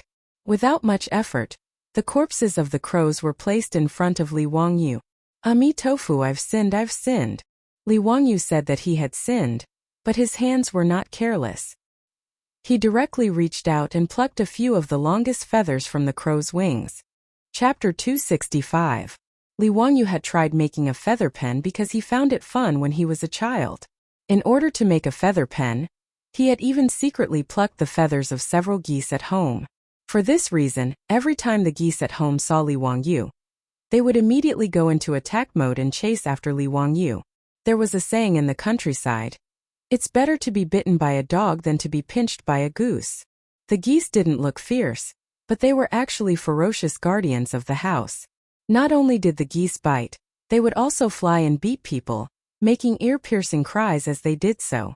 In addition, adult white geese were even bigger than house cats, so Li Wangyu was no match for them.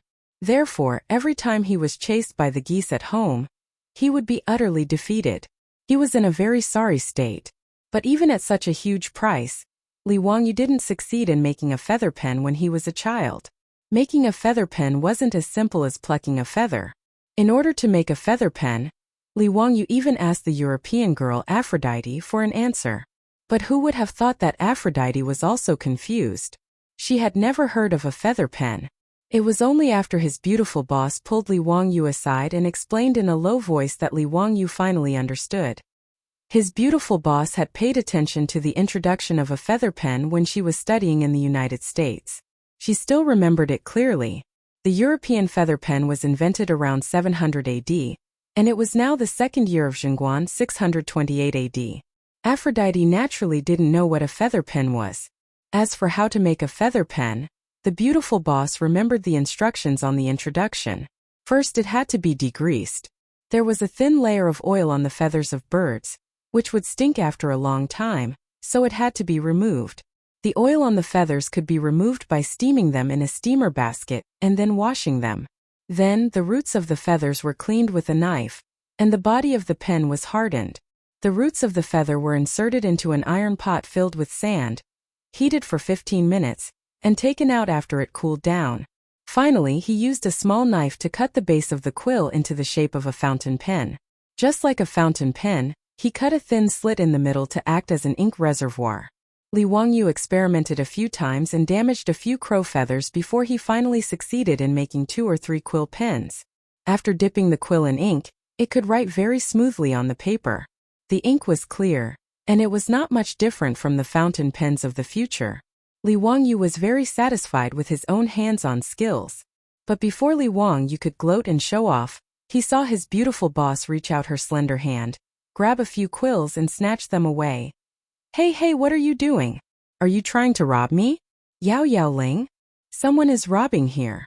Li Wangyu quickly shouted, trying to protect his work. The beautiful boss glanced at him and shook her fist threateningly. Humph, I taught you how to do it. Shouldn't I charge you some tuition? Do you have a problem with that? In the modern city, except for Li Wangyu, who was forced by his grandfather to practice calligraphy since childhood, few people knew how to use a writing brush. Su Changqing naturally did not know how to write with a writing brush, but he had no choice but to use it. In the four-wheeled carriage, she had to record a lot of things every day. During this time, Su Changqing could only pinch his nose and write ugly words with a writing brush. Although Li Wangyu didn't say it explicitly, the smile that often appeared in his eyes made his beautiful superior gnash her teeth in hatred. She was also confused for a moment and forgot that she could make a quill pen to write. When Li Wangyu said that he wanted to make a quill pen, the most happy person was the beautiful boss. So after the quill pen was made, Su Changqing did not hesitate to directly reach out and forcibly seize the right to use these quill pens. In the face of the beautiful boss's threat, Li Wangyu immediately admitted defeat. No problem. It's what I should do. The beautiful boss proudly raised her swan-like white neck and proudly left with her spoils of war. She quietly left just as she quietly came. waving her sleeves, not taking away a cloud, only taking away my quill pen. Li Wangyu looked at the ceiling with tears in his eyes. He was full of sadness and grievance. At this moment he only wanted to recite a poem. In desperation, he looked at Niu Wu again. Before he could speak, Niu Wu looked at him with disdain, grabbed the bow and arrow and strode out. Damn, this poem was not good. He actually dared to look down on his Lang Jun. Li Wangyu became more and more speechless. Even Niu Wu dared to look down on him. Where was the dignity of the family head? After Niu Wu brought back a few more crows that were killed by arrows, Li Wangyu was busy again. Finally he used a quill pen. Copying with a quill pen was much faster than using a writing brush. In addition, Ma Zhou was copying for him. Li Wangyu wrote even more flamboyantly. His speed was so fast that he almost flew. In one night, Li Wangyu copied almost 2 chapters, which made him very satisfied. Sure enough, tools were the ladder of human progress. After solving the problem of copying books, Li Wangyu's bitter days had finally come to an end. Although he still spent a lot of time copying books every day, the efficiency was much higher. Every day, he asked Niu Wu to ride a horse and send the manuscripts he copied to Chang'an City. He asked Ma Zhou and Yin Liben to copy and draw illustrations. Ma Zhou and Yin Liben were happy and didn't feel tired at all. Instead, they could see the latest chapters every day and were very satisfied. Sometimes, Niu Wu was delayed by something and was late. Ma Zhou and Yin Liben complained. Niu Wu could only silently roll his eyes. Sure enough, like teacher like disciple. One day, because Li Wangyu was lazy and didn't want to copy books, he gave himself a day off. As a result, Ma Zhou and Yin Liben waited in Chang'an City for a long time. But Niu Wu didn't come to deliver the manuscripts. In a moment of anxiety, they rode a horse to Dingzhou village to rush the manuscripts. Li Wangyu was speechless at this kind of behavior of urging him to update his novel. He could only comfort them and repeatedly promise that he would let Niu Wu deliver the manuscripts to them tomorrow. Finally, he sent the 2 disciples who were eager to see the next chapters back. 7 days later, Li Wangyu finally received the freshly printed Romance of the Three Kingdoms, sent by owner Sunday. He also told Li Wangyu that the first volume of Romance of the Three Kingdoms would be officially sold at Sunji Bookstore in the East Market of Chang'an City tomorrow. Li Wangyu also had high hopes for this. He planned to personally go to the East Market the next day to see how the 4 great classical novels he painstakingly copied were received in the Tang dynasty. Chapter 266. In the afternoon, Li Wangyu was standing outside Sun's bookstore in the East Market of Chang'an, and with a gloomy face. He came to Chang'an today to see the sales situation of the Three Kingdoms novels that he had painstakingly copied. However, he did not expect that it would be completely different from what he had imagined. Sun's bookstore was not considered small in the East Market. There were 3 storefronts that sold all kinds of hand-copied scrolls, rubbings of steel inscriptions, paintings, brushes, ink, paper and inkstones. They also accepted businesses such as seal engraving. The business was quite good. In the bookstore, there were many scholars dressed as scholars going in and out. Li Wangyu observed for a moment and saw that there were several transactions in the bookstore. However, there were people who bought the scrolls that cost 2 copper coins, but few people were interested in the Romance of the Three Kingdoms that cost 500 copper coins. The engraved and thread-bound Romance of the Three Kingdoms was quietly placed on the counter in the bookstore. It was not eye-catching at all. There were no advertisements, no publicity, and no shop assistants shouting to promote it. Occasionally, there were scholars who were curious and picked up the book to flip through it. When they saw that it was a novel with chapters, they put it back. However, there were scholars who read it carefully and their eyes lit up. They took out their copper coins and bought the book. However, before Li Wangyu could smile, the scholar who bought the book immediately hid the book in his arms like a thief. He was afraid that others would see it. This scene made Li Wangyu's temples throb. I'm writing the 4 great classical novels, not a romantic novel like Jin Ping Mei. What the hell do you mean by looking like you bought a pornographic film on the street? He thought. Seeing their junior teacher gnashing his teeth, Ma Zhou and Yin Liben, who had accompanied him to the bookstore, both comforted him. Teacher, this scholar is also afraid that people will see him buy the novel and criticize him for not doing his job and neglecting his studies. Yes, teacher. Although we know that your novel is majestic and is not written in a game, In the eyes of the people, novels are not elegant. After being comforted by Ma Zhou and Yin Liben, Li Wangyu became even more depressed. This was exactly the same as what he had imagined. Shouldn't the romance of the Three Kingdoms be warmly welcomed by the people of all walks of life in the capital of the Tang dynasty as soon as it was released? Shouldn't it be that Luoyang paper was expensive, that the supply could not meet the demand, and that the goods were scarce and expensive? But in the end it was completely deserted. Li Wang even had the thought of ejecting. No one was interested in the book that he had painstakingly copied, so what was the point of him continuing to copy? The few of them stopped outside the bookstore to observe. Owner's son finally saw Li Wangyu and the others outside the bookstore and hurriedly came out to greet them. Owner's son smiled and bowed to Li Wangyu. Congratulations to Mr. Huxian. Today the Three Kingdoms will be on sale. In just 2 hours 3 copies have already been sold. That's quite impressive. Nanny, are you kidding me? The old man's words made Li Wangyu speechless. Did this old man misunderstand the concept of good sales? In 2 hours, that's 2 hours, only 3 copies have been sold. You actually came to congratulate me? Is this good sales? Then how long will it take me to sell these 1,000 copies of the Three Kingdoms? In fact, in owner's son's eyes, selling 3 copies in 2 hours was indeed a very good result. This was mainly because the price of engraving printing in the Three Kingdoms was cheap. The price of 500 copper coins was considered very cheap compared to the price of 1 or 2 strings of copper coins per scroll. In his bookstore, the copies of the books such as The Great Learning, The Doctrine of the Mean, The Analects of Confucius, and Mencius could only be sold 1 or 2 volumes per day. Before the invention of engraving printing, due to the high price of books, bookstores did business a bit like the antique shops of the modern era. They paid particular attention to not opening a business for a year, but opening a business for 3 years. Therefore, in owner's son's eyes, selling 3 copies in 2 hours was already a very good business. However, Li Wangyu was getting more and more annoyed. This was too different from what he had imagined.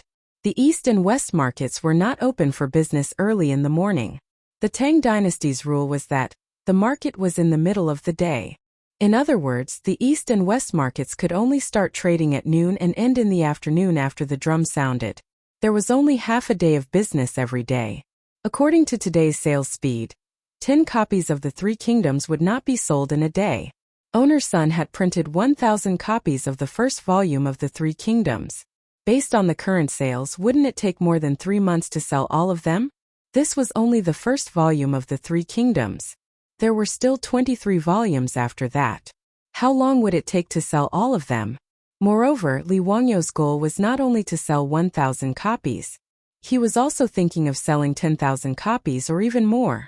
Although the literacy rate in the Tang dynasty was not high, there were at least hundreds of thousands of scholars in the Tang dynasty. In an era without any entertainment, was it difficult to write a novel and sell tens of thousands of copies?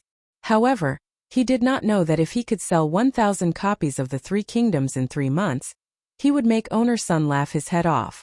In Son's bookstore, the books that were originally the best-selling had only sold 40 or so in a month's time. In fact, owner's son was not the only one who thought so.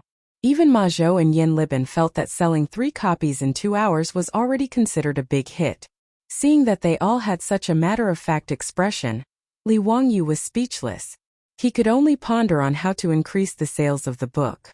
If his beautiful boss knew that he had sold 3 copies of the Three Kingdoms that he painstakingly copied in 2 hours, she would laugh herself to death.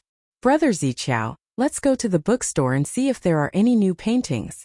Li Wangyu was pondering when he heard a voice behind him. He turned his head and could not help but show a look of disdain. Chang'an City was so King small that he could meet these troublemakers everywhere. The one who spoke was Cui Dogu of the Cui clan in Qinghe. Beside him were Wang Zichao of the Wang clan in Taiyuan, Cui Hong of the Cui clan in Bowling, and Lu Xiang of the Lu clan in Fanyang. Naturally, there was a large group of servants following behind the 4 rich young masters of aristocratic families. The large group of people was bustling with noise and excitement. Li Wangyu was too lazy to meet these foppish sons. He pulled Ma Zhou and Yin Liben to the side and avoided the sight of Wang Zichao and the others. When this group of silk pants entered Sun's bookstore, the troops behind them immediately became extremely overbearing and chased away all the customers who were buying books and looking at paintings. Owner's son could only pretend that he did not see such behavior of driving out his customers. He smiled and greeted them. "Gentlemen, may I know what you want to buy?" "Shopkeeper, do you have any new books?" Yes, this novel, Romance of the Three Kingdoms, was just put on sale today. It was written by a man from Hu County. Gentlemen, are you interested?" Owner's son naturally did not know of the conflict between Li Wangyu and these foppish sons. He even enthusiastically picked up a copy of Romance of the Three Kingdoms and respectfully handed it over. "Which man from Hu County?" Wang Ziqiao asked in an unfriendly tone. Owner's son did not know and smiled. "Li Zio of Hu County, Baron of Hu County." Just as he finished speaking, Wang Ziqiao angrily tore the Romance of the Three Kingdoms in his hand into two. Chapter 267. Now the name that these aristocratic families, including the Wang clan of Taiyuan, the Chui clan of Boling, the Lu clan of Fanyang, and the Chui clan of Qinghe, least wanted to hear about Li Wangyu of Hu County. In his previous life, these aristocratic families had wanted to vent their anger by spreading rumors in an attempt to smear Li Wangyu's reputation. However, Li Wangyu had displayed his works in Chang'an, and for several days in a row, ruthlessly slapping the aristocratic families in the face. Not only did they fail to achieve their goal, but they also made Li Wangyu even more famous. This was like making a wedding dress for someone else, making the aristocratic families feel very sullen. In order to discuss these aristocratic families, Pai Lupi did not care about their reputation at all. During the court meeting, he ordered people to read Li Wangyu's works out loud, making the aristocratic families even more embarrassed. Although he did not mention any names in Chang'an, anyone with some ability would know that the aristocratic families had made a big mistake because of Li Wangyu. In the court, the officials who did not come from aristocratic families looked at the officials who came from aristocratic families with ridicule in their eyes. Zhang Yuanshou and the others gnashed their teeth in hatred, but there was nothing they could do. As for Wang Ziqiao, Cui Daogu, Lu Xiang, Cui Hong, and the others, they saw Li Wangyu as a thorn in their side. They could not wait to eat his flesh and skin, burn his bones, and scatter his ashes. Owner's son actually took Li Wangyu's books to recommend to them. To them, this was a naked provocation. After Wang Ziqiao tore the Three Kingdoms in his hand, he did not wait for Owner's son to react. He raised his hand and slapped Owner's son across the face. The old man almost fainted from the slap. He took a few steps back and fell to the ground. "Old man, how dare you humiliate us?" Wang Ziqiao cursed angrily after slapping him. This sudden turn of events stunned Owner's Sunday. How could he not know why he was slapped? Did he say something wrong just now? Wang Ziqiao and the others came into the bookstore. Although he did not know Wang Ziqiao and the others, he knew that these young people were from the aristocratic families in Chang'an, and could not be offended by a businessman like him, just by looking at their overbearing manner of driving away the guests. Therefore, even though the guests were chased away, no matter how unhappy he was, he did not show it in the slightest. Instead, he welcomed them with a smile. He was even afraid that the clerk in the bookstore would say something wrong and offend the noble, so he personally went up to receive him. As for recommending Li Wangyu's Three Kingdoms to them, it was because they had asked about his new book, so he naturally had to reply truthfully. Secondly, Li Wangyu's Romance of the Three Kingdoms was indeed a good book. Although it was only the first 5 chapters, with over 20,000 words, Owner's son loved it so much that he couldn't put it down and studied it repeatedly. If it weren't for the huge difference in status between him and Li Wangyu, he would have urged Li Wangyu to write a manuscript. The first volume of the Three Kingdoms only had a short 20,000 words. It really wasn't enough to satisfy him. It made him want to read more, but he was also looking forward to the next chapters. Therefore, Owner's son did not care that it was a novel and recommended it to Wang Ziqiao and the others. However, he did not expect to be slapped in the face. Young masters, why do you say that? Old me did not offend you in any way?" Owner's son was beaten, but he did not dare to complain. He was just a businessman. If he was beaten by this group of good-for-nothings, then so be it. Even if they smashed his bookstore, what could he do? Ever since the Tang dynasty, the status of merchants had greatly increased compared to the previous dynasties. However, the so-called scholars, farmers, businessmen were always a respectable and inferior profession. "Old man, Do you think that the Taiyuan Wang clan is easy to bully? Taiyuan Wang clan? Young master, why do you say that? Old me does not dare to humiliate the Taiyuan Wang clan. Young master, are you mistaken? Owner's son said innocently. He really did not understand what was going on. Pui, old man, you still dare to say no? What's the meaning of this? Wang Ziqiao scolded, unwilling to let this matter go. Li Wangyu, this bastard's book, is it? When owner's son heard this, he realized that these nobles in front of him did not get along with Hu Xianan. It was because he recommended Hu Xianan's book that he was met with this disaster. He could only smile bitterly, crawl up to Wang Ziqiao and the others, bowing and apologizing repeatedly. It's a misunderstanding, a misunderstanding. How could this old man have such thoughts? This old man didn't know. No matter what, it's all this old man's fault, please forgive me. Owner's son's humble attitude did not earn the forgiveness of Wang Ziqiao and the others. They came to the East Market to relax because they were in a bad mood. When owner's son recommended Li Wangyu's book to them, they could not help but think of Li Wangyu's despicable face. They could not help but burn with anger, and wanted to find trouble with the owner of the bookstore to vent their anger. Smash this bookstore for this young master. How dare you sell that bastard Li Wangyu's book? Pui, are you trying to go against us? Do you think you're worthy? Smash it. Wang Ziqiao waved his hand to the troops behind him, indicating that they should smash the bookstore to vent their anger. You can't smash it, you can't smash it. Young masters, old me has apologized to you. Please let old me's bookstore go. You can't smash it. When owner's son heard that Wang Ziqiao and the others were going to smash the bookstore, he hurriedly stepped forward to stop them. However, how could he stop this group of wolf-like troops? He was pushed to the side and almost fell down again. The commotion in the bookstore, in addition to Wang Ziqiao's troops forcefully driving away the customers, had already attracted the attention of the crowd in the East Market. Outside Sun's bookstore, there were many people gathered to watch the commotion. Due to the deterrence of the fierce troops blocking the bookstore, no one dared to help owner Sunday. There were a few patrolling East Market Marshal Marquis. Seeing so many people gathered here, they hurriedly ran over. But after seeing the situation inside Sun's bookstore, these Marshal Marquis did not say a word and turned to leave. What happened to Sun's bookstore? Why was he blocked by someone? Owner's son is so young, how could he be beaten up? Why doesn't the East Market Marshal Marquis do anything? Shua, be careful with your words. Do you know who those people are? I don't know. Brother, please give me some advice. Those are all young masters with 5 surnames and 7 looks. The one who beat up owner's son is the son of Taiyuan Wang clan's first wife. Who do you think dares to meddle in their business? TSK, 5 surnames and 7 looks. How impressive. How did owner's son provoke these aristocratic families? No wonder the patrolling Marshal Marquis does not dare to meddle. Who says so? Consider old man's son to be unlucky. Today Son's bookstore, I don't think he can keep it. Sigh, how pitiful. Just as owner's son felt that the end of the world had arrived, he heard a loud shout. Stop!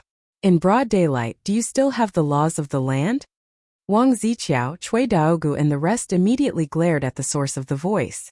They wanted to see who was so blind as to meddle in the business of their aristocratic families. Li Wangyu, why are you here?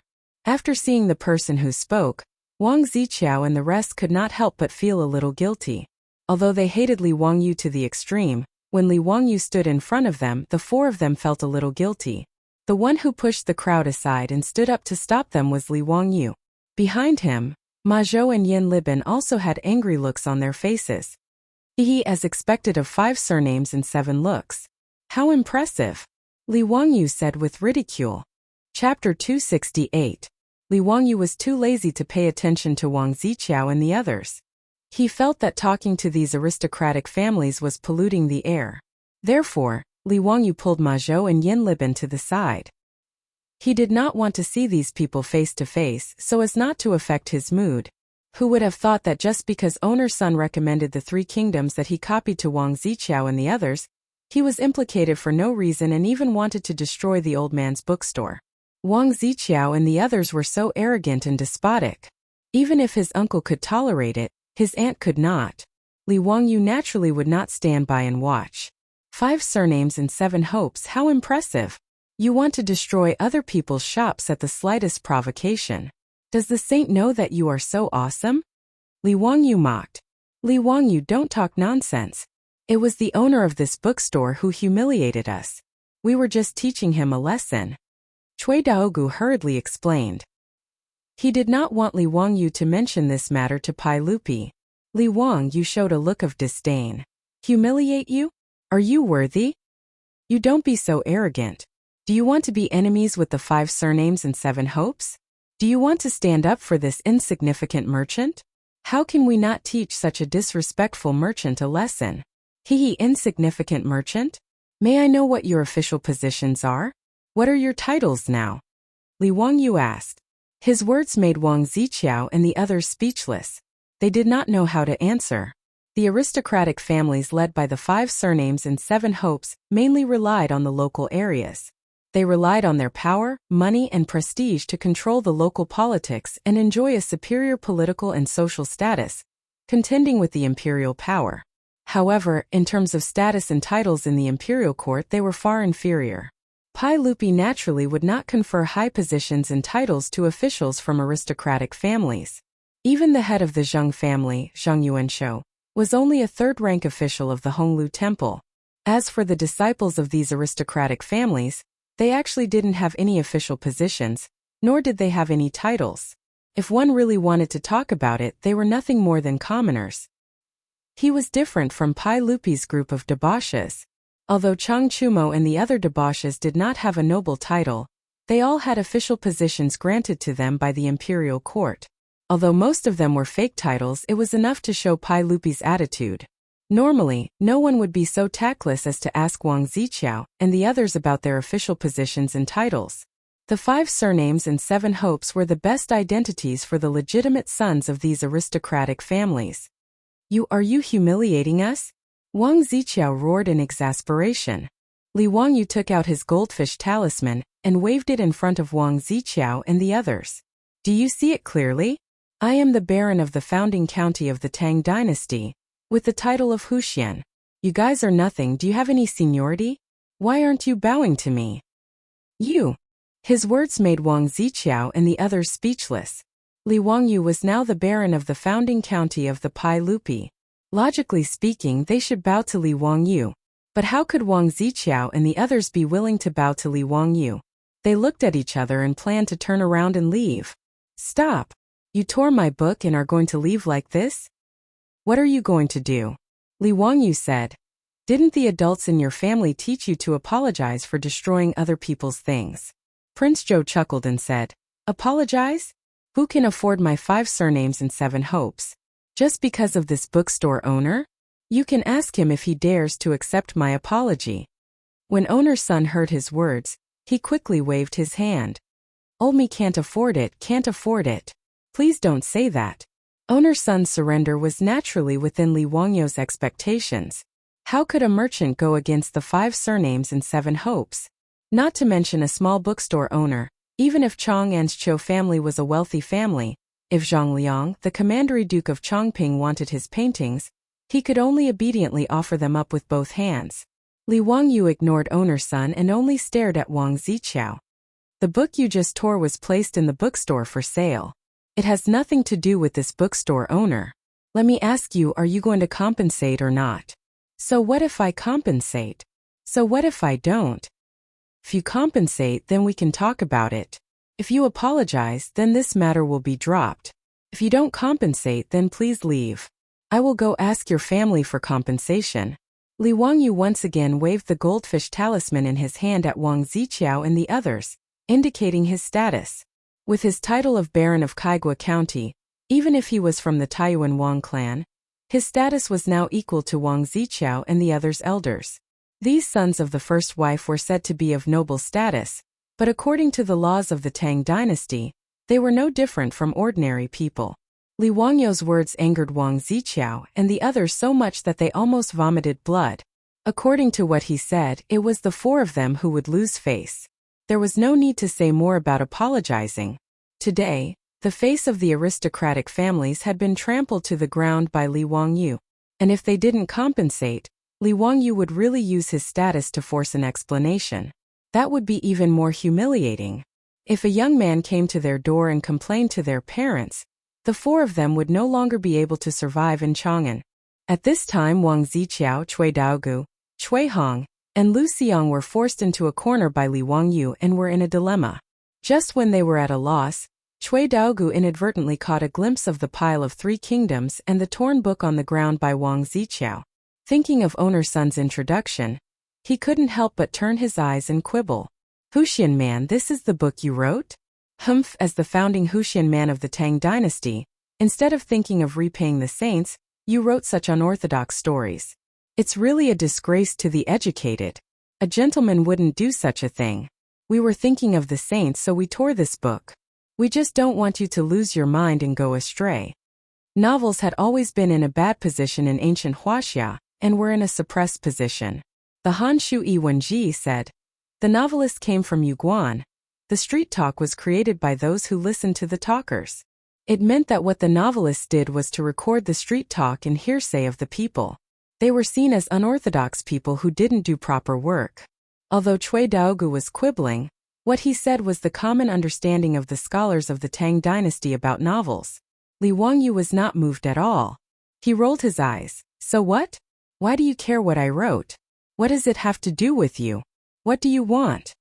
Ma Zhou also said indignantly, "Even if my teacher wrote a novel, it's still a work passed down from generation to generation. How can it be called unorthodox? This romance of the 3 kingdoms is a work that both refined and popular can appreciate. It's a rare masterpiece and will definitely be passed down for generations." When Cui Daogu, Wang Ziqiao, and the others heard Ma Zhou's words, they laughed so hard that they bent forward and backward. "Haha, a novel actually wants to be passed down for generations. You master and disciple are not afraid of boasting. The wind will cut your tongue." TSK, so this kind of hearsay novel can also become a work passed down from generation to generation. Today has really broadened my horizons. Why don't we let the scholars take a look and see whether or not this novel is a waste of time? Wang Ziqiao and the others mocked and ridiculed, but Li Wangyu was too lazy to even lift his eyelids. "I'll ask you one more time. Are you going to compensate or not?" Chapter 269. Faced with Li Wangyu's interrogation, Wang Ziqiao threw caution to the wind and stubbornly replied, "What if I tear up a book that no one cares about?" Li Wangyu looked at him with contempt. "No one cares about it? Do you think you have the qualifications to evaluate my book? Why can't I say it? Why were there so many of these novels piled up in the bookstore? Li Wangyu, are you planning to sell it as cleaning paper?" Wang Ziqiao mockingly pointed at the pile of Romance of the 3 Kingdoms in the bookstore. "Haha, why don't I take out a copper coin and treat these books that no one cares about as waste paper and sell them all to me? It's also fine to use them to light a fire." Cui Daogu also joined in with a laugh. Lu Xiang and Cui Hong also laughed and nodded repeatedly in agreement. Ma Zhou and Yen Libin were so infuriated by this group of rich young masters that they almost went berserk. Humiliating Li Wangyu like this was equivalent to humiliating them both. However, Li Wangyu stopped the two who were about to go berserk. Facing the ridicule of Wang Ziqiao and the others, he only smiled contemptuously. "Since you all keep saying that no one cares about my book, why don't we make a bet?" "Bet? What do you want to bet?" Hearing the word bet, Wang Ziqiao and the others suddenly had a bad feeling. Whether it was in the Zhan Temple or in the brothel of Peace Square, they had lost both bets with Li Wangyu. Wang Ziqiao's face was even more unsightly. He remembered the bet he made with Li Wangyu, saying that he had to avoid him at all costs. Li Wangyu looked at Wang Ziqiao with deep meaning. "Let's bet how many copies of this Romance of the 3 Kingdoms can be sold in 10 days. How about it?" "Okay, we'll bet that your book can't be sold in 10 days. How about it? Do you dare to bet?" Upon hearing Li Wangyu's words, Wang Ziqiao's eyes lit up, and he immediately proposed an extremely difficult and impossible bet condition. After he finished speaking, Cui Daogu and the others also laughed loudly and agreed. "That's right, we'll bet that you won't be able to sell 10,000 copies in 10 days. How about it, Huxian man? Do you dare to bet?" Ma Zhou couldn't help but panic. "How dare you spout such nonsense? How is it possible to sell 10,000 books in 10 days? Haha, what does this have to do with us? Didn't Huxian Nan want to bet on the sales of his book? Our conditions are as such. It's up to you whether you want to bet or not. If you don't dare to bet, then we don't have the time to grind our teeth with you. Goodbye. Wang Zichao thought that he had caught Li Wangyu's weakness. After ridiculing Ma Zhou for a while, he was ready to call the others to leave. Wait, you haven't said what the stakes are. Li Wangyu suddenly called out to them. What stakes? Wang Zichao and the others didn't understand Li Wangyu's meaning. Li Wangyu continued to ask, didn't you want to bet that I won't be able to sell 10,000 copies in 10 days? Why don't you tell me what the stakes are? If you sell it, what will you do? That's impossible. Impossible, wouldn't you win even more easily? What, you don't dare to bet with me? Li Wangyu continued to provoke them. Why wouldn't we dare? If you can sell 10,000 copies in 10 days, we'll lose to you, so what if we lose 10,000 gold? Wang Zichao blurted out after being provoked by Li Wangyu. Li Wangyu shook his head. 10,000 gold? Haha, can you take it out? Why don't we bet 1,000 gold taels, how about it? Can a dignified direct descendant of an aristocratic family afford 1,000 gold taels bet? 1,000 gold taels? That's 6,000 copper coins, 6 million gold taels. Wang Zichao and the others looked at each other. Although they were direct descendants of aristocratic families, they really couldn't take out such a large sum of money. Their families were rich, but it didn't mean that they had money in their hands. But how could they be willing to back down? Not to mention, in Wang Zichao and the others' eyes, it was impossible for them to lose. 10 days was equivalent to 10 days. And to sell 10,000 copies, let alone 10 days, even if it was a year, they wouldn't believe it. After all, the Tang dynasty wasn't the modern era. All the bookstores in Chang'an and East City added together might not be able to sell 10,000 copies in a year. Although Li Wangyu's novel looked strange and wasn't a common book, so what? Wuxia man, don't talk nonsense. Do you dare to make a written pledge and set a bet? Wang Zichao and the others were sure that they would win, so naturally, they were fearless. Li Wangyu laughed.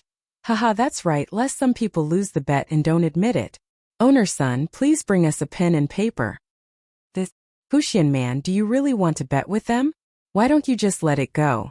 Why bother fighting based on personal feelings?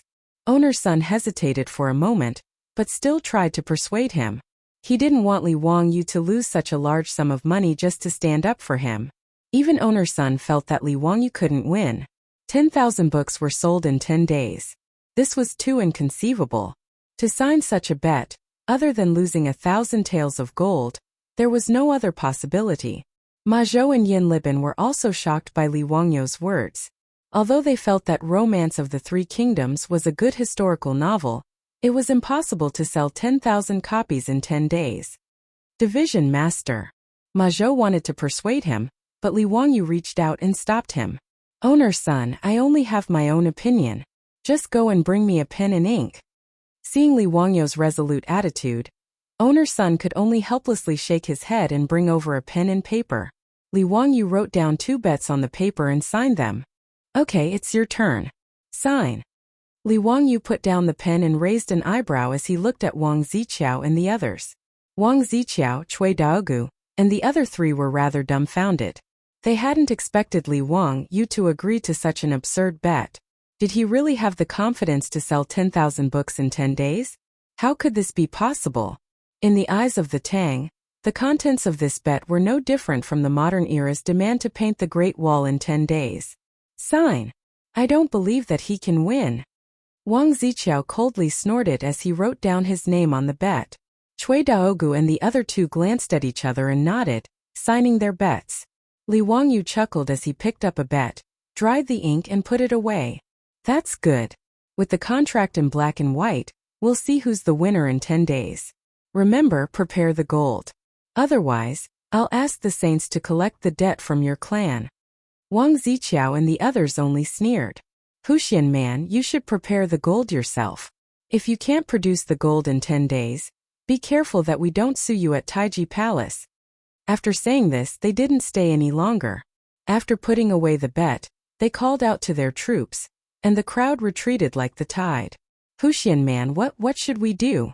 Old Mia, it's all old Mi's fault for implicating Wuxia man. Owner-son bowed to Li Wangyu in fear and trepidation. Li Wangyu waved his hand. It's fine. I have my ways. Chapter 270. When Li Wangyu made such a bet with Wang Ziqiao and the others, Owner's son was the one who was the most frightened. He was worried that Li Wangyu would blame him in the future if he lost the bet. He was also worried that if Li Wangyu won, those young masters would vent their anger on his bookstore. What should he do then? For the old man, today's matter was in a dilemma.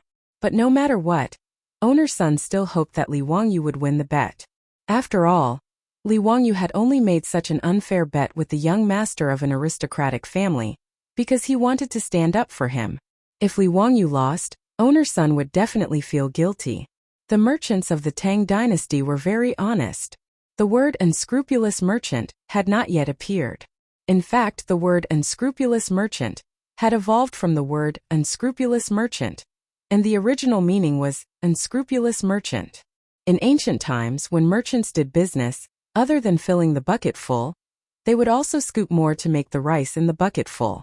In other words, as long as they did business, they would always add something to the customer.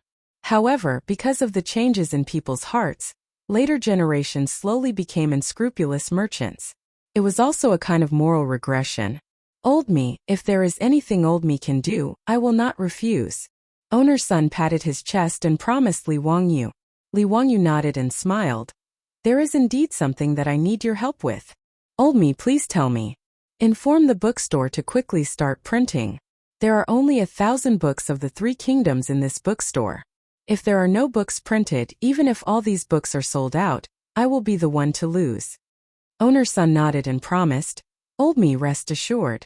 Old me will immediately return to Wuxia and arrange for the bookstore to start printing. Old me guarantees that within 5 days, the remaining 10,000 books will all be printed. That's good. Thank you, Owner's son. Li Wangyu continued after thinking for a while. The second volume of The Romance of the 3 Kingdoms has already been copied. Tomorrow I will have someone send it to the bookstore. Owner's son, please have someone start to engrave the plates. We will strive to have the second volume on the market in 7 days. We will still print 10,000 copies. Old me understands. Owner's son was now in the same boat as Li Wangyu. Naturally, he nodded his head and agreed. After leaving the bookstore, Yan Libin and Ma Zhou had a worried look on their faces. Division Commander, how can you agree to the wager of the Wang, Cui, and Lu families? It's really impossible to sell 10,000 books in 10 days. If we lose the bet, will the teacher really have to compensate them with 1,000 taels of gold? Li Wangyu didn't panic at all. He smiled at the two of them and said, What are you afraid of? There's no possibility of losing this bet. Do you think I'm as stupid as those Wangs? Take a closer look at this bet. Are they sure to lose? What? How is that possible? Ma Zhou and Yan Libin were stunned when they heard this. They hurriedly reached out to take the signed agreement and read it carefully a few times. After looking at the bet several times, the two were still confused. They didn't know what Li Wangyu meant. Division Commander, forgive us for being slow-witted, but why can't we see anything wrong with this bet? Li Wangyu chuckled and said, This bet only stipulates that the bookstore will sell 10,000 copies of The Romance of the 3 Kingdoms in 10 days. Is that right? Ma Zhou and Yan Libin looked at each other and nodded. That's right. You still don't understand? You two should just die of stupidity. Let me ask you, if Cheng Chumo and the others go to the bookstore and buy all the books, does that count as completing the bet? Li Wangyu rolled his eyes at the two disciples. Ah! Ma Zhou and Yan Libin were instantly petrified. Their minds were filled with lightning and thunder, and they were stunned. Can it be like this? How can it be like this? Isn't this cheating? But it seems like it really can be done. Anyway, it's nothing more than selling all 10,000 copies of The Romance of the 3 Kingdoms to Cheng Chumo and the others. Afterwards, they can hand them over to the bookstore to slowly sell. In this way, Wang Ziqiao and the other aristocratic family disciples would really have to suffer in silence. Anyway, in the bet, there was no stipulation on who to sell these 10,000 copies of The Romance of the 3 Kingdoms to. Division Commander, this is a bit.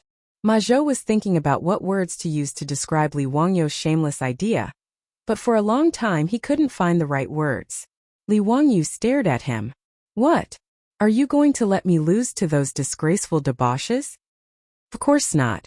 This disciple naturally hopes that division commander will win. But what? Hurry up, I still have to rush back to Dingzhou village. You and Liban can go do your own things. Don't follow me. Li Wangyu didn't pay attention to the two dumbfounded disciples. He called Niu Wu and rode back to Dingzhou village. He was in a hurry to go back. Naturally, he wanted to find his beautiful boss to discuss how to make a marketing plan for the romance of the three kingdoms. Although Li Wangyu and Ma Zhou said that they wanted to trick Wang Ziqiao and the others, in fact, he didn't intend to bully these aristocratic family debauches. It was just a kind of insurance. Li Wangyu didn't want the famous book that he had painstakingly copied to be a pearl covered in dust in the Tang dynasty. That would be a waste of his painstaking efforts. He wanted to make a name for himself, but instead became a joke. That was not what he wanted to see. The romance of the three kingdoms being neglected in the Tang dynasty was something that Li Wangyu didn't expect before, but he didn't lose heart. At least from the performance of Ma Zhou and Yan Liban, the romance of the three kingdoms could still be accepted and liked by the scholars in the Tang dynasty. It was just that the romance of the three kingdoms had not become famous yet, so no one knew about it. Therefore, just like owner's son, who only put the book on the shelves and waited for people to slowly discover the treasure, was definitely not a good way to sell it. He needed to have a good discussion with his beautiful boss about how to make a marketing operation in the Tang dynasty. He needed to let the people of the Tang dynasty understand the great power of advertising and marketing.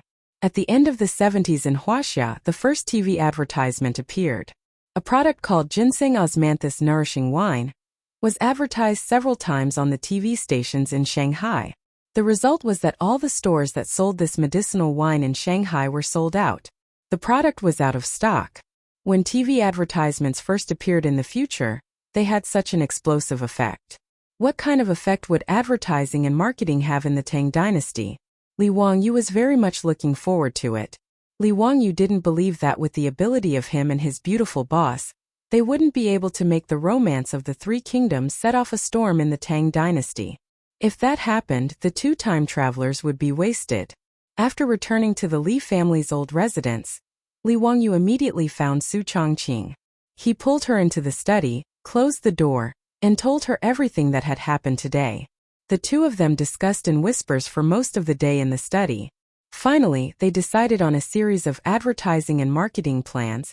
Chapter 271. 5 days later, at the Vermilion Bird Gate in Chang'an Imperial City. The Vermilion Bird Gate was the southern gate of the Imperial City. It got its name because the vermilion bird of the four symbols represented the south. Outside the gate was the Vermilion Bird Avenue, the central axis of Chang'an. On the busy Vermilion Bird Avenue, carriages and horses shuttled back and forth. The 150-meter-wide Vermilion Bird Avenue had a 50-meter-wide imperial road in the middle. Commoners could cross it, but they were not allowed to walk on it. At 9 in the morning, the court session in the Taiji Palace had just ended. After the court session, the officials had to leave the Taiji Palace through the Sky Gate and head south out of the Vermilion Bird Gate. After that, all the officials returned home to sleep, while those who had to go to the yamen for the morning roll call went to work. Some of the officials who were familiar with each other were chatting as they walked. Suddenly, they heard the sound of horse hooves coming from the Vermilion Bird Avenue. In Chang'an, horses were not allowed to gallop unless there were special circumstances. The sound of horse hooves naturally attracted the attention of the officials. They all looked up to find the source of the sound. They saw a general wearing a three-pronged purple-gold crown and wearing a beast-shaped armor.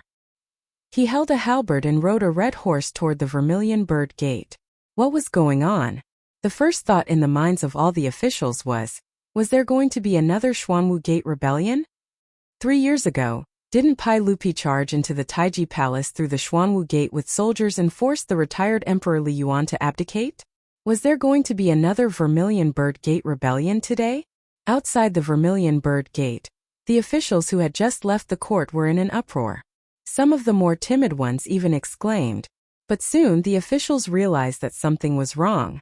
The Imperial Army guards outside Vermilion Bird Gate did not even bat an eye at the charging general. It was clear that these Imperial Army soldiers knew what had happened. And there was only one general charging toward the Vermilion Bird Gate. Of course, he was not here to start a rebellion. Otherwise, it would be too childish. That general galloped his horse to the Vermilion Bird Gate and pulled on the reins. He brandished his halberd and shouted, "I am Lu Bu Lu Fengxian. Who dares to fight with me?" When the officials and generals of the Vermilion Bird sect saw who it was, some of them immediately burst into laughter. "Isn't this the legitimate son of Duke Chai Linggu? Why are you dressed like this?" He even said that he was Lu Bu Lu Fengxian. Lu Fengxian was a general of the Three Kingdoms, right? That's right, the so-called Lu Bu among men, red hair among horses, is precisely Lu Bu. In the records of the Three Kingdoms, it was said that Lu Bu had the courage to fight a tiger, and was unparalleled in battle. But what exactly is Chai Linggu doing? "Duke Xiao, what is your young master doing?" An official familiar with Chai Xiao couldn't help but make fun of him. In the crowd, Chai Xiao's eyes were twitching. If it weren't for the fact that they were in public, he would have dragged this bastard over to beat him up. Shameful, truly too shameful. Just as the crowd was laughing and enjoying the show, they saw a handsome horse charge out from not far away. On the horse was a dark-faced general with round eyes and a serpent spear in his hand. The horse shouted, "Slave of 3 surnames, don't run. Zhang Fei of Yan is here." The officials roared with laughter. If this wasn't Cheng Yaojin's legitimate son, Cheng Chumo, who else could it be? Cheng Yaojin, that old bastard, was also in the crowd. When he saw this scene, he wasn't angry at all. Instead, he laughed heartily. "Wahahaha, this scoundrel, this brat is actually playing the role of Zhang Fei of Yan. Why didn't he call me over for such an interesting thing? When we get back to the manor, I'll definitely take care of this unfilial son." Cheng Yaojin's words stunned the officials who were watching the show. "Isn't your focus a bit off? You actually think this is interesting and want to personally participate?" Unconsciously, the officials around Chang'an slowly moved a few steps away from him, afraid that this old bastard would infect them with his insanity. Cheng Chumo and Chai Linggu, these two people, began to fight on the main street of Vermilion Bird Gate. It was very lively. This caused more and more people to gather around Vermilion Bird Gate. They applauded and cheered, making these two people even more excited. The two people fought for dozens of rounds. Then they saw a red-faced man, holding a green dragon crescent blade, rush over on his horse. "I am Guan Yunchang." This time it was Yuchi Jingda, that old bastard, who began to cheer loudly. He shouted with his broken voice, "It's my family's child. Dog, you even painted your face red. Yuchi Baolin, if you can't beat them, don't go home." His words almost made Yuchi Baolin, who was disguised as Guan Yu, fall off her horse. She calmed herself down and pretended that she didn't hear anything. She raised her blade and attacked Chai Linggu. The 3 horses fought for 30 rounds. Then they saw another horse rush out from the side. On the horse's back was a white-faced general, holding a double-edged sword. "I am Lu Bei Lu Xuanda. Little Lu Bu, don't hurt my brother." Then he urged his horse forward. The 4 people fought on Vermilion Bird Gate. This time it was Feng Xuanling's turn to be stunned. The old man's temples suddenly throbbed. The one who called himself Lu Bei was his second son, Feng Jun Feng Ai. Du Ruhui also poked him with his elbow. "Brother Xianling, your second son is also very brave." Feng Xianling was choked half to death by his words. He could only pretend that he didn't hear anything. He glared at his son, thinking about how to punish him when he returned home. Cheng Chumo, Yuchi Baolin, and Feng Ai surrounded Chai Linggu and fought. Seeing this, the officials and the common people on Vermilion Bird Gate stared straight at them, cheering louder and louder. No one noticed that on top of Vermilion Bird Gate's imperial city wall, Pai Lupi's figure quietly appeared, watching the 4 people fight with interest. "Zio, is this the 3 heroes fight Lu Bu in your book? It is very interesting." Li Wangyu was also beside Pai Lupi. Hearing Pai Lupi's question, he smiled and nodded. "Your Majesty, it is the 3 heroes fight Lu Bu." Pai Lupi asked again. A bit interesting. What about the chapter after that? Where did you write it? Has the 2nd volume been printed?" "The 2nd volume is being engraved and will be finished in 2 days. Once the book is printed, I will immediately send it to your Majesty for inspection." Pai Lupi nodded with satisfaction and continued to look below. Li Wangyu sighed. "Damn, such a big shot reader. I can't afford to provoke him. If I provoke him, it won't be a problem of sending him razor blades. In order to advertise and market his Romance of the Three Kingdoms, Li Wangyu went to the palace a few days ago and presented the first volume of his Romance of the Three Kingdoms to Pai Lupi. Pai Lupi liked Romance of the Three Kingdoms immediately. This historical novel about the Three Kingdoms was very much to his liking. Li Wangyu also took the opportunity to make a series of requests to Pai Lupi, including today's performance, outside Vermilion Bird Gate. After receiving Pai Lupi's approval, it was carried out. Outside Vermilion Bird Gate, the performance was still going on. Chapter 272. Outside the gates of Vermilion Bird City, the four playboys fought for a long time before Lu Bu was defeated and retreated. The four of them left on their horses and the crowd on Vermilion Bird Avenue cheered again. For the people of the Tang dynasty, it was worth it to be able to see such a scene. For the people of Chang'an City, the scene just now could make them talk for a long time. The civil and military officials were also discussing with each other, not understanding the meaning of the playboys' actions today. Although Pai Lupi knew that the playboys were imitating the plot of the Three Heroes Battle Lu Bu in the book, he was still suspicious when he saw them leave on their horses. "Zio, is this your arrangement? Is it over just like this?" Li Wangyu laughed. "Your Majesty, keep watching, there's more to come." He had finally convinced Pai Lupi to allow him to hold a marketing event for Romance of the Three Kingdoms, in front of the civil and military officials, as well as the people of Chang'an City. How could it end so anticlimactically? The performance of the four playboys just now was just to warm up the atmosphere and attract the attention of the crowd. After the four playboys left on their horses, the crowd thought that there was no more drama to watch and started to talk loudly, discussing the meaning of the scene just now. Some of the scholars who were familiar with history immediately showed off their knowledge and explained who Lu Bu, Zhang Fei, Guan Yu and Liu Bei were in the Three Kingdoms. Just as the crowd was about to disperse, a few singers in palace attire walked out from the crowd on both sides of Vermilion Bird Avenue with various instruments in their hands. Under the astonished gazes of the crowd, they slowly walked to the center of Vermilion Bird Avenue and faced the gate of Vermilion Bird City. They plucked the instruments in their hands and played pleasant music. The crowd that was just about to disperse immediately stopped. The singers opened their mouths and sang in unison. "In the Han Dynasty, the heavens are Huanling. The red sun is about to tilt to the west. The treacherous minister Dongzhuo deposed the young emperor. Zhang Jide of Yan appeared. Holding the snake spear 8 Zhonglong. Lu Bu struggled to walk, looking at his home mountain from afar, flattering his horse." The song that the singers were singing was the poem from this chapter of the Romance of the Three Kingdoms. Accompanied by the singing, under the astonished gazes of Pai Lupi and the officials, more and more dancers, singers and musicians walked out from the crowd on both sides of Vermilion Bird Avenue and merged into the group of singers. The chanting grew louder and louder, and the number of people in the group increased as well. Along with the music and singing, the people on the Vermilion Bird Avenue started to dance. This scene left Pai Lupi and the civil and military officials dumbfounded. How could it be done like this?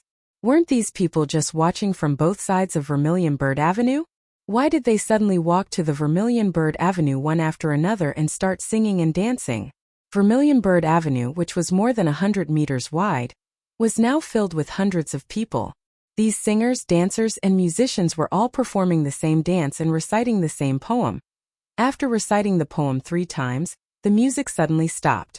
The people performing on Vermilion Bird Avenue all shouted in unison. The general trend of the world: long united must divide, long divided must unite. Drinking wine and discussing heroes, all in the Romance of the Three Kingdoms. Fuxing County's Li Zio's new masterpiece, the historical novel Romance of the Three Kingdoms, talks about the general trend of the world. Changdong, Dong, and Shi City, all the major bookstores are selling it. After the advertising slogan was shouted, the civil and military officials in front of the Vermilion Bird Gate were almost petrified. The people watching from both sides of the avenue were also completely flabbergasted. Pai Lupi was even more speechless. He glared at Li Wangyu, who was secretly laughing to the side. "What kind of nonsense is this? Isn't your shouting a bit too straightforward? What do you take my Vermilion Bird Avenue for? Even the peddlers walking the streets wouldn't shout like this, right?" No matter what they thought, after the dancers, singers, and musicians on Vermilion Bird Avenue shouted the advertising slogan 3 times, they suddenly scattered in all directions. Very quickly, They merged into the crowd of onlookers and could no longer be found. Vermilion Bird Avenue once again became empty. Li Wangyu snickered in his heart. Have you seen the flash show of the future? Flash show refers to a lot of people in a specific place, at a specific time, unexpectedly doing a series of specific songs, dances, or other actions at the same time, and then quickly leaving. After Li Wangyu and his beautiful boss discussed it, they moved the flash show to the Tang Dynasty's Chang'an. They did this to advertise the book Romance of the Three Kingdoms. It could be said that they had put in a lot of effort. These people who were performing the flash show on Vermilion Bird Avenue were all found by Li Wangyu from Pingkong Fong. A team of 100 people performed the flash show in less than the time it took to burn a stick of incense, but rehearsed it for a day. For this, Li Wangyu paid everyone the same amount of copper coins. If it wasn't for the fact that he had finally saved up some money, he wouldn't have dared to spend so much money. Li Wangyu originally planned to find an actor to cosplay the three heroes battle Lu Bu, seen at the beginning. However, when the other playboys heard about this, they immediately snatched this job. In order to compete for these 4 roles, the playboys even broke out into a fierce war.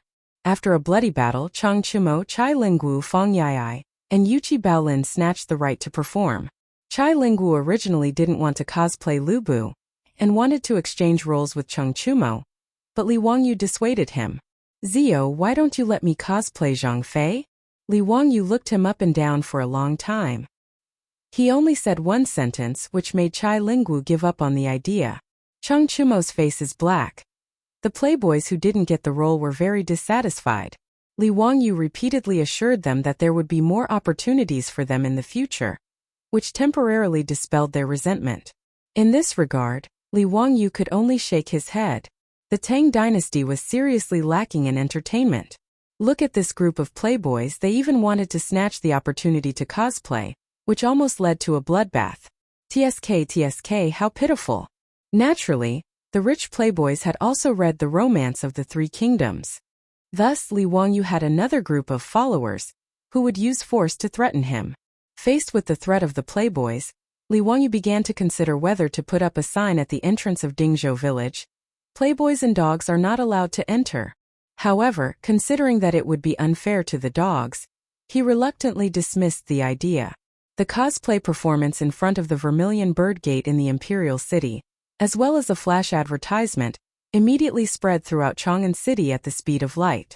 At the same time, Li Wangyu's leaflet publicity began again. Leaflets full of slogans and introductions of the Three Kingdoms were once again scattered all over Chang'an City by four-wheeled carriages. Fortunately, there were no urban management officers in the Tang dynasty. Otherwise, this kind of littering would definitely be punished until Li Wangyu went bankrupt. In any case, Li Wangyu's Romance of the Three Kingdoms suddenly broke into the sight of the people of the Tang dynasty. Chapter 273. The flyers that Li Wangyu had people throw around in Chang, and were picked up by the scholars. When they saw the content, their expressions changed drastically, and they carefully hid the flyers away like thieves. If there were transmigrators in the future who saw the titles of these flyers, they would definitely curse Li Wangyu for being shameless. The titles on these flyers were truly the essence of the news shock department. Shocking! 3 men did this in the Peach Garden. Yes, this was the oath of the 3 in the Peach Garden. Shocking! Men will be silent when they see it. Women will cry when they see it. Shocking! A woman actually dares to do such a thing in broad daylight. This was the story of Diao Chan's honey trap at the Fengyi Pavilion. Shocking! This kind of shocking headline was what people in the future hated the most. In short, the headline was hateful, but it was enough to attract attention. Li Wangyu shamelessly copied this trick and openly printed it on the flyers. In this regard, the beautiful boss could only roll her eyes to express her admiration for Li Wangyu's shamelessness. Even in the future, netizens who had experienced the baptism of countless headlines were still attracted by these shocking headlines time and time again. They clicked on them and were fooled, not to mention the people of the Tang dynasty who had not experienced the baptism of headline baiting. In short, these flyers had the effect they were supposed to have. In Chang'an, all literate scholars had a strong interest in Romance of the Three Kingdoms after receiving the flyers. As for whether they could find the content they wanted to read in the book, that was none of Li Wangyu's business.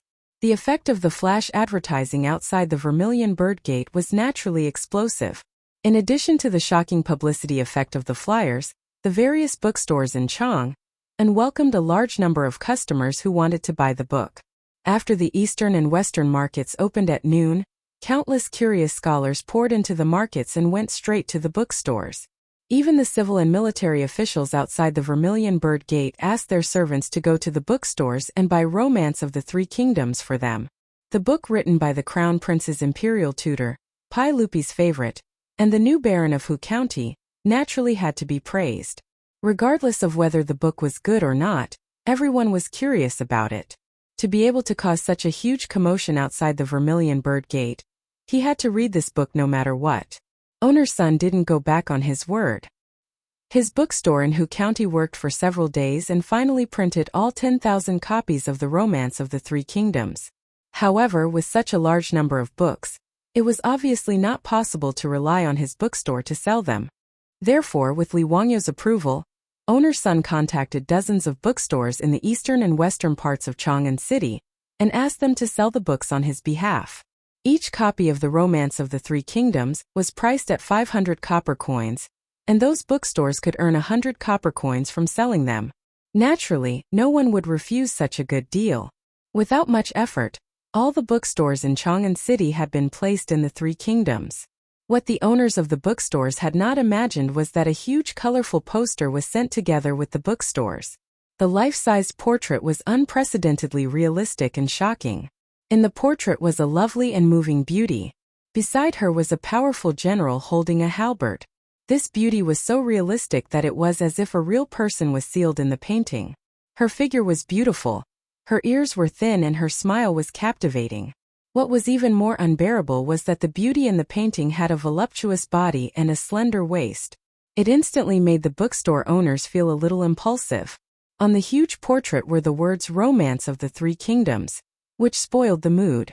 The bookstore owners were so distressed that they beat their chests and stamped their feet. How could such a great painting be wasted like this?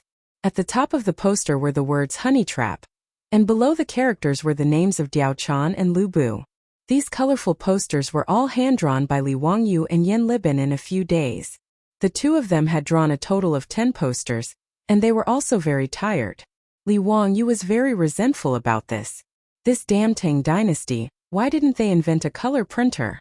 The scholars and servants who went to the bookstore to buy books were all shocked by the colorful posters hanging in front of the bookstore. Such a soul-stirring portrait of a beauty made the men who had not been destroyed by the various movies of the later generations feel that it was somewhat difficult to control themselves. The woman named Diao Chan in the painting, that figure, that curve. For the scholars of the Tang dynasty, such a realistic colorful beauty was simply a visual bomb. In front of every bookstore with a colorful poster hanging in front of it, there were 3 layers of people inside and 3 layers of people outside. Even those who were illiterate were staring at the colorful poster non-stop. They were even reluctant to blink their eyes. The owners of the bookstores hurriedly sent out their employees to guard the colorful poster to prevent it from being snatched away by others. Many libertines even squeezed to the front and almost stuck their eyes on the poster. They were quickly stopped by the shop assistants. "Hey, what are you doing? You can't afford to pay for this painting if it's dirty. If you want to look, stay away, don't get so close. No matter how close you get, you won't see anything. What are you smelling? Are you a dog? You can smell something from the painting. Take your dirty hands away. If you reach out again, I'll call the patrolling Wu Ho."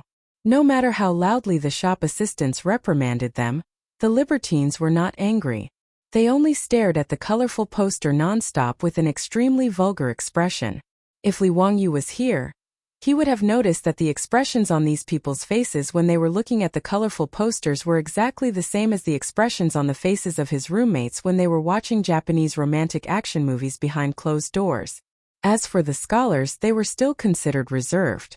After staring at the poster for a while, they silently said, "See no evil," in their hearts.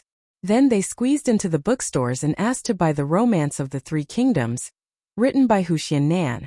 The thick Romance of the Three Kingdoms was actually sold for only 500 coins. Such a cheap price surprised many of the scholars. Some impatient ones, after paying the money, began to flip through the book in the bookstore.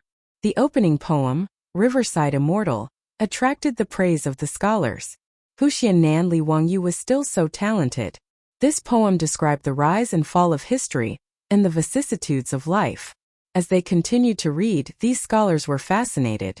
The Three Kingdoms era at the end of the Eastern Han was like a vast historical scroll that slowly unfolded in the book. After flipping through a few pages, all the scholars only had one thought in their hearts. This romance of the Three Kingdoms was a peerless book. Chapter 274. The Romance of the Three Kingdoms was one of the four classics of Wuxia. Naturally, it was extraordinary.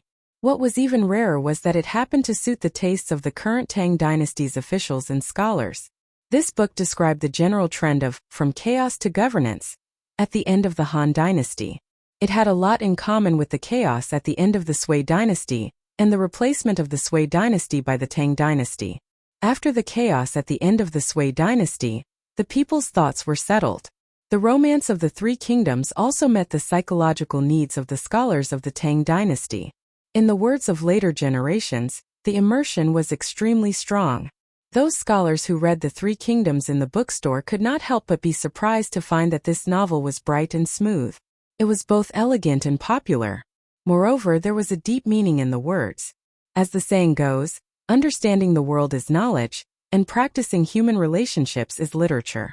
Every paragraph in the book was full of wisdom and the essence of Wuxia's traditional culture. Good book. A rare good book. This was the unanimous thought in the minds of all the scholars who read The Three Kingdoms. Such a good book should be poured into a cup of good wine and read carefully while drinking.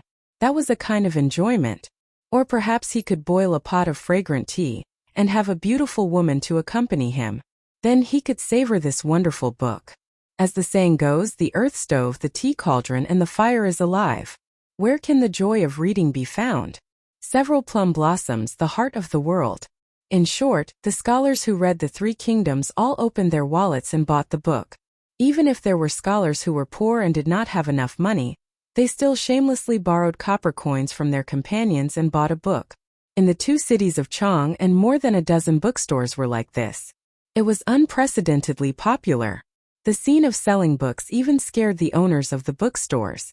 No one had ever seen books sold like this. Those scholars gave away a lot of copper coins just to get a copy of The Three Kingdoms. The Three Kingdoms plagiarized by Li Wangyu was completely popular. Seeing that the stock in each bookstore was decreasing, the owners of the bookstores hurriedly called their shop assistants and asked them to quickly go to Suanji bookstore in the East City to replenish the stock. Due to the fact that Romance of the Three Kingdoms was a story, most of the bookstore owners didn't ask for too many books when owner Sun sent them over. They thought that the books would take up too much space. The books in these bookstores ranged from 100 to a few dozen books. Now, with so many scholars rushing in to buy the books, many bookstores were sold out. The owners of these bookstores were already starting to regret not leaving behind more copper coins when owner Sun came to sell his goods. After all, these were all copper coins. If he sold one book, he would earn 100 copper coins. If he sold 10 books, he would earn 1 copper coin. Looking at the customers who squeezed into the bookstore with strings of copper coins in their hands, the owners of the bookstore sighed in their hearts. This money was too easy to earn. Owner Sun. I'm an employee from the Ma family bookstore in Shi City. Our bookstore would like to make up for 500 copies of The Three Kingdoms. Owner. I'm from Liuji bookstore in East City. Please send another 600 books of The Three Kingdoms to our bookstore. Owner Sun. All the books in our bookstore have been sold out. Please give us the books first. Our bookstore is full of customers waiting to buy books. It's the same for our bookstore. All the books are sold out. Owner Sun. Please send the books to our bookstore first. Similarly, Sun's bookstore was packed with scholars who wanted to buy books. When owner Sun heard the words of these employees, he was so happy that his beard trembled. He hurriedly agreed and began to arrange for his employees to deliver the books. Li Wangyu, on the other hand, had already anticipated this situation. He had arranged for several four-wheeled carriages to wait near Sun's bookstore, and informed owner Sun that these carriages could help him deliver books to various bookstores. Originally, owner Sun didn't think much of it and thought that Li Wangyu was too optimistic. He had sent more than 1,000 books of The Three Kingdoms to the bookstores in Chang'an City. Could it be that they were all sold out? It was impossible to sell 1,000 books in a day. However, owner's son naturally couldn't say much about Li Wangyu's arrangement. He just smiled and thanked him and didn't think much of it. Now, owner's son realized that he had underestimated the influence of the Three Kingdoms. He was also full of admiration for Li Wangyu's foresight. He hurriedly called for the four-wheeled carriages to come over and ordered the employees to start moving the books out of the warehouse. Stacks of books that emitted the fragrance of ink were moved onto the carriages. Under the guidance of the employees of the bookstore, they were sent to the bookstores in Chang'an City. More and more people rushed to buy the books of the Three Kingdoms. Many of them were just passing by the bookstores. They were either attracted by the colorful posters or the flood of people rushing into the bookstores to buy the books. Out of curiosity, they unconsciously squeezed into the bookstores to see what kind of book it was that so many people were rushing to buy it. After flipping through a few pages, these people who didn't know about the Three Kingdoms also opened their wallets and bought a book, preparing to go back and study it carefully. The books were selling faster and faster. In just half a day, the evening drum sounded in Chang'an City. The customers in the market had no choice but to leave. The bookstores also sent in the sales statistics for the day. Owner's son almost had a heart attack when he saw the numbers on top of it. More than 4,700 books sold. It had only been half a day. For the Tang dynasty, such a terrifying sales volume was comparable to a stormy sea. It set off a huge wave in Chang'an City. Owner's son suddenly felt like laughing. Those young masters from aristocratic families actually wanted to bet with the men from Hu County. Wasn't it obvious that they were prepared to give away money? There were still 5 days before the bet, and nearly half of the 10,000 books in the bet had been sold today. What was the point of this bet? He had forgotten that back then. He had also thought that Li Wangyu would be the loser of the bet. Owner's son was amused for a long time. Then he immediately called his shop assistant and rode out of Chang'an City, ignoring his old body. He was going to tell Li Wangyu the good news and inform the craftsmen in the Hu County bookstore to continue printing the Three Kingdoms. According to today's trend, 10,000 books of the Three Kingdoms would not be enough. Not to mention how happy owner's son was. Wang Ziqiao and the others naturally received the news that Li Wangyu had made such a big scene in Chang'an City. His troops and servants went to the bookstores in the east and west to inquire about the news. When they came back, they described the scene of the rush to buy the books. Wang Ziqiao, Cui Daogu, and the other two could not help but feel their hearts skip a beat.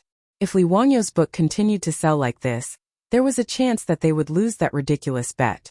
The four people who received the news looked at each other. If they really lost 1,000 taels of gold, each of them would have to pay more than 200 taels of gold. Although 1,000 taels of gold was just a small amount for aristocratic families like the Wang clan of Taiyuan, it was not a small amount for the four of them. It would even make them feel the pinch. Even as the legitimate sons of aristocratic families, they could only get a fixed amount of money from their families every month. They could get 200 to 300 strings of copper from their families every month. This was enough for them to indulge in wine and women every day, lingering in the various brothels of Peace Square. One had to know that a first-rank big shot in the imperial court only had a monthly salary of 600 to 800 strings of copper. From this, one could see how extravagant aristocratic families were. It was no wonder that old Du would write such an indignant poem. Meat stinks at the Vermilion Gates, bones frozen to death on the road. Wang Ziqiao and the others did not have much savings. Usually, they would spend all the copper they had every month. If they really lost the bet with Li Wangyu, they might not be able to pay the money. Everyone, we can't just sit and wait for death. We can't let that little bastard Li be so arrogant. Inside the Peace Square, Wang Ziqiao hugged a prostitute and said fiercely. Chapter 275.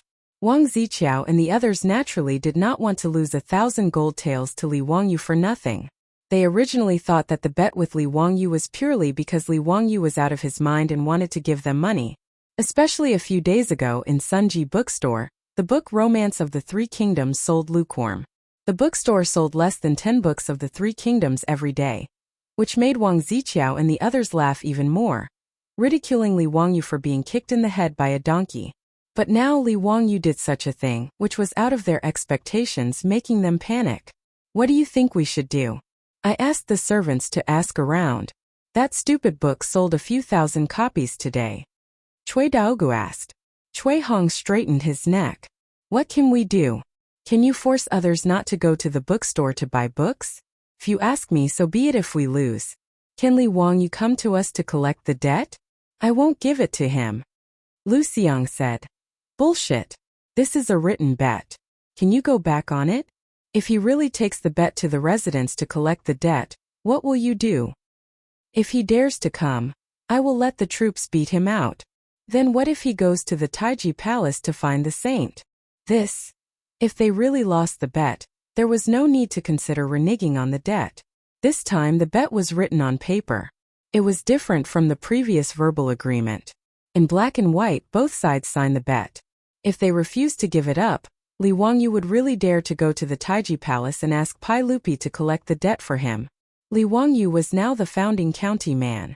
In terms of status, he was the same as these few silk pants elders. How could the few of them, who relied on their family's power, refuse to pay the bet? It's neither right nor left.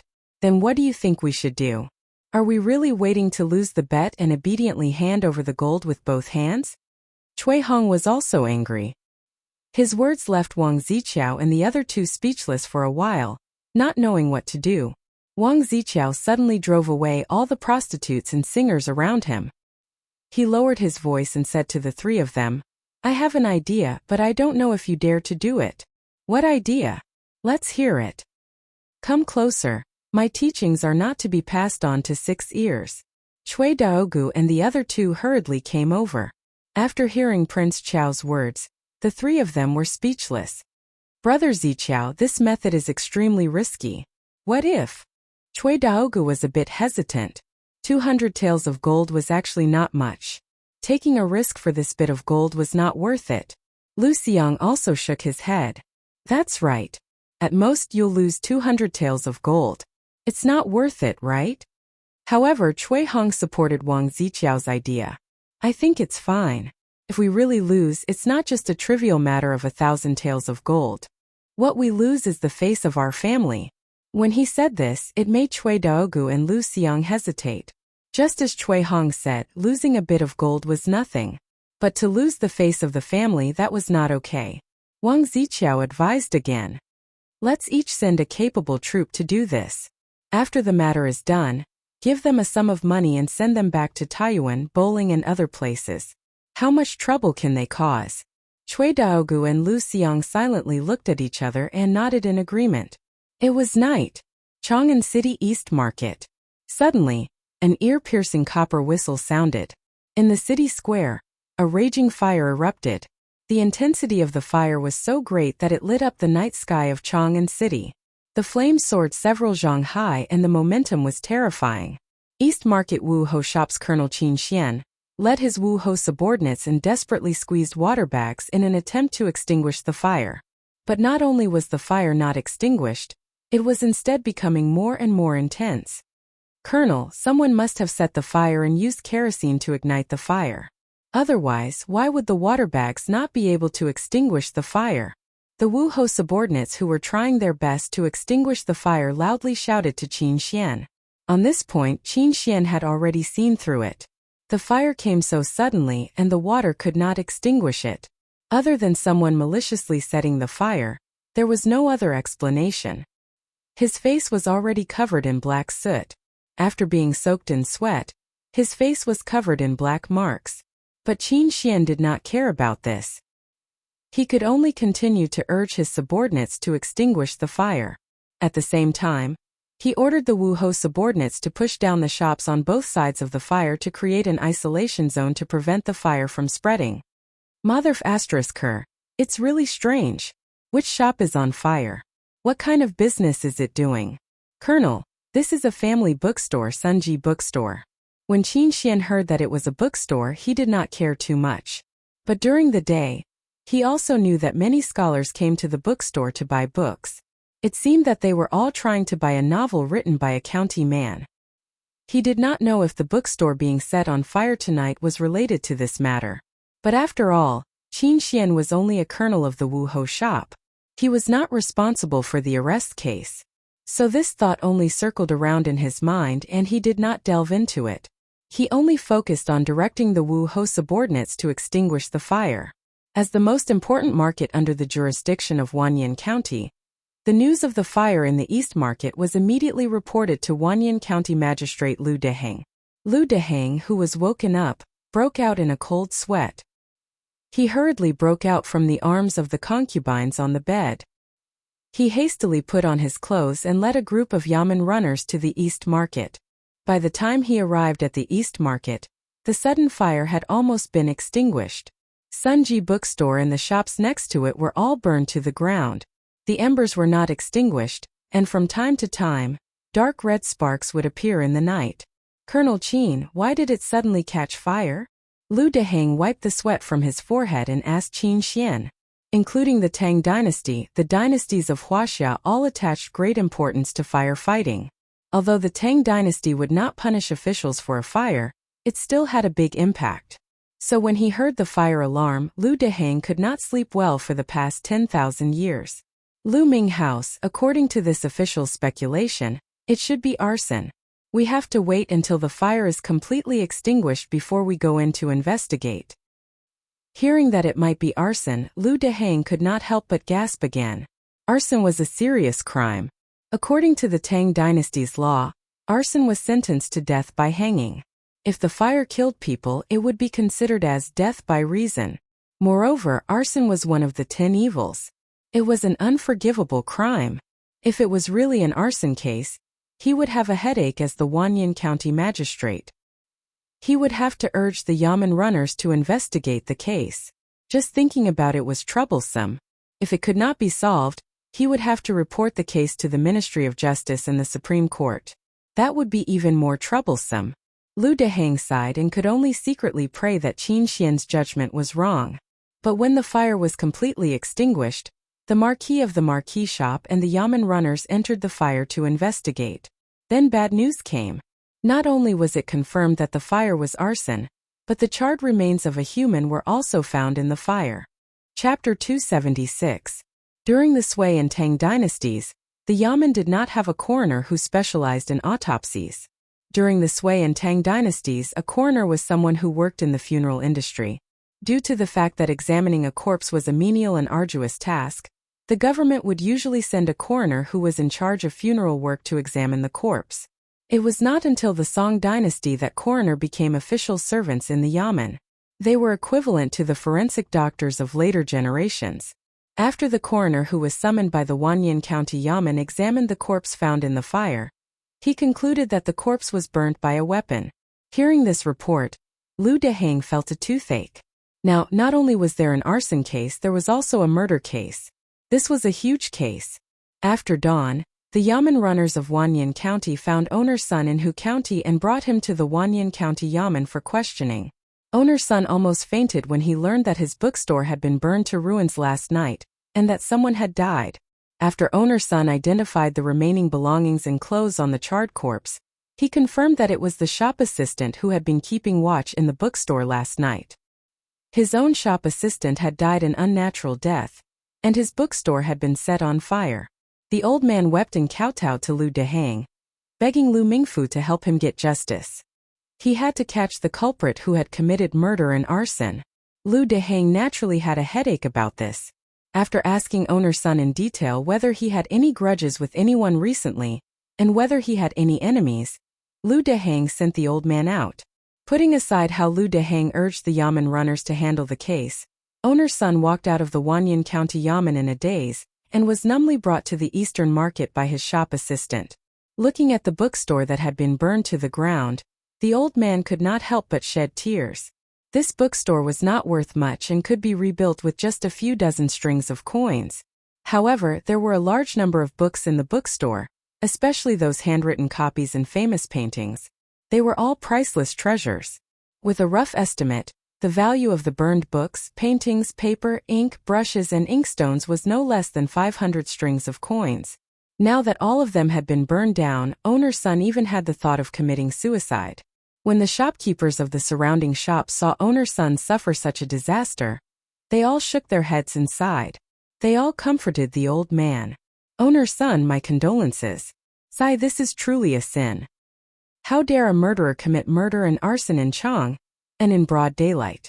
Damn it. Owner-son, if there's anything you need, just tell this old man. This old man will help you get through this difficult time. Owner-son is such a nice person. He has never argued with anyone, and is always honest in his business dealings. How could someone be so cruel? The group of merchants all spoke up to console the old man, causing owner-son to feel slightly comforted. He cupped his hands in thanks to everyone and began to make arrangements for the aftermath. He ordered people to clean up the ruins of the bookstore and take stock of the losses. He also arranged for someone to report the news to the shop assistant who was killed.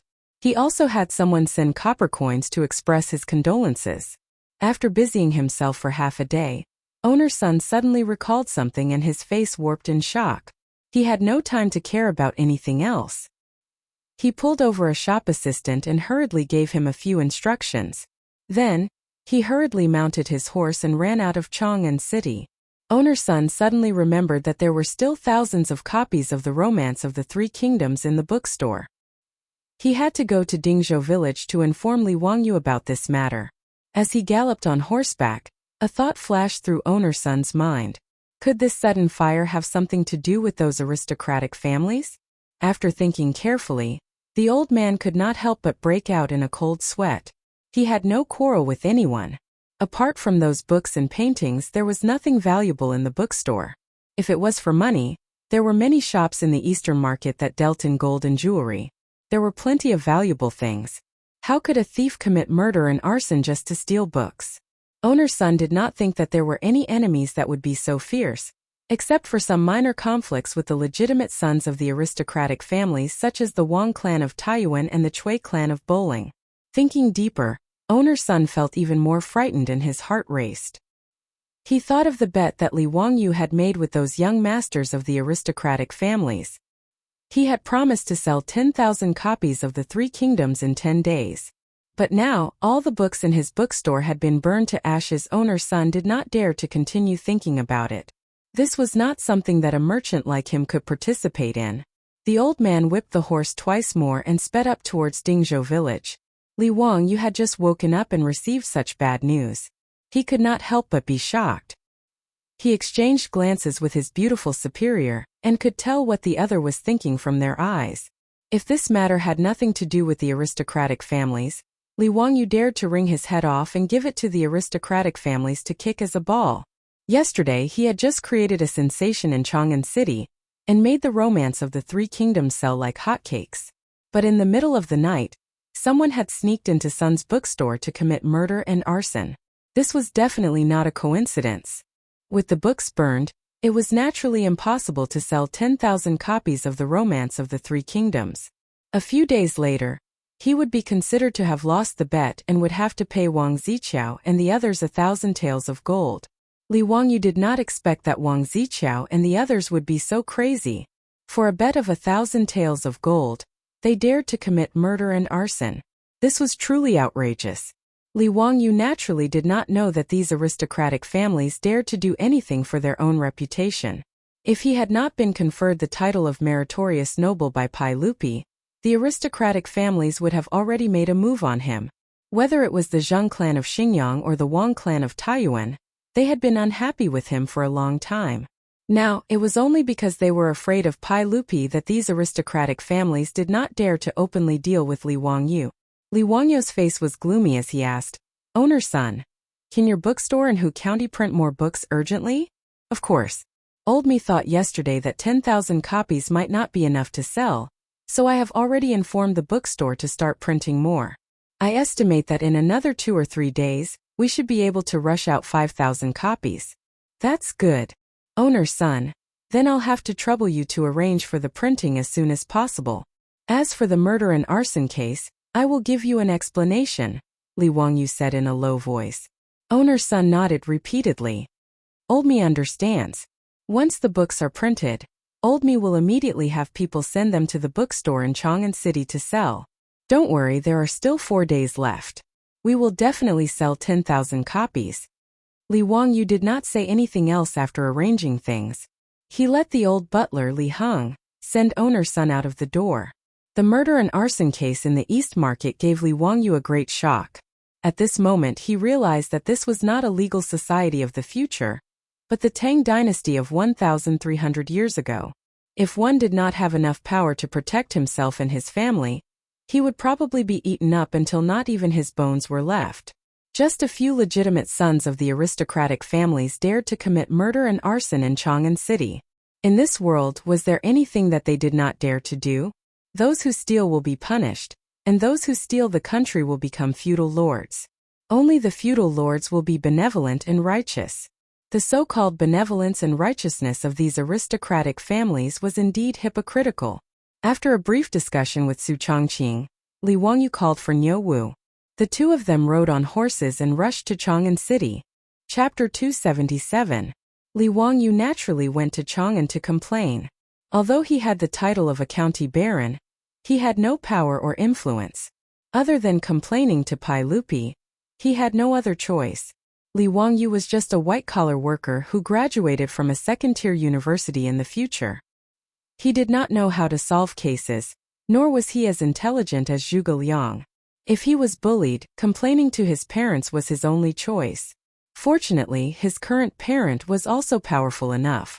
No matter what, Li Er was still his uncle who hadn't gone beyond 5 generations. Li Wangyu naturally would not be pretentious. He wanted to take responsibility for everything. When it was time to cry, he would not be stingy. In the legislative hall of Taiji Palace, Pai Lupi summoned Li Wangyu as usual. "Zio, why did you come to the palace again today? Is something the matter?" Pai Lupi asked with a smile. Li Wangyu would not come to Chang'an if he had nothing to do, let alone to Taiji Palace. Pai Lupi was very clear about this. His nephew was good at everything except that he was too tired. If he had nothing to do, he would definitely hide in Dingzhou village and live a carefree life. Yesterday Li Wangyu had just entered Taiji Palace and created such a good show. Pai Lupi was very satisfied, but he did not know why he had come to the palace today. Li Wangyu's face was full of misery. "Uncle, I came to the palace today to ask you to save my life." What happened?" Pai Lupi asked, puzzled. Li Wangyu took out the contract he had signed with Wang Ziqiao and the others, and handed it to Pai Lupi with both hands.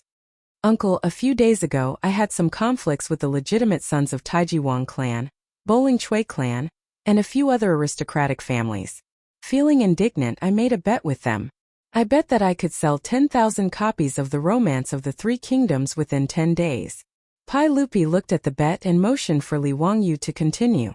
"Yesterday, after my promotion, the bookstores in Chang'an sold more than 4,000 books of the Three Kingdoms. This little nephew was about to win the bet, but who would have thought that last night, the bookstore that helped this little nephew sell books was set on fire and all the books turned to ashes." When Pai Lupi heard this, his expression slowly turned grim. Li Wangyu sighed and continued, "If it was only the books that were burned, it would be fine. But the key point is that even the clerk who was on night duty in the bookstore was killed. This is really..." At this moment, Li Wangyu's acting skills were off the charts. He was just short of wiping his eyes with an onion. "Uncle, I don't expect to win any bets. I just hope that Uncle can help me talk to this aristocratic family and cancel the bet. Sigh, with my small arms and legs, I really don't dare to get involved with such a vicious person." His words were very pitiful, but Pai Lupi understood the meaning of his words very clearly. He was insisting that the aristocratic family had committed murder and arson in order to win the bet. Pai Lupi glared at him with a gloomy face. He waved his hand to summon an attendant. "Have the 100 Horsemen Department investigate what exactly happened in the East Market." Not long after, the attendant in charge of palace affairs from the 100 Horsemen Department entered the legislative hall and reported to Pai Lupi. Reporting to everyone, the 100 Horsemen Department has already investigated. Last night at 1 o'clock in the East Market, Sunji bookstore caught fire. The clerk who died was also stabbed to death with a blade, and then abandoned in the fire. Pai Lupi coldly asked, "Did you find out who did it?"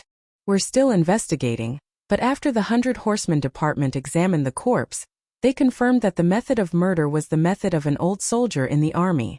The clerk who was killed should have been in his sleep. His mouth and nose were covered, and then a blade was used to stab his heart. The blade was inserted between the bones, and he died on the spot. The method was very skillful. This is definitely not something that a thief can do. After the curfew last night, did the patrolling Wu Hou ask about it? Did you find anything strange? Pai Lupi asked again. In Chang'an City there was a curfew after nightfall. The streets, which were more than 100 meters wide, were like natural barriers that separated the various markets.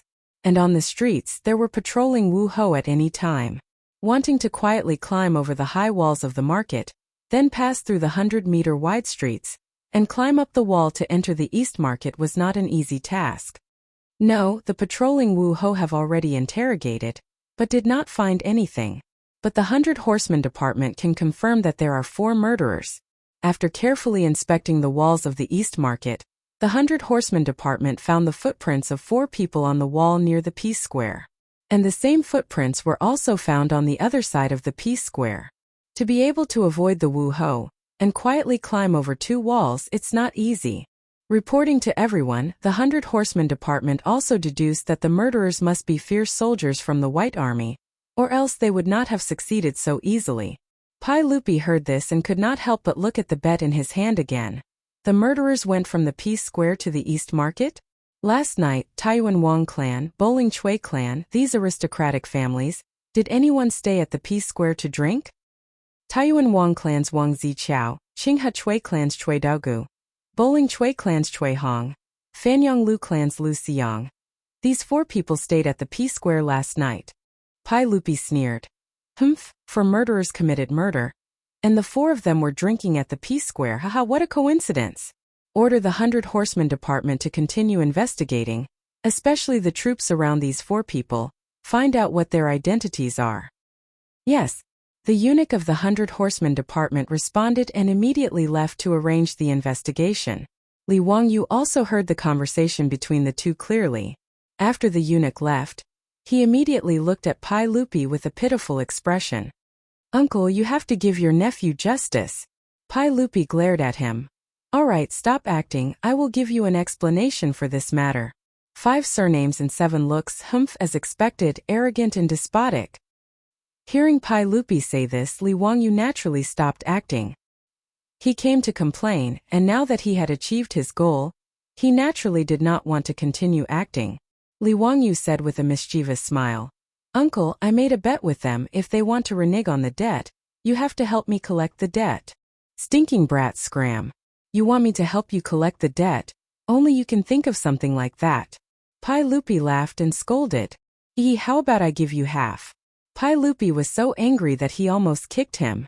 The more he spoke, the more shameless he became. Your books have all been burned, how are you going to win this bet? I have already asked the bookstore to hurry up with the printing. Today we will continue to send books to the bookstore. It won't delay matters. Pai Lupi nodded. Ziyu, the engraving printing that you came up with is really good. It can be considered beneficial for the country.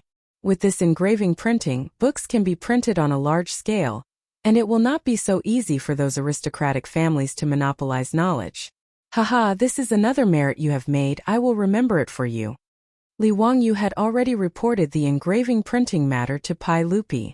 Pai Lupi immediately saw the effect of breaking the aristocratic family's monopoly on knowledge, so he had already asked Li Wangyu to hand over the engraving printing technology to the works supervisor. Now, the works supervisor had already begun to copy the books stored in the palace, and was preparing to print them on a large scale and distribute them to the world. While Li Wangyu was complaining in Taiji Palace, Taiyuan Wang clan was not having a peaceful time. Chapter 278. Chang'an City, Fuxing Square, Wang Mansion. Taiyuan Wang clan's head Wang Renyu slapped Wang Ziqiao's face, leaving a red mark on his face. Bastard, who allowed you to be so daring? Wang Ziqiao covered his face with his hands, looking at his father in disbelief. What did I do? Didn't I just let my subordinates burn down a bookstore? Don't tell me I have to watch that bastardly Wang, you humiliate me? Wang Renyu said angrily. Just burn down a bookstore? You even killed a waiter in the shop with your troop. Humph, just a lowly commoner, what's the big deal? Wang Ziqiao did not care at all. Burning down the Sun bookstore in the East Market, destroying Li Wangyu's books, and winning the bet, was his idea. Cui Daogu and Lu Xiang, under his and Cui Hong's encouragement, and after drinking a lot of wine under the stimulation of alcohol, they also nodded in agreement. The four of them each sent out a highly skilled troop. Taking advantage of the night, they climbed over the Peace Square and entered the East Market. Those few troops were also ruthless people. Originally they did not need to harm people's lives, but as a precaution they directly stabbed the shop assistant who was on night duty in the bookstore to death. After pouring oil on the bookstore and blowing on the fire, the four of them burned the bookstore clean, and then took advantage of the chaos when Wu Ho was busy putting out the fire, climbed over the wall, and slipped back into the Peace Square. After dawn, Wang Ziqiao and the other three woke up, and after sobering up, they started to feel a little scared. They were the rich young masters of aristocratic families, they bullied and dominated the market, and even snatched women, and they were not any better than that bastard Zhang Kongbua. But things like murder and arson, they had never done it before. And at this moment they could not help but feel their hearts palpitate. The four of them pretended to be calm, as if nothing had happened. After the Peace Square opened, they each led their subordinates back to the mansion. Wang Ziqiao was somewhat regretful, so he found his father Wang Renyu, and explained everything in detail, but did not expect to get a slap from his father in exchange. Wang Renyu snorted. Foolish beyond compare. Do you think that Li Shimon's 100 cavalry department are all useless? You're just giving him something to use against you. There are many ways to deal with that Li family child, but you chose the stupidest way. Wang Ziqiao was a little confused. He forced himself to say, so what if it's the 100 cavalry department? Could it be that they would come knocking on his door to arrest him? I have already come to an agreement with Cui Daogu and the others. We will send those troops back to Taiyuan, Bowling, Fanyang and other places. So what if Li Shimon's hands are long? What's more, these four troops won't betray us. Wang Renyu looked at the red mark on his son's face and let out a long sigh. Suppressing the anger in his heart, he explained, Ziqiao, you've underestimated Li Shimon and the 100 cavalry department. If he really dares to let the 100 horsemen department come to our door and arrest people, as long as we torture them, once your troops confess, do you think Li Shimon will let go of this good opportunity to humiliate our aristocratic families? At this moment, Wang Ziqiao was also scared. He asked in panic, don't tell me that Li Shimon won't give any face? Anyang is his aunt. Idiot, do you expect Li Shimon to let our Wang clan go because of your mother? Wang Renyu's wife, Wang Ziqiao's mother, was Li Wangyou's only aunt, retired Emperor Li Yuan's younger sister, Princess Tong. When Li Yuan was guarding Taiyuan and had yet to rise up against the Sui dynasty, the two sides had become relatives by marriage. Wang Renyu was Pai Lupi's uncle. Logically speaking, the Taiyuan Wang clan and Li Tang's imperial family had a close relationship. The two sides should not be fighting openly and covertly, but aristocratic families and imperial power.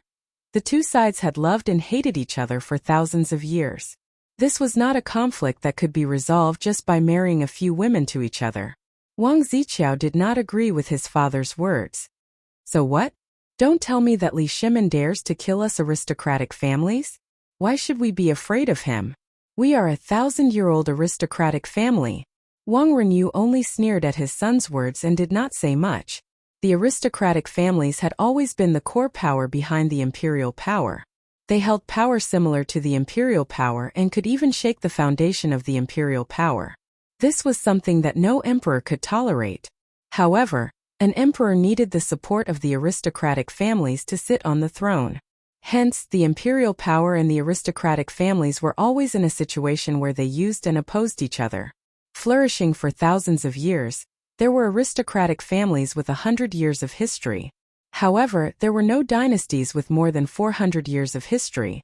This was also the reason why aristocratic families like Wang Ziqiao looked down on the imperial power.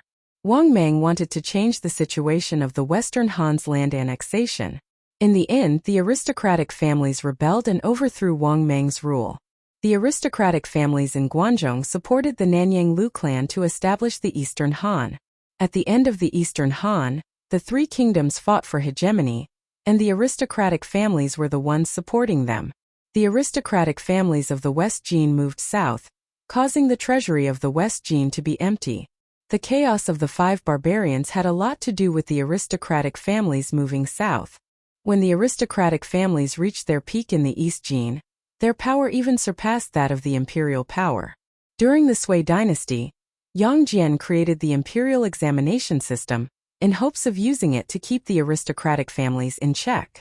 However, it did the opposite, increasing the power of the aristocratic families. The aristocratic families made use of the imperial examination system to push the power struggle between the aristocratic families and the imperial power into the imperial court. When it came to the Tang dynasty, how could the battle between the aristocratic families and the imperial power be peaceful? Just a few days ago, the aristocratic families used the locust plague to force Pai Lupi to issue an edict. From this, one could see the relationship between the two sides.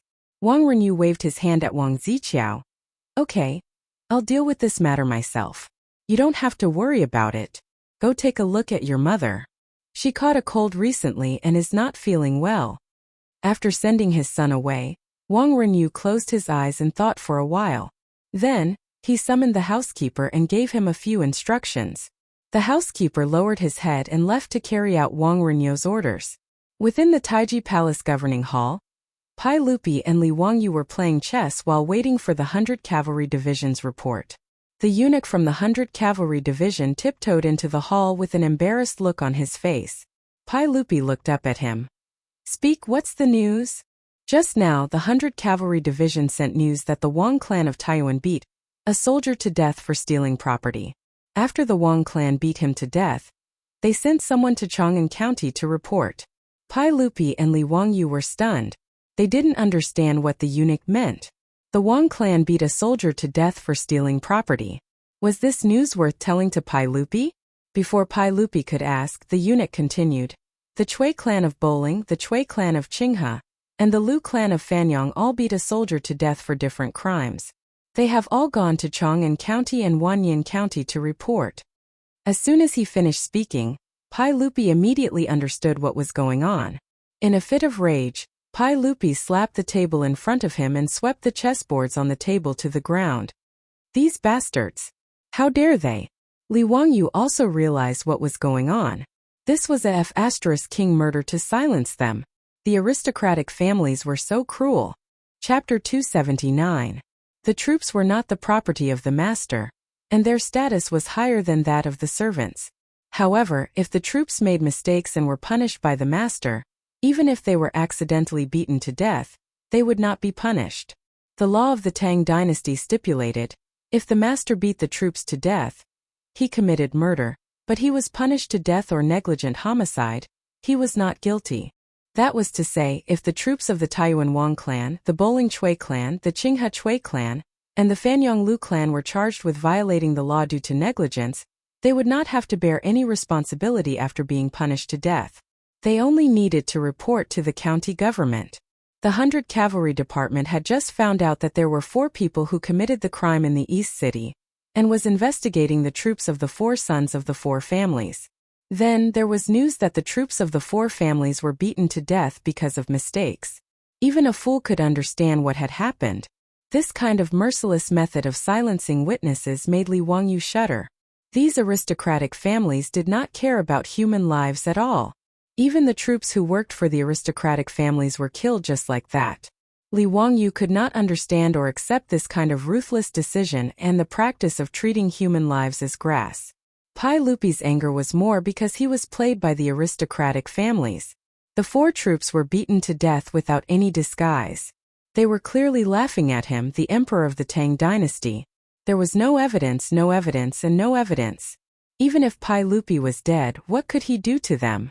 Wang Renyu was not a playboy like Wang Ziqiao. Sending the troops back to their hometowns would only leave behind hidden dangers. If the 100 Cavalry Department could find clues, the aristocratic families would naturally know. Last night, the 4 playboys hurriedly ordered their troops to attack, and had already left a lot of clues. If the 100 Cavalry Department found out that it was the aristocratic families who did it, it would probably be a big trouble. Since they had already done it, they would do it to the end. Only the dead could keep an absolute secret. Therefore, Wang Renyu was merciless. He found a random reason to beat the troops of his family to death. The other 3 aristocratic families naturally would not be merciful. After receiving the news, They also chose to kill to silence. After venting his anger, Pai Lupi finally managed to control his temper. He waved his hand and dismissed the servant. Li Wangyu was also filled with helplessness and fear. Uncle, these aristocratic families are truly unscrupulous. Sooner or later he would teach them a lesson. Ziyu, you will go now and urge the bookstore to quickly print the books for sale. You must not lose the bet. I want these aristocratic families to obediently lower their heads and hand over the gold with both hands, Pai Lupi said through gritted teeth. To Pai Lupi, the bet between Li Wangyu and the hedonistic sons of the aristocratic families was no longer just about Li Wangyu. He wanted Li Wangyu to win the bet and humiliate these aristocratic families.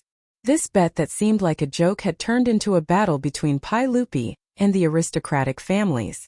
If Li Wangyu lost, then he, Pai Lupi, as the emperor, would lose even more face. As the emperor of the Tang dynasty, he could not protect Li Wangyu and let the aristocratic families kill him in Chang'an city. This was simply a slap to Pai Lupi's face. Li Wangyu nodded and asked worriedly, Uncle, those aristocratic families won't continue to use any tricks, right? They won't do anything to me, right?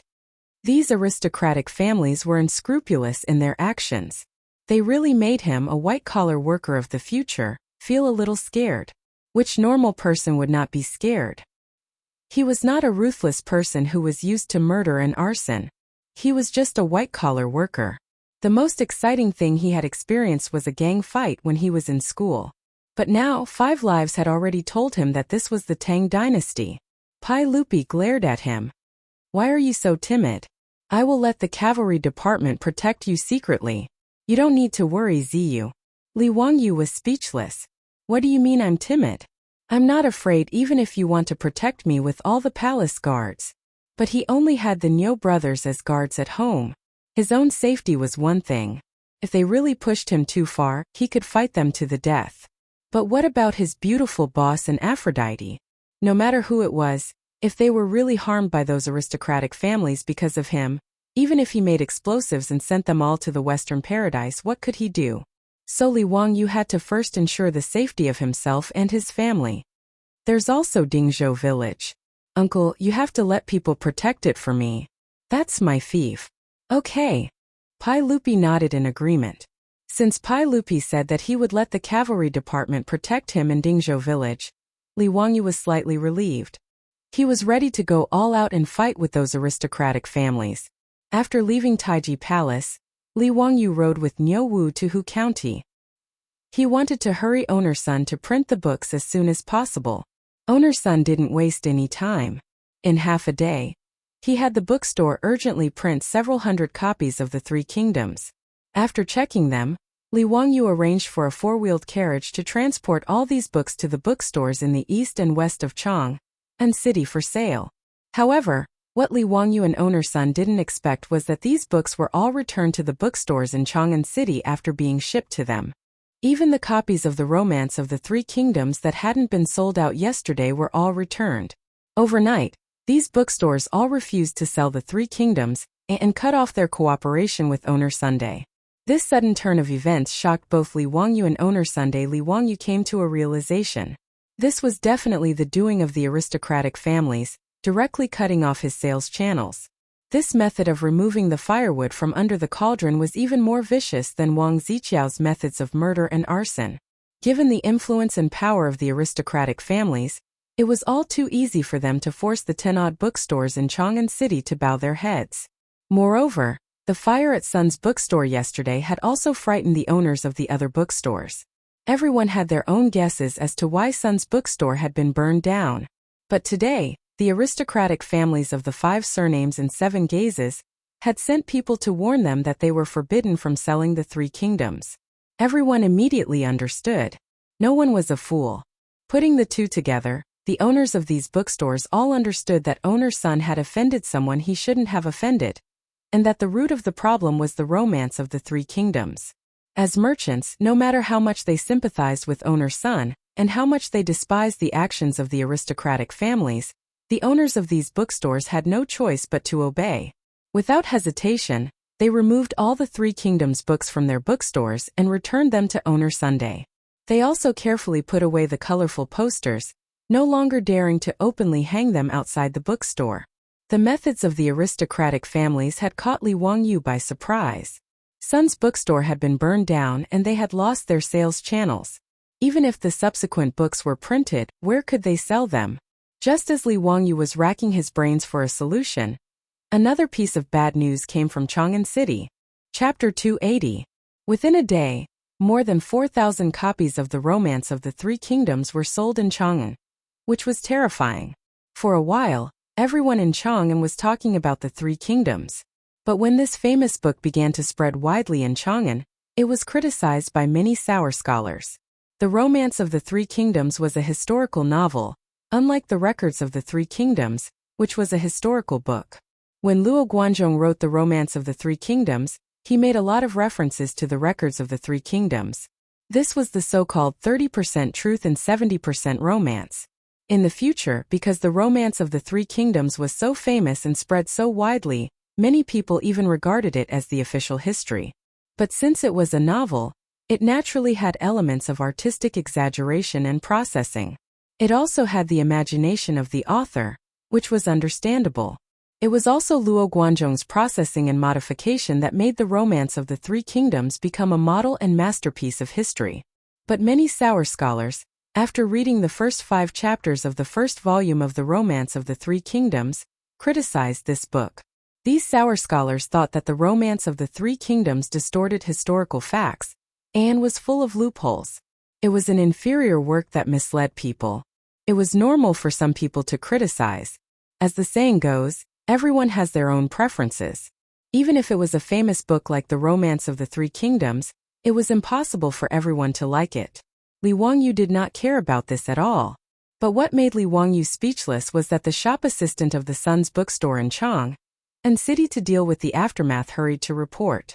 The group of bored sour scholars actually gathered together and ran to the Vermilion Bird Gate to kneel down. They wanted to report to Pai Lupi and request that The Romance of the Three Kingdoms be sealed. These sour scholars even piled up the books they had bought outside the Vermilion Bird Gate and burned them all, which attracted a lot of people to watch. Li Wangyu was so angry that he almost cursed out loud. These sour scholars, are they bored? I'm copying a novel, what does it have to do with you? Bad news came one after another. In Chang'an, undercurrents began to surge again in various markets. They accused the Book of the Three Kingdoms of harboring evil intentions and reflecting the current sage. The rumors were very vivid. Some people even took out Li Wangyu's Three Kingdoms and pointed to the contents, describing vividly to the crowd how this place reflected the saints and so on. Li Wangyu was even more speechless when he heard these rumors. Was the Tang dynasty also trying to set up a literary prison? He really wanted to ask Luo Guanzhong if he had such thoughts when he was writing the book. Li Wangyu was so angry that he laughed. He thought of a certain college entrance examination in his previous life. The author of the article described something about food. He wrote about a fish, but there was a strange light in its eyes. The question asked, "What does this strange light mean?" Then the author was dumbfounded. What can I do? I'm also in despair. I don't have any ideas at all. Without the standard answer, how would I know what I wanted to express? Right now, Li Wangyu was in such a state of confusion. Yet there was still someone who could decipher that he was reflecting Li Er from The Romance of the Three Kingdoms. This was really King insane. Fortunately, there was no literary prison in the Tang dynasty, so Li Wangyu was not too worried. In the history of Wuxia, the Tang dynasty's open-mindedness and magnanimity were admired by the world. Du Fu by Juyi and the other big shots often scolded the royal family and the imperial court in their poems, but nothing happened. And most they were not liked. In the Tang dynasty, there might be people who were dismissed and demoted because of poems and essays, but there were definitely no bloody cases like the Ming and Qing dynasties. The literary prison was a nightmare for the literati in the Ming and Qing dynasties, especially the Qing dynasty's literary prison. During the Yongjing period, because the incantation of the Baiyun Temple's old Taoist, "Heaven and earth listen to me, ghosts and gods are under my command," Yongjing was furious and the old Taoist was immediately beheaded. Yongjing's Hanlin officials wrote, "Qingfeng is illiterate. Why are you randomly flipping through books? Slandering the imperial court, beheading." Qianlong's assistant minister of the Ministry of Rites wrote, Seizing the vermilion bird is not righteous, even a mutant is called a king. Beheading a coffin and filing a corpse. Qianlong's cabinet scholar wrote. A heart that talks about turbidity and purity. Insulting the Qing dynasty, beheading at the waist. The literary prison of the Ming and Qing dynasties could be said to be unprecedented and at the peak of perfection. Fortunately, it was the Tang dynasty now, and Pai Lupi was his backing. Therefore, Li Wangyu only felt angry and amused about these unreliable rumors, but he was not worried at all. After all, Pai Lupi had already read his Romance of the Three Kingdoms, and he was one of the people who urged him to update. However, this ruckus made Li Wangyu smell a thick scent of conspiracy. This series of methods could be said to be sinister and ruthless. Cutting off the sales channels of books, spreading rumors, slandering. Li Wangyu naturally knew who did these things. Except for those aristocratic families, there was no one else. However, this method was obviously not something that Prince Chao and other aristocratic families could come up with. In comparison, the murder and arson in the East Market last night seemed simple and crude, without any technical content. Today's action was a conspiracy to kill without spilling blood. And it made Li Wangyu a little anxious and at a loss. More troublesome things continued. Before Li Wangyu could come up with a solution, Pai Lupi sent an eunuch to Dingzhou village to tell him to go to Taiji Palace tomorrow to attend the regular court meeting. The reason was very simple. Li Wangyu was impeached. Li Wangyu was flabbergasted. He only understood what had happened after the chamberlain explained to him. Someone from the censorate jumped out and impeached Pai Lupi, saying that Li Wangyu's book contained evil intentions and slandered a saint. The censorate was loyal and devoted, wholeheartedly protecting Pai Lupi's dignity, which made Pai Lupi speechless. Pai Lupi was unable to reprimand this censorate. After all, it was their duty to censor rumors. He also could not say that the man from Huxian, Li Wangyu, did not slander him, so he did not need to worry about him. Therefore, Pai Lupi could only summon Li Wangyu to the court meeting and have him confront the censorate. Li Wangyu only felt that he was cursed in his heart. He originally thought that the Tang dynasty did not have such a thing as a literary prison, but in the end, there really was an censorate impeaching him because of this. He pulled over the eunuch who had come to pass on the message and asked him who the censorate was. This eunuch had already received Pai Lupi's orders, so he naturally told him everything he knew. He clearly explained the situation of the censorate named Huang Fu-yi. Pai Lupi was even afraid that Li Wangyu would be careless and suffer losses, so he had someone pull out Huang Fu-yi's information from the Ministry of Appointments and secretly had the eunuch give it to Li Wangyu. In this regard, Li Wangyu could only look up to the sky and sigh. This aristocratic family was really willing to go all out to deal with him. Chapter 281. Early the next morning, Li Wangyu hurried out with Niu Wu and rode to Chang'an City to attend the court session. He was now used to traveling between Chang'an City and Dingzhou village. Anyway, it was only 100 miles away, which was about 50 kilometers. It would only take about an hour to ride a horse, so it was not a big deal. Although the distance between his rented house and his company was not far, the time he spent commuting was close to 3 hours, so he did not feel that it was inconvenient. The only problem was that the court session was too early. He had to leave at dawn, otherwise he would be late. Li Wangyu was not worried about the possible problems he might face in the court session today. After the eunuch left yesterday, he took Huang Fu-yi's information and studied it with his beautiful boss for a while, and the two of them came up with a solution. With Pai Lupi silently supporting him, Li Wangyu did not feel any pressure. He wanted to cause a ruckus in the court session today, and teach the aristocratic families a lesson. As for the sales obstacles that the Romance of the Three Kingdoms was facing, he and his beautiful boss came up with a solution. They would start implementing it after the court session today. When he arrived outside the Vermilion Bird Gate, the officials waiting for the court session were already waiting. The court session was different from the Shuawang Imperial Conference that Li Wangyu attended before. There were much fewer people attending the court session. Only officials above the 5th rank, censors, and doctors in charge of sacrificial ceremonies were required to attend the court session every day. Li Wangyu hurriedly greeted Zhang Sunwuji, Fang Xianling, and the other big shots that he knew. Before they exchanged greetings, the palace doors opened, and the officials entered the court session. The court session did not have any ceremonial guards, nor did it have any extravagance. It was just a daily court session that dealt with the administrative matters of the court. Li Wangyu followed the crowd into the main hall.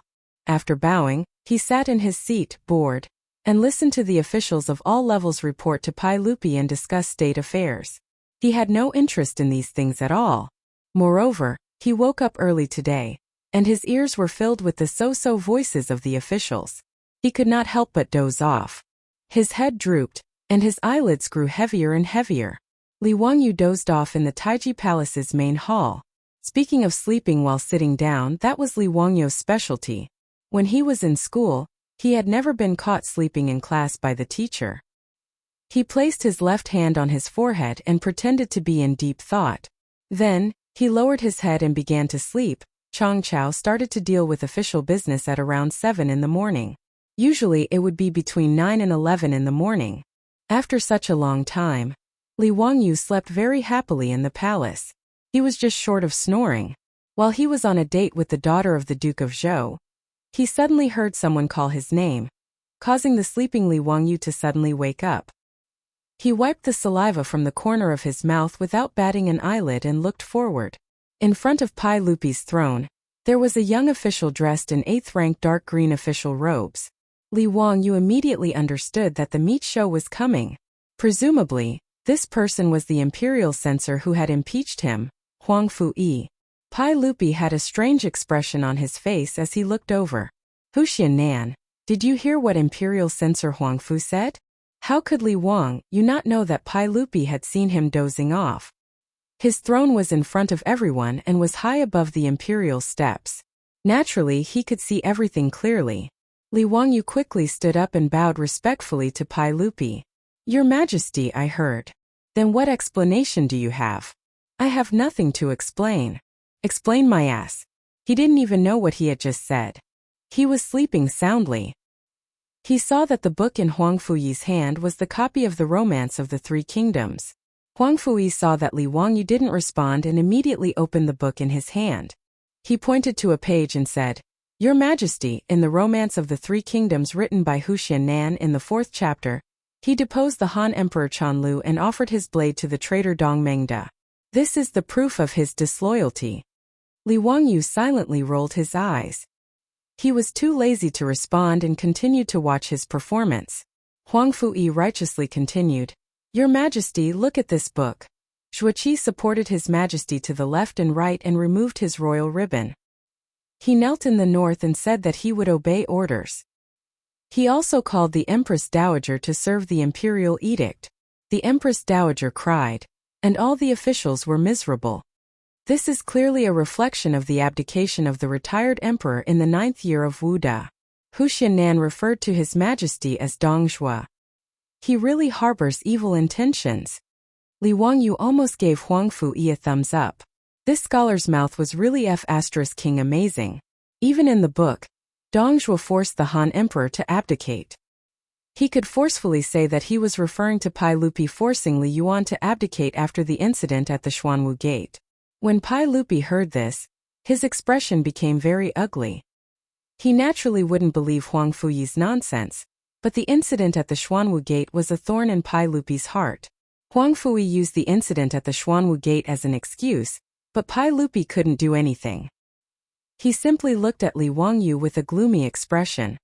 Zio, do you have any explanation for Imperial Censor Huang Fu's words? All the civil and military officials in the court, including those who weren't from aristocratic families, felt that Huang Fuyi was too much. How could he interpret the text in the book like this? All the officials had already read the Romance of the Three Kingdoms yesterday. How could they see the meaning in it? Huang Fuyi was clearly making trouble for no reason. Nan was about to stand up and curse, but he was pulled back by Kong Yingda. Kong Yingda shook his head at him, indicating for him to calm down and listen to Li Jia Xiaolong's explanation. In the main hall, all the officials looked at Li Wangyu, waiting to see how he would explain. However, Li Wangyu calmly nodded. Your Majesty, this is what this official meant. It is as Imperial Censor Huang Fu said. His words were like a clap of thunder, shocking all the civil and military officials in the main hall. Was this Li Wangyu from Huxian crazy? What did he just say? He said that he was referring to Pai Lupi? Referring to the incident at the Xuanwu Gate? After a moment of silence, the main hall of the Taiji Palace was instantly filled with buzzing sounds. The officials whispered to each other, asking if they had heard wrongly. Pai Lupi touched his ears in disbelief, wondering if he was hearing things. What did you say? Say it again. Your Majesty, the meaning in my book is that Imperial Censor Huangfu is slandering Your Majesty. That's right, that's exactly what this subject thinks. Li Wangyu replied slowly.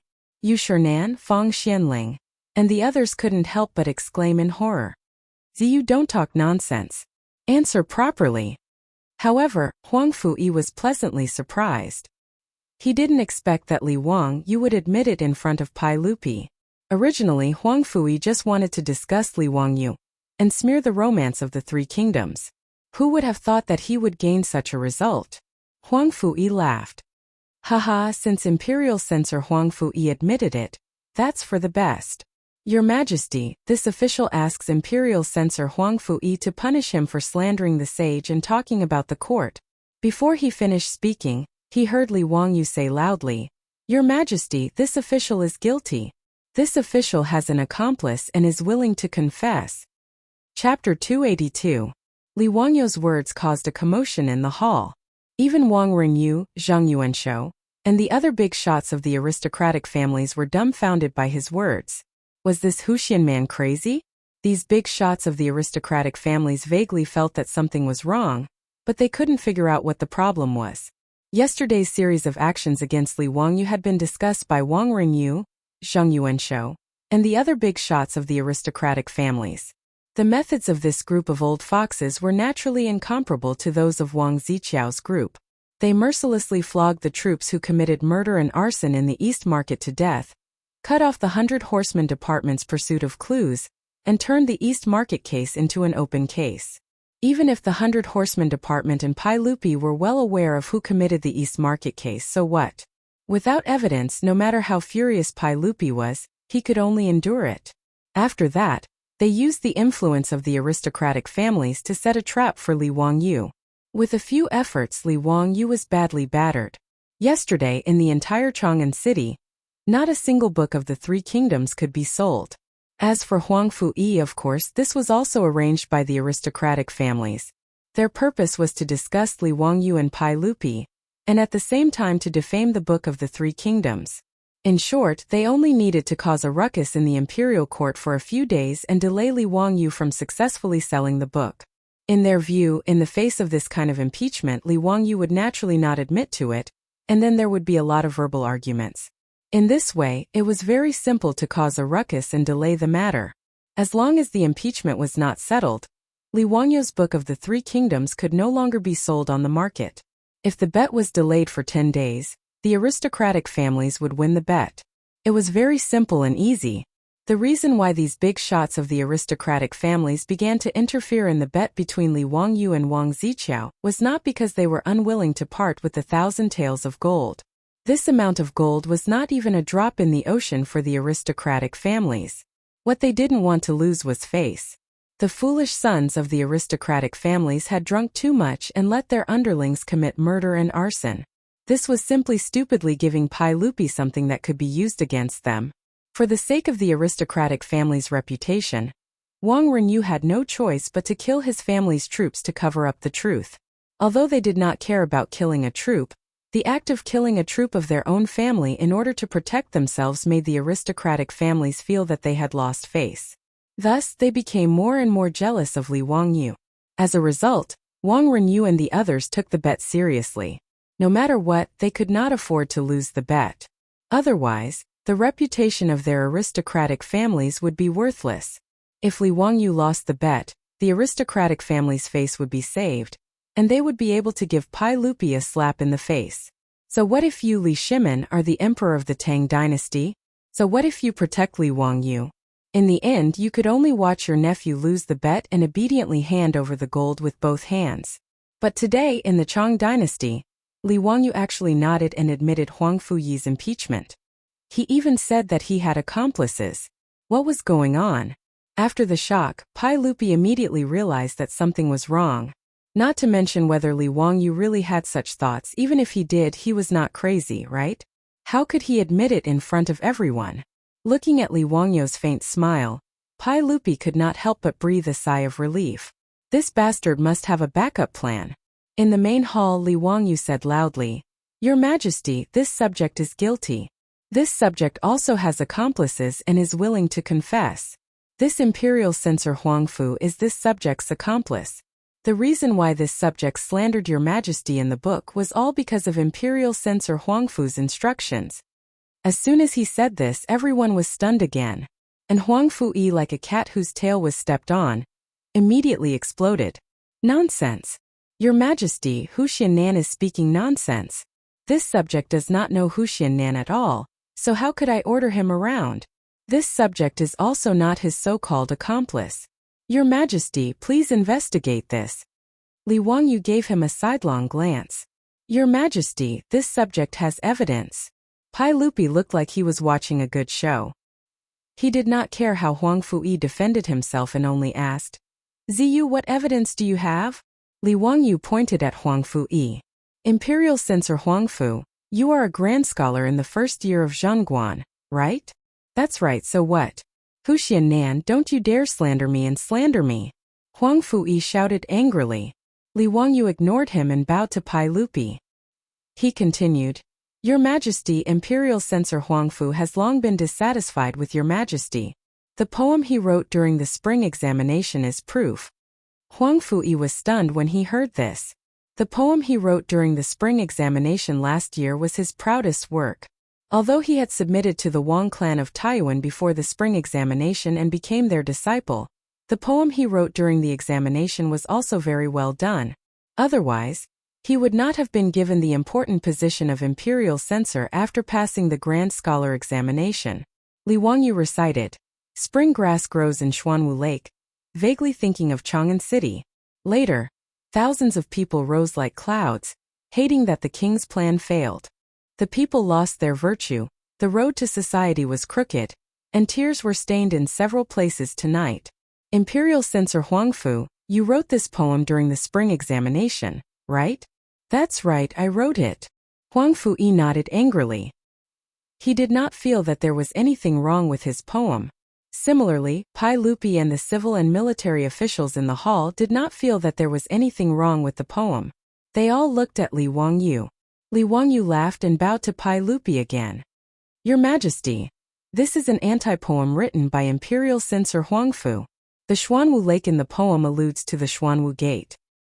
He is saying that Your Majesty ascended the throne after the Xuanwu Gate, and hated that the king failed. The last sentence, the people lost their virtue, the road to society was crooked, is alluding to Your Majesty. He uses Your Majesty's name to imply that Your Majesty has lost his virtue, and the people have suffered grievances. His explanation made everyone in the hall, including Pai Lupi, petrified. Damn, this poem can be explained like this? Huangfu directly knelt down and repeatedly kowtowed to Pai Lupi. Your Majesty, I did not mean what Hu Xiannan said. He misinterpreted my poem. Your subject has always been loyal to Your Majesty, and I would never have such rebellious thoughts. Your Majesty, please investigate clearly. I have been wrongly accused. Pai Lupi's mouth couldn't help but twitch. He also felt that Li Wangyu's words were too nonsensical. However, Pai Lupi was not in a hurry to speak. Instead, he looked at Li Wangyu with questioning eyes, waiting for his explanation. Li Wangyu looked at the kneeling Huangfu. Your Majesty, since I wrote that Dongzhuo forced the Han Emperor to death, how can Huangfu's poem not be an anti-poem? Oh, that's right, many of the officials in the court are my accomplices. They all wrote anti-poems to slander Your Majesty and have disloyal intentions. He pointed at the dozens of ministers who came from aristocratic families in the hall and recited their poems. As long as there were words like world, people, tang in the poem, he could distort them and turn them into evidence of these officials' crimes. Following Li Wangyu's accusation, the officials in the Taiji Palace all knelt down.